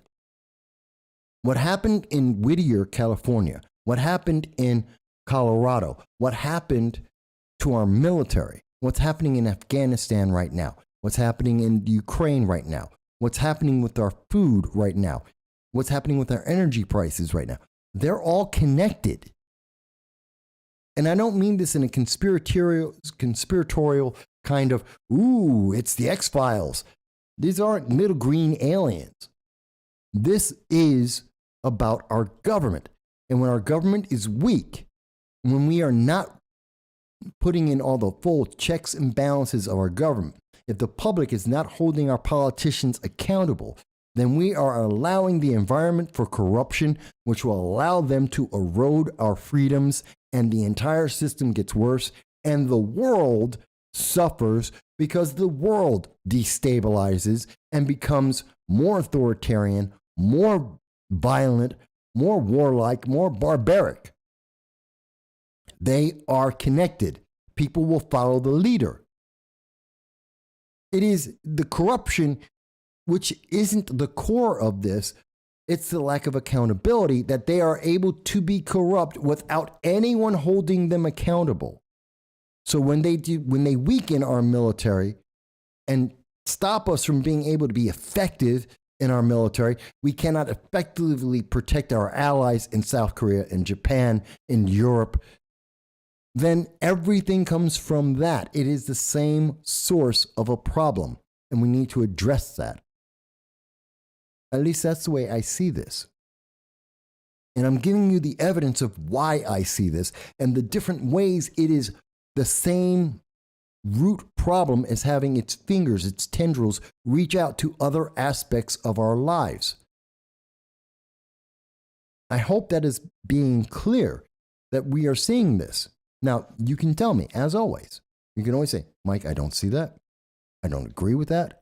I have a different conclusion. I'm happy to hear that. If you do not see the conclusions I'm coming to, what conclusion are you coming to? What is the thing that you do see happening? I've had some Republicans who have told me, Mike, but I don't agree with you. Fantastic. What do you see? Where am I wrong? I've seen libertarians who've asked me that. Mike, but I think there's a different path. Fantastic. Where does the path go in your example? What are you seeing that I am not seeing? And so many times I hear zero answer. See, and that's the problem. Because we have to say, okay, where are we going? It's not enough to say, I don't agree. Fantastic, you don't agree. What do you see? Explain to me what you have on your mind. You think I'm wrong. Fantastic. Why? What's different? What am I not understanding? Well, Republicans are bad people too. Some of them, maybe. And how does that change what I just said? How does that change the examples I presented to you? How does that change the path we are on? Oh, it doesn't. So it doesn't matter. Because I'm not talking about, yes, I'm talking specifically about Democrats and progressives because they're the ones in charge. But at the same time, it doesn't change the underlying problem. Part of that problem is we need to communicate. We need to be able to have these conversations with each other, which is why I do this for God knows how many years now, every Sunday at 2:30 p.m. Eastern Standard Time. It's why I have hours that I dedicate throughout the week, tens of hours that I spend just for this program to be able to speak with you. It's why even though I get abused by Facebook and YouTube and the social media gods, I still do this every week. It's why I get threatened by bots on a regular basis. Marcus, it is good to see you. We were talking about you earlier, Marcus. By the way, folks, Marcus C. Williams has joined us, a former candidate for the New York Assembly, 137th District out of Rochester. He was one of the individuals, if you may recall, I was talking about this earlier, that just like the young black woman who was talking about Wakanda Forever, and social media, the progressive movement decided to shut her down because they didn't like her opinion about a movie. That she wasn't, they tried to block her from being able to express her opinion, her views and feelings about a movie because it didn't match the message. And much in the same way, Marcus and I ran into that when we were talking about crime in Rochester and trying to tell the people, the public, about a potential answer. Because we are hearing them say, you cannot tell people an alternative. They cannot think. At the end of the day, the biggest thing that we are facing, whether it's in 2022, 23, 24, regardless of who is running for what elected office, the biggest problem that we are facing, I think, overall, they're telling you to obey and not to think. They're telling you that what to feel and when to feel it, rather than to make up your own mind and deal with the situations yourself. And every time that you are coming up with a solution, like, oh, you recognize that there is a food shortage, and we know there's a global food shortage. We told you about that. And you went out and you made a decision to go and have your own little garden in the backyard. And their answer is, great, now we're going to take it. See, that's a problem. That's a problem. And we cannot allow that to happen. We should have more of these conversations. More people should know, as we showed you earlier in this program, that the USDA has decided that your backyard garden qualifies as a farm, qualifies as being under their control, and that they can take your food. Why are we not having this conversation on a national level? Why was that not put up for a vote? Because someone wants that power, and they assume that if you don't complain, they can get away with it. Well, I'm going to complain. This channel is complaining. We told you about, we're not going to just leave it at, we told you to prepare for the food shortage. And now that some of you did, the government is now going to punish you by taking your food away. I'm sorry. No, I do not stand by that. I'm not going to just be silent about that. The government cannot take something from you just because you did what the government wasn't willing to do. Take a step to prepare, to help your families be ready.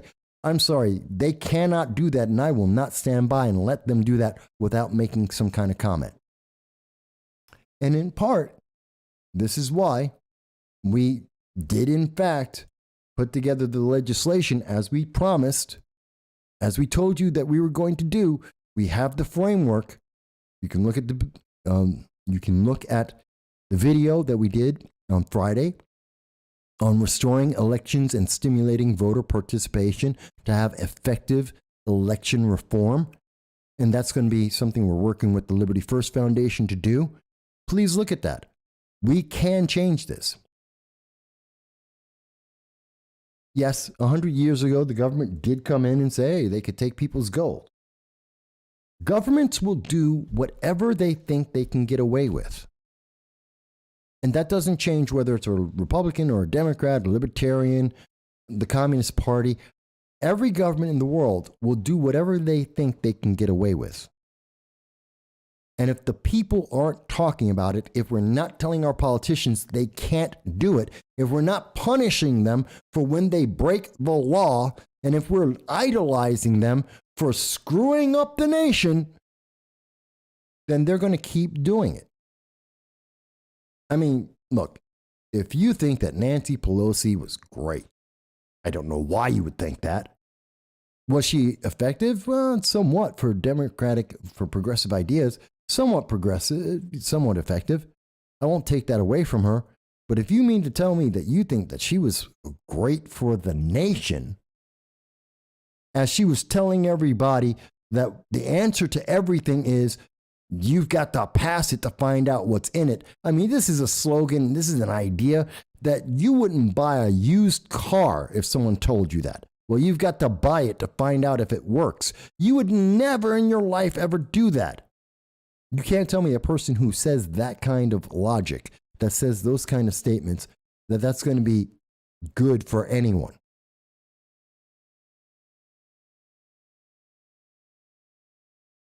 Yeah, ice cream in a Tesla. I have no respect for her policies and her ideology. She's been detrimental to America. She's hurt more Americans than she has helped because she doesn't think these things through, and she insists no one else think about it either. Your only answer is to obey and to vote Democrat, especially if you happen to be a minority or a woman. And Democrats are counting on that. That the only answer you're going to go with is, well, I'm a woman, I'm black, or I'm Hispanic, and you've got to do what they said. You don't have a choice. And if you think that's wrong, if you disagree with me and say, Mike, that's not what they're saying, look at the woman with the Black Panther. Look at the woman who complained about Wakanda Forever. Then tell me that black women can say whatever they want. That black women can share their points of view about their lives, their bodies, everything else. Tell me that. You want to tell me that they're here to protect women's rights? Great. Do you remember when they told every woman in America, you must be vaccinated whether you want to or not, whether you're pregnant or not? Do you remember that? They told you that. They didn't change. That's government controlling you. That's obey. It's not about your rights. It's about obey. And they don't want, and you don't dare question them because you're supposed to obey, period. That's it. The military is going to be warm and fuzzy. Why? Because we say so. But then it's not effective. Then it's not a military, and no one respects us. And they think they can get away with anything because we don't have a military. We have a bunch of dysfunctional teenagers running around with big weapons. Oh, well, don't even talk about that. That's not worth talking about. Yeah, it's worth talking about. It's important. We're supposed to be the police helping everyone else. Guess what? It's really important. Oh, no, don't talk about that. You're just the evil bad guy. What? I mean, and again, if there's anyone in the world who disagrees with me, I'm more than happy to have this conversation with you.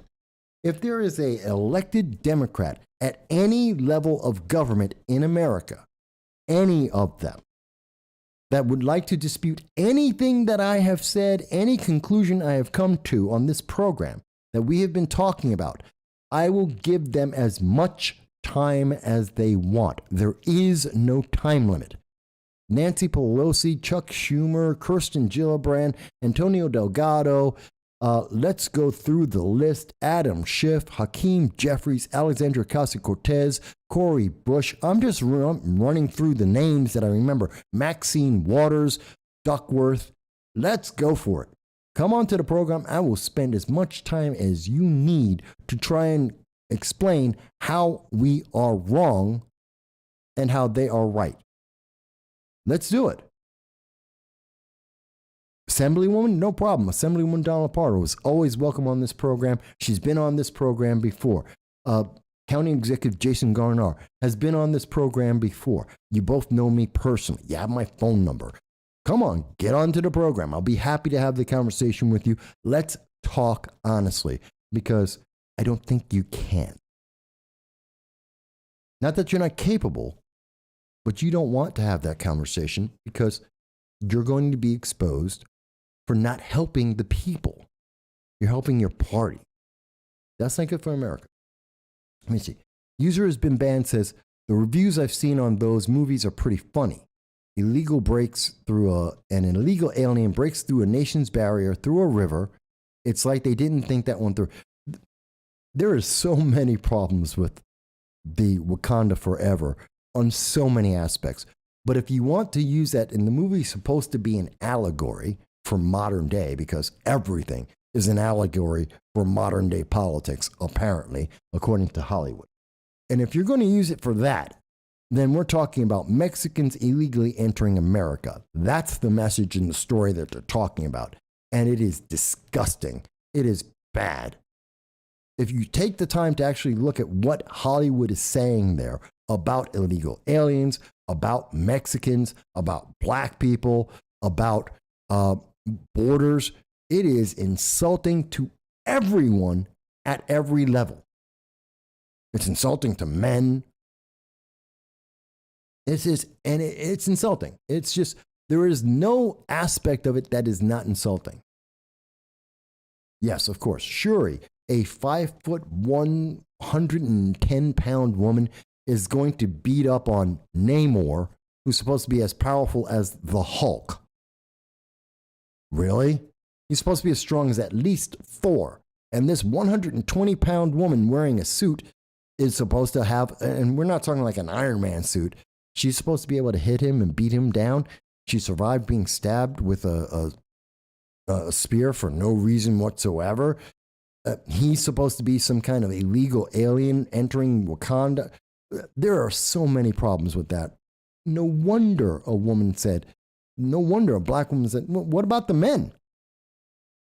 Well, men, they're useless. They're not in that movie. That movie doesn't believe in men. Why not? Why not? Aren't they black too? No, seems not. It's insulting.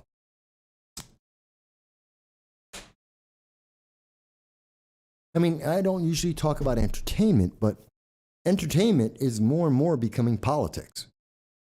More and more, we're seeing that the entertainment isn't about entertaining anyone, it's about teaching them the propaganda that is in favor.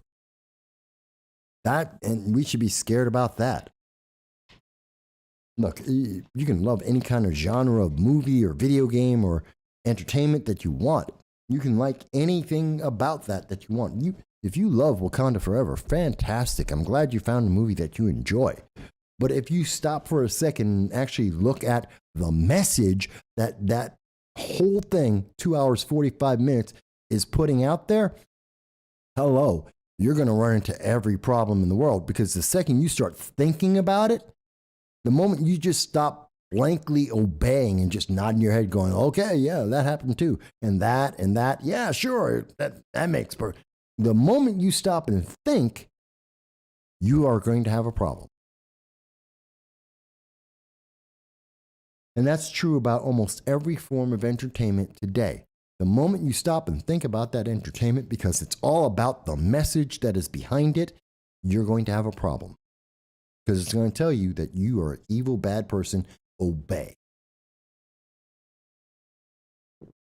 Which is why I hate most modern entertainment. Which is why I don't pay for streaming services. I don't pay for TV or cable. I won't watch any of that. It's all propaganda. And I will not give my money to Disney to tell me that I'm an evil person because I'm a man. Sorry. You may not like me being a man, but I am. And it's not because there's 32 genders. It's because there's 2. And I don't have to choose to be a man. I am by birth. Now, I could choose to be gay. I could choose to do a lot of things. I could call myself a toaster. You have that right as an adult. Doesn't mean anyone else has to respect it or agree with it. My preference doesn't mean your obligation. And the media seems to forget that. You have to watch the Disney movies, otherwise you're racist. No, I don't. No, I don't. That's stupid to even assume that. Sorry, I'm talking about entertainment now. But I mean, I see the same problem with entertainment as I do with what's going on in our politics. Because all of it's about obey. Do you obey Disney? Did you give them your money? Did you go see Black Panther? You have to see Black Panther. You are a racist to see Black Panther. If you're white and you see Black Panther on opening weekend, you are a racist. If you don't go see Black Panther, especially if you're white, you're a racist. What? Does that make sense to anybody? It's the same convoluted idea that says, oh, you're joining the military? Fantastic. Don't worry about making the standards of the military. The military will adjust to you and whatever standard you have. You're 18. You don't have standards. Doesn't make any sense.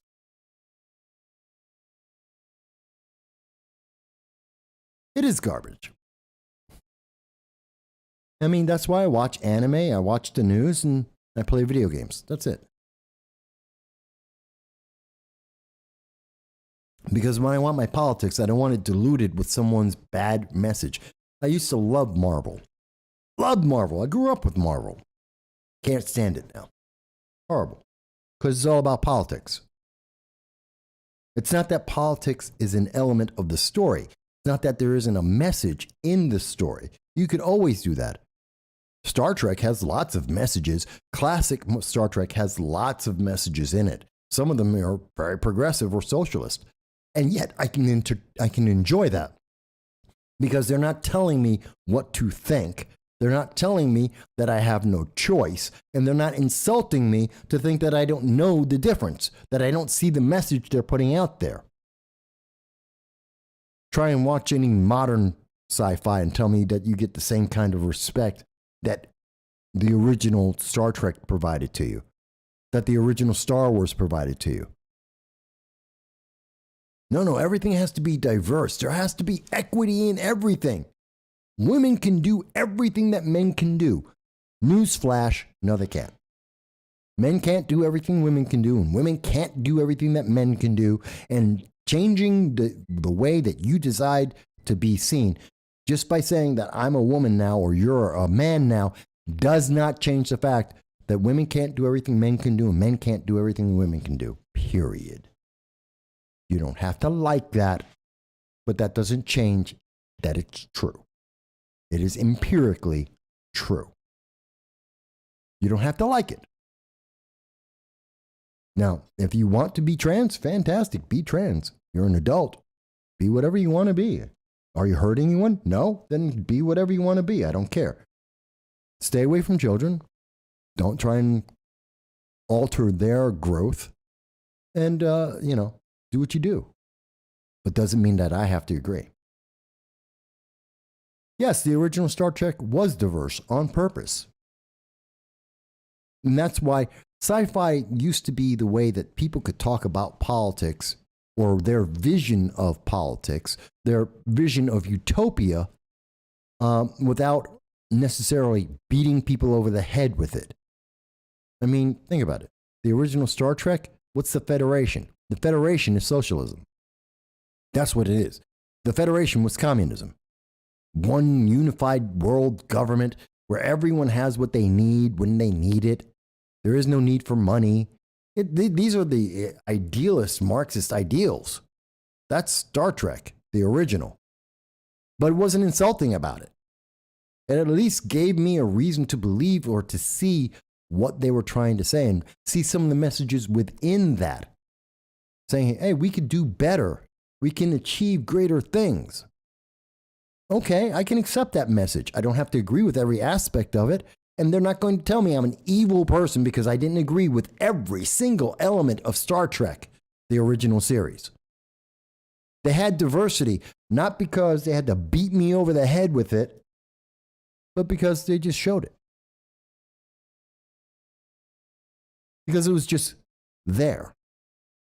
And they didn't want anyone to pat them on their back and laud them and say, oh my God, look at the diversity. Let's fireworks. Oh, it's diversity. So it must be good. No, it's good because it's good. The diversity was just a byproduct. Why can't we do that in our regular lives? Why can't our government do that? Hire the best person. Is that such a strange, unusual, or difficult thing? Hire the best person. And if that person happens to be a woman or a man, gay or straight, a minority or not, let's celebrate them for being the best person. Because you've done no one any benefits by having someone who isn't the best person in that job screwing it up. All you're doing is creating more stereotypes or reinforcing old stereotypes, and now no one has any respect for them. I have very little respect for Ketanji Brown Jackson, not because she's a judge. She deserved that. She earned it. Okay, should she be a Supreme Court justice? No. Was she the most qualified person? Never. She got the job because she's a progressive, she's black, and a woman all at the same time. Oh, and most importantly, she had the right age requirement. So that's ageism, sexism. There's a bunch of isms in that. Racism. That's why she got the job. Well, then she doesn't deserve it. Why are we bothering to laud her for someone who did not qualify? She was a diversity hire, an equity hire. She's not the best person, which means she's not going to represent America in the best way possible. She's going to fail. She's a screw up. Why would I want that? I mean, if we're being honest, let's have that kind of honest discussion. I don't mind it. And if you tell me, Mike, you just don't understand, fantastic. Tell me how I'm wrong. I've looked at her record. I've looked at her history, what she said publicly. I can defend my position. Can you defend yours? If you can't, then why should I change my mind? See, maybe we need more of that in America. Why is it that when someone says, I don't agree, fantastic, you don't have to. You don't agree, fantastic. Why? Tell me why I'm wrong. If I have evidence and I have reasoning and I can show you my logic through the evidence and say, okay, here's the data, here's the evidence, this is why I get to this conclusion. And you say, well, I don't agree with that. Fantastic. Why? And your answer is, I feel you're wrong. Why do I care what you feel? I have my own feeling. Other people have their feelings. Who cares what you feel? Your feeling means nothing. I said I have logic, I have evidence. This is the conclusion. Show me your work. Why are we allowing politicians to not show us their work? Hakeem Jeffries and Eric Adams in New York, the practical progressives, they're trying to tell us, you have to accept my decision. And I'm saying, why? Why should I accept your point of view, your position, your ideology instead of my own? Especially when I can point to all evidence that all the ideas you have, the social experiments that you are conducting in America is harming not just America, but the world as a consequence. That we have real world consequences we can see that are hurting people. Why in the hell should I ever support you? Because of the color of my skin? Who cares? I don't care what the color of your skin is. I care about the consequences. My gender. Who cares? My sexual preference. I don't care who you're sleeping with. That's got nothing to do with me.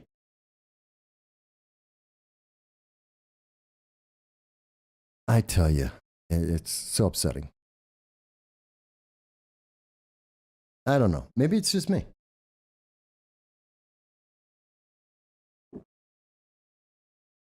Maybe it's just me. But I don't think so. And I don't think I'm alone. I think there's easily 10,000 people in the world that agree with me, that are on YouTube, and YouTube won't let them see us. That's why we need your subscription. I think there are well over 10,000 people in America, in New York State, anywhere that will say, Mike, I can see value in what you're saying. We're not alone. Yes, the content of character is all that should matter. Gee, who said that?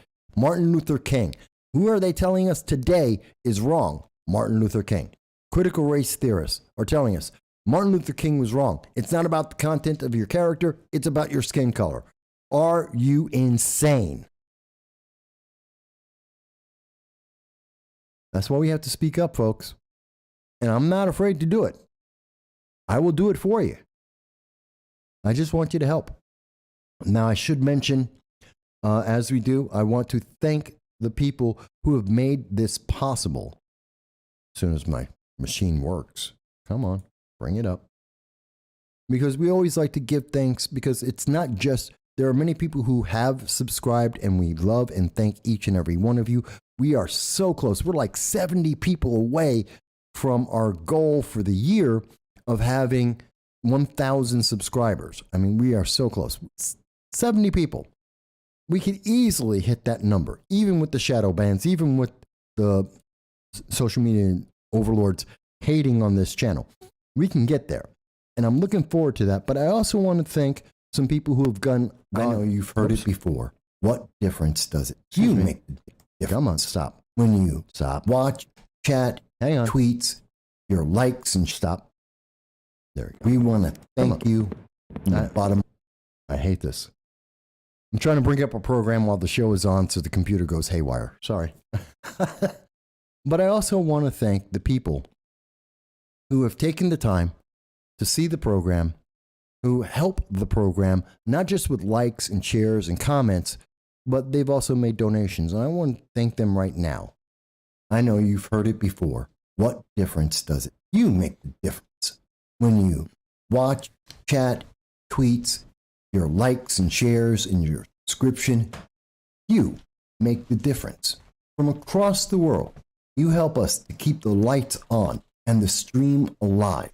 You are making the difference to fight the woke and the crazy legislation that we see before. We at No Soundbites Allowed, and I want to thank you for everything that you do in helping us reach our goal, and your likes, your tweets, your comments, and your subscriptions to the channel. We want to thank you from the bottom of our heart. And this is a special thank you to those who have donated to the channel and helped us in all of our efforts. We will strive to make this channel the best that we possibly can, because you deserve no less. Thank you.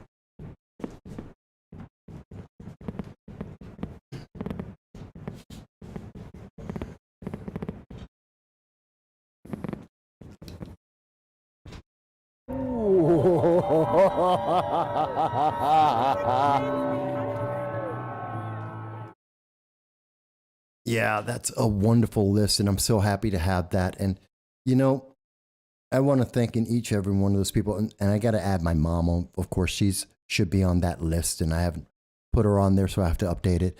And the list is growing. And if you want to donate, please do. If you want to help us keep the lights on and keep this show going, there's a lot of work that goes into this. We always appreciate that. You know what? You can donate 50 cents. You can donate $1. There's a link right below me on the channel. You can see that on the PayPal. And I use PayPal because it's the cheapest thing to use at the moment. But you can use PayPal, donate 50 cents, $1, $5, whatever you want. Some people have donated $100. We appreciate that so much. It does help with all the bills because it's expensive to do this. And I would say to all of those progressives out there who have the white guilt, donate half your paycheck. There are those people who believe in what black supremacy. Donate half your paycheck.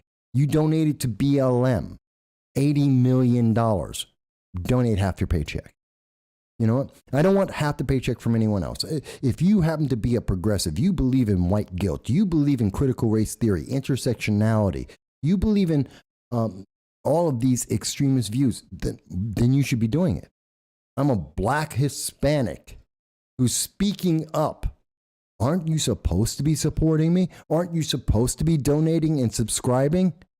Because it doesn't matter what you think. It's the fact that I'm black. Remember, it's all about skin color. It's all about ethnicity. You're supposed to support me whether you want to or not. Just like you went out to Black Panther, you're supposed to be supporting this channel whether you agree or not.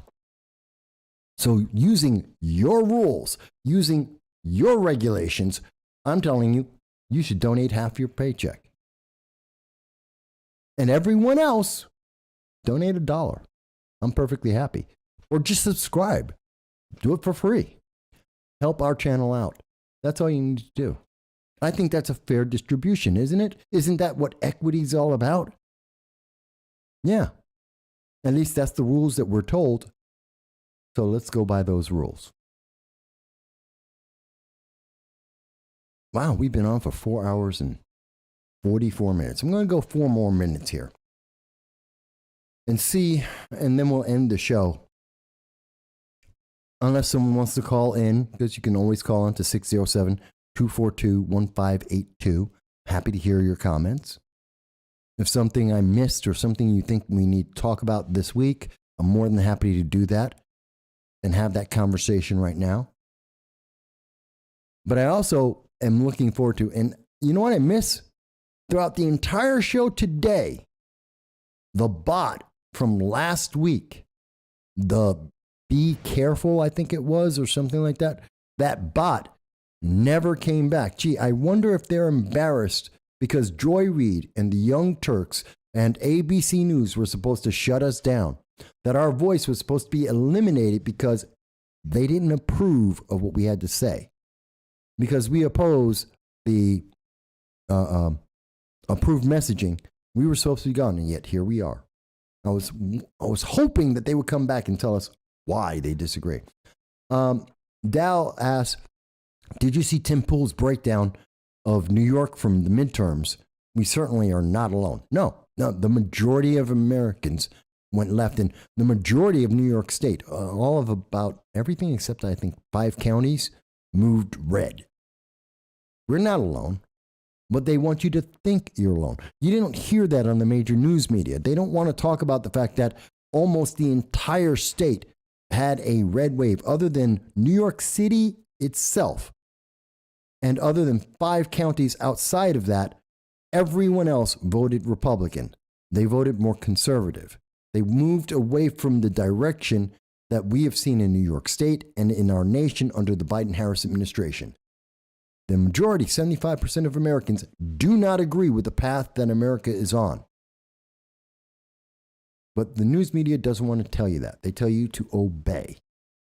Yeah, so I am familiar with what Tim Pool did a breakdown. I've been watching the numbers myself. I'm not surprised. Yeah, the east end of Long Island went red.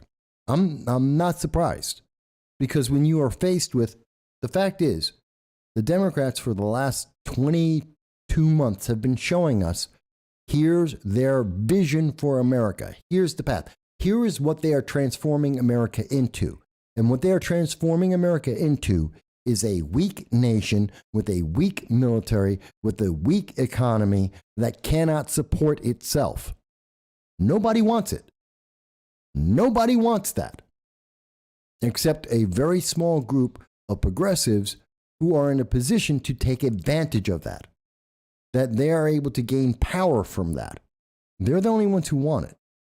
And as we see that every single policy that they have put forth has failed, every single policy. Please, if you are progressive, you think that these are great policies, point to one policy anywhere in the nation that has worked.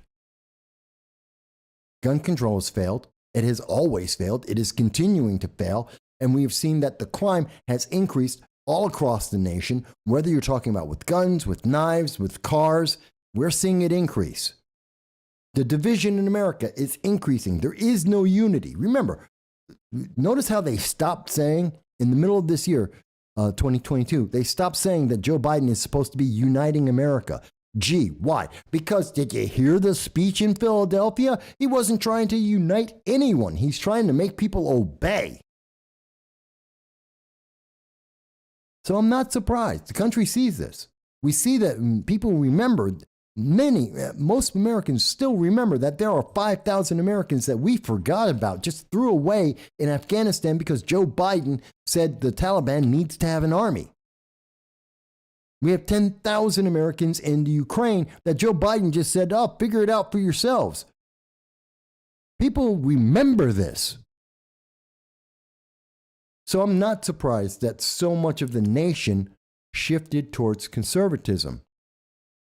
And that shift towards conservatism doesn't take a whole lot, because the left is running at full speed towards the left, towards an authoritarian, totalitarian, communist doctrine.